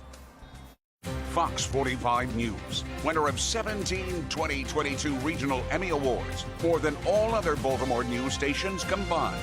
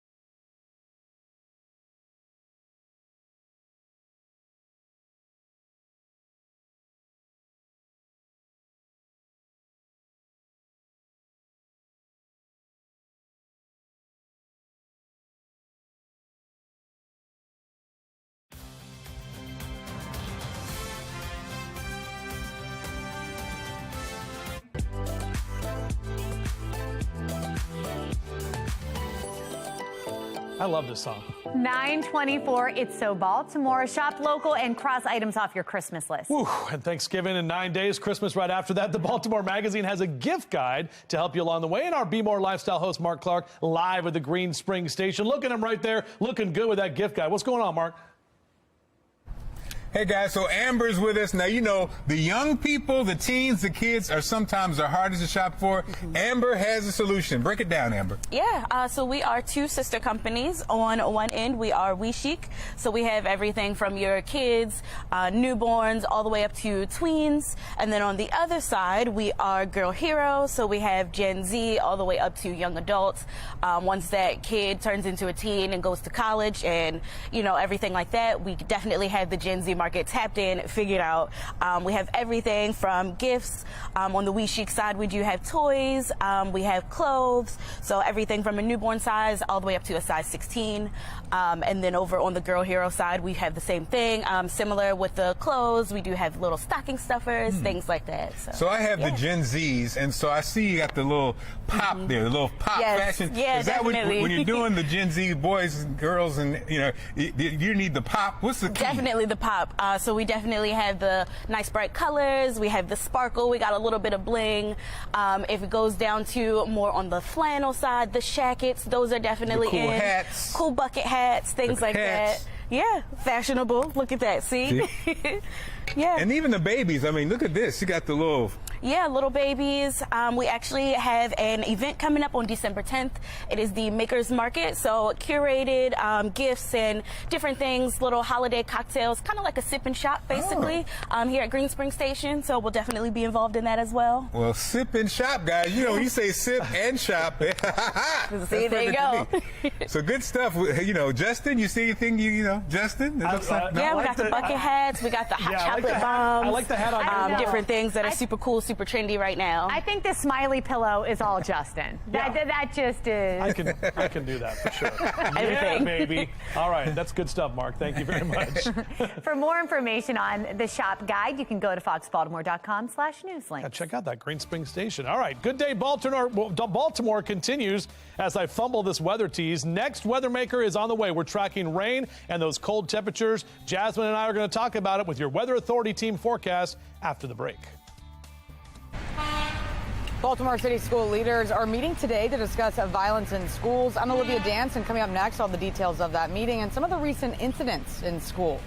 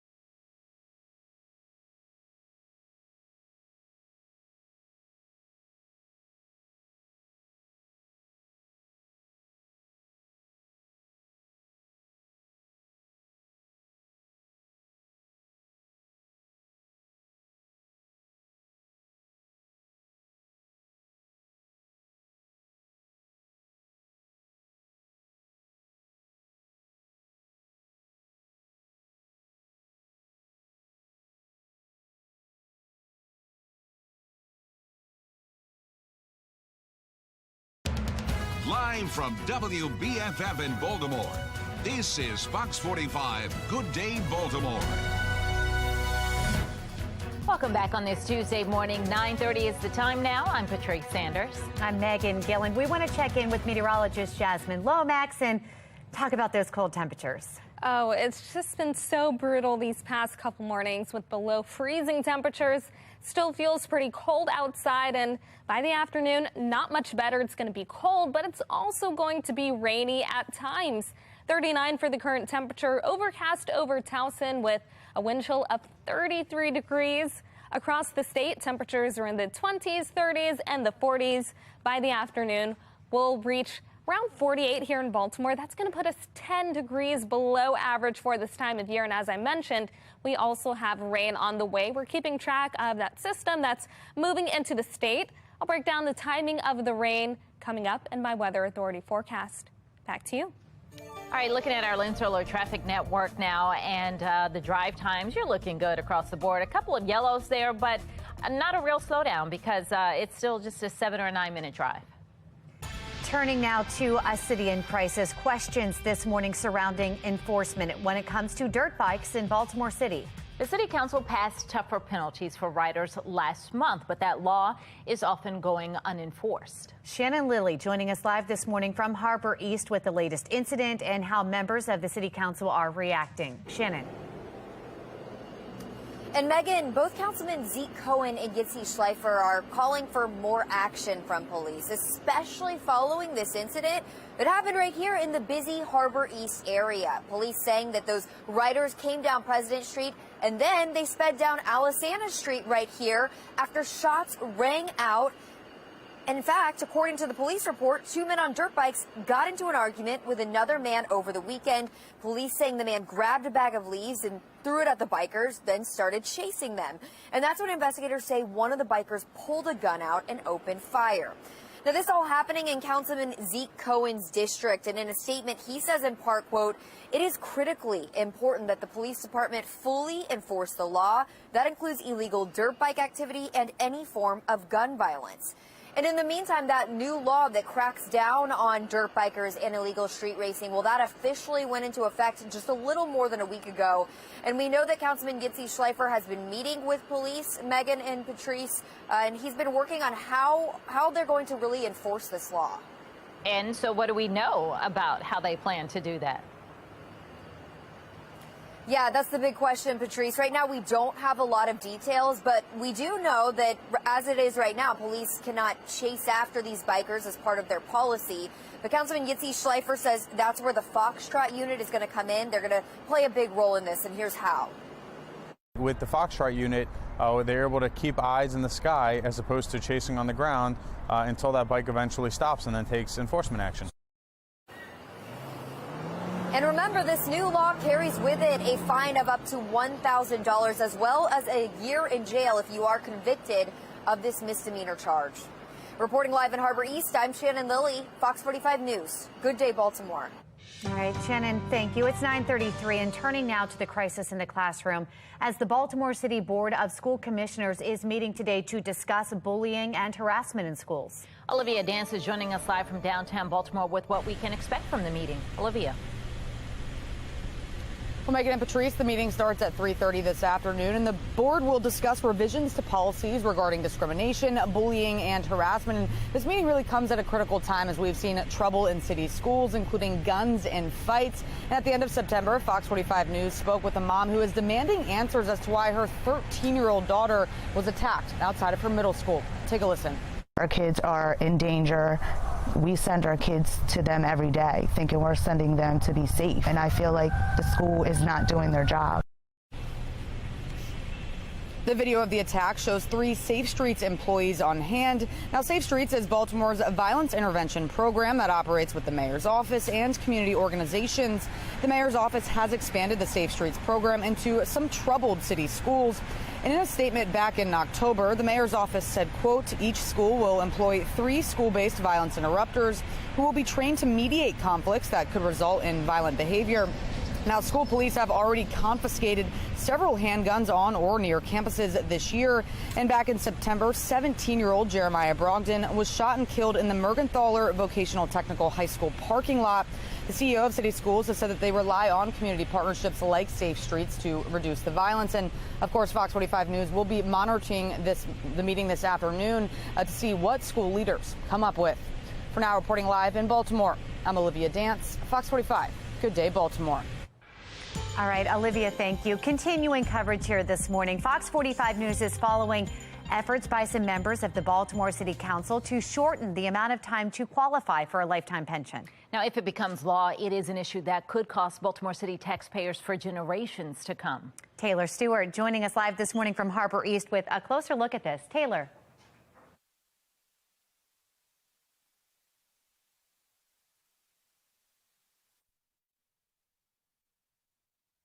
Oh, it sounds just like we might be having some audio trouble. We'll try and check back in with Taylor in just a moment. In the meantime, though, on this topic, we've been asking, do you think it's fair for first responders to wait 25 years for a city pension while council members wait 8? So far, as we take a look, I think the latest poll showed 96% rather of those who have surveyed say no. You can head to foxbaltimore.com/vote. Click on the Pulse tab to weigh in. This holiday shopping season is here, and something that could impact your budget, the Producer Price Index. You can see Tom Rogers right there. He's got the new numbers and what they mean for you and the economy. Plus, mostly cloudy with highs in the 40s, and a weather maker on the way, meteorologist Jasmine Lomax with a look at how long that rain will last. It is 9:36 on Fox 45. Good day, Baltimore.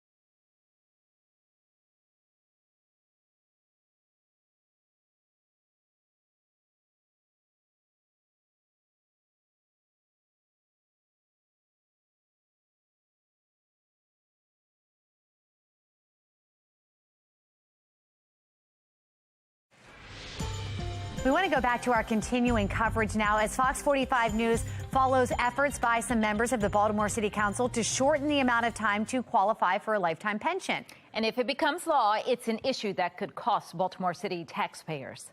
We want to head back out to Taylor Stewart joining us live this morning from Harbor East. Taylor.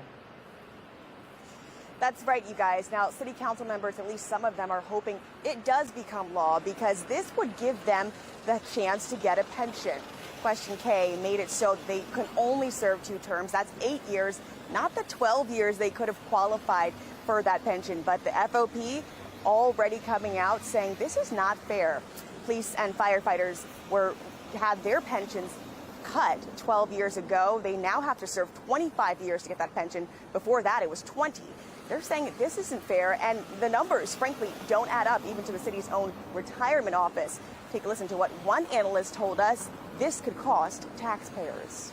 We crunched the numbers. If they live from age 50 to life expectancy with cost of living increases to their lifetime pension, they'll receive about $500,000.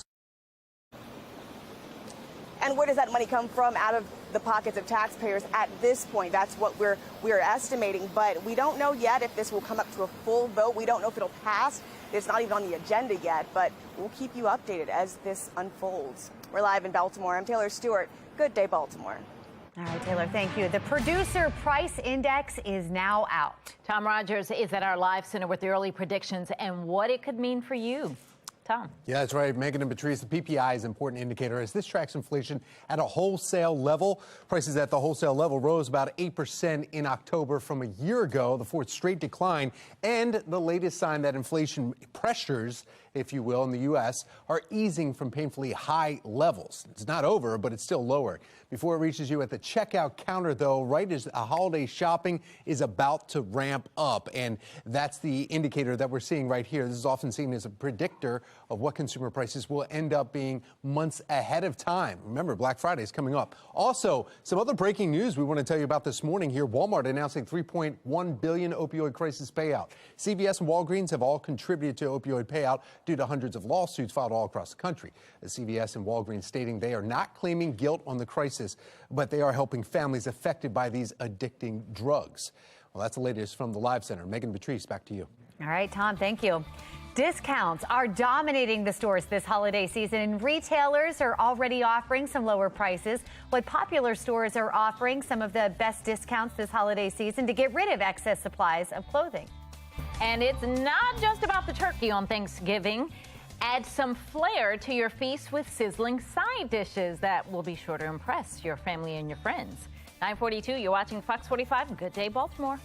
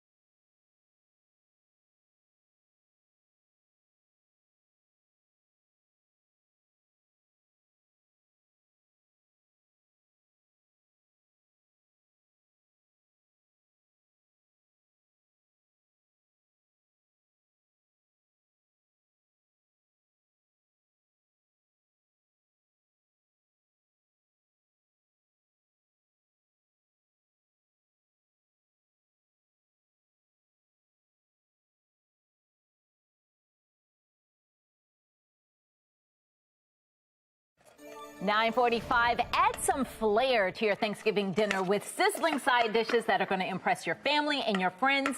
Assistant General Manager at Chicken and Whiskey, Wilfredo Echeverria, joining us now to talk about this spread that you have here and the smells that are just taking over. It smells delicious. Good morning. It does smell Yes. delicious. All right, so let's talk about some of the sides, because there are some traditional sides here, but you all still add a little something to it. I have to start with mac and cheese because that's one of my favorites. So yeah, one of my favorites too is the mac and cheese. Okay. It has a little bit of corn, three cheese. It has pepper jack, smoked Gouda, and has cheddar. And cheddar. Cheddar. But you put corn in there. Yes.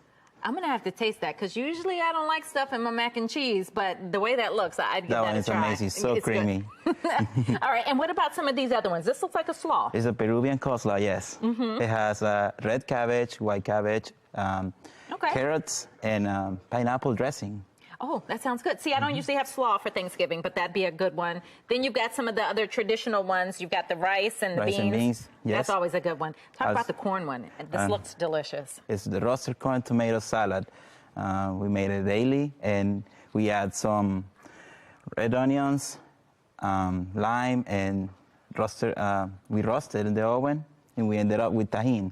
So is that an easy dish? If somebody wanted to recreate that at home, is that an easy dish to make? This is yes, it's easy to remake, but also this you serve it cold. Okay. That way you don't have to reheat or nothing like that. Okay, and what is this one? That's a peperonata criolla. This is a spicy seasonal vegetables. Okay. It has zucchini, it has red bell pepper, green bell pepper, it has some spices. It's really good. We cook it with a smoked oil. All right, and you've got something that you're whipping up for us. Yes. Now, while you whip that up, you go ahead and start the mixing. Okay. See, look at that. Look who pops in, because you knew I was just about to ask about the dessert. Come on back in. What is this? This is the Donahoe churros. Oh my gosh. Justin, I feel like we got to go in on this. All right, so while you're and then what is that part? Am I supposed to dip it in that? No, that's a tres leches different- cake. Oh, that's a whole different thing. Yes. Do you want half of that? You want to take some of that? May I? Yeah, I'm sharing. I'm offering. I'm going to hold the bigger piece, though, so you can pull a little piece. Just a little piece off. All right. If I don't want to attempt all this, can I just get you guys to make it for me? Yes. So I can just call and get a reservation or not a reservation, but catering, and this will all come to my house? Yes, you can always call the day before, or you're welcome to walk into the restaurant, and you can choose any side that you like, and we prepare for you, and then you can get your Thanksgiving going. And we talked about the sides, but of course, then I see all this over here too. You've got the main dishes, you've got the chicken, and even some The wraps, yes. That's great. All right, thank you so much. You're welcome. I'm ready to taste this now.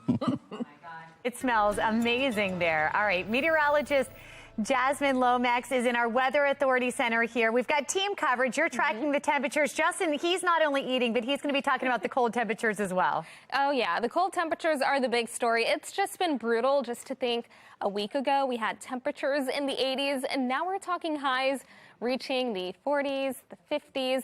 Really not that pleasant for this time of year. 39 for the current temperature and overcast. We've got a wind chill of about 33 degrees, so it feels much cooler than those actual temperatures. Across the state, we're seeing the 20s toward western Maryland, the 30s around the Baltimore area, and then the 40s in southern Maryland and along the eastern shore. They've got a little more sunshine there. When we take a look at how it feels even cooler, with many of us seeing the wind chills below freezing, especially as we look west. So be prepared for another chilly day, and also be prepared for the rain. You will want to grab the rain gear before you head out. 43 around 10 a.m. Then temperatures reach around 48 for the high. That's 10 degrees below average. As we head into the second half of the day, though, we are tracking the next chance of rain all ahead of the next weather maker. It is very active on the HD radar right now. All of the blue indicating some snow, and we're actually seeing some of that in western Maryland.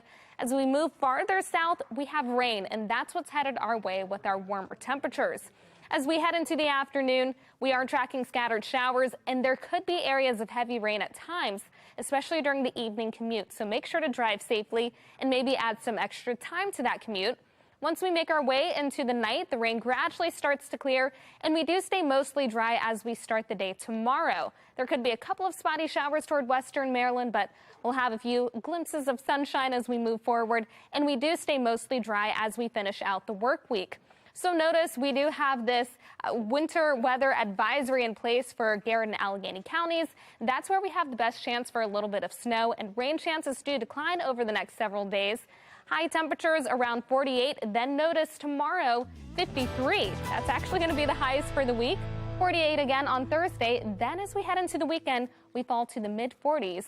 Now, Justin, you have a closer look at these very cold temperatures, of course.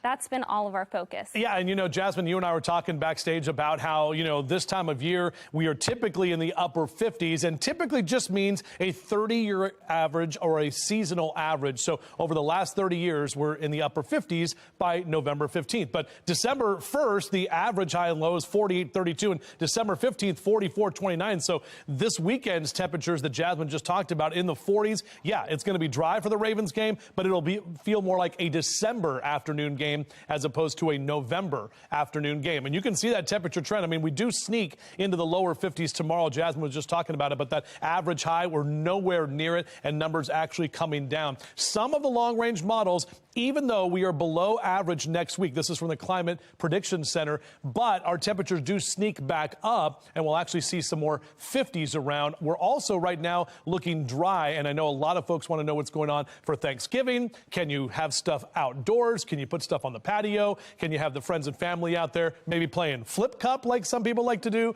or even throwing up the barbecue and getting things ready with all that great food we just talked about? So we'll have your exclusive 10-day forecast that takes us closer to Thanksgiving, being that we're 9 days out right now. We'll do that in just a few minutes from right now.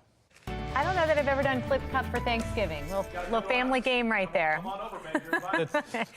Expect some discounts on clothing this holiday season. Some good news. The Wall Street Journal says retailers are already offering some lower prices after 2 years of gains.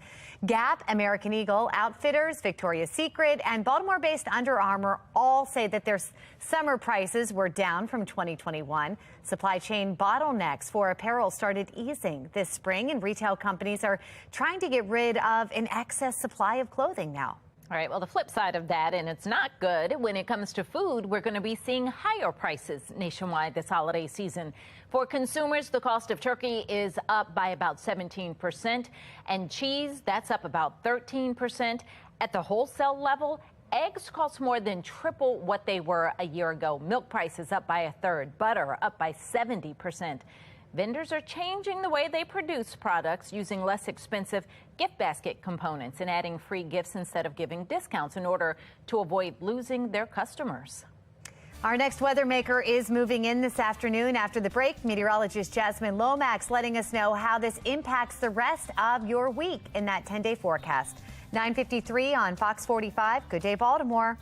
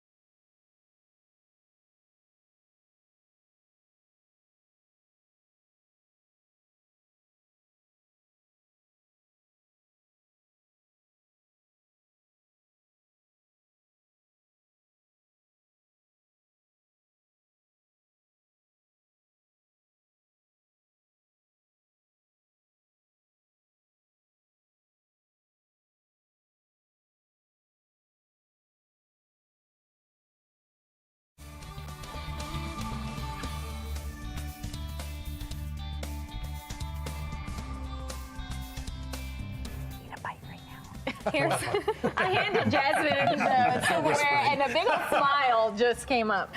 I know, it's so hard to think about weather when we have this food in front of us, but, you know, it's a big topic. We've got cold temperatures. We do have rain coming this evening. That could impact your commute. 48 for the high temperature. Make sure to stay weather alert and drive safely.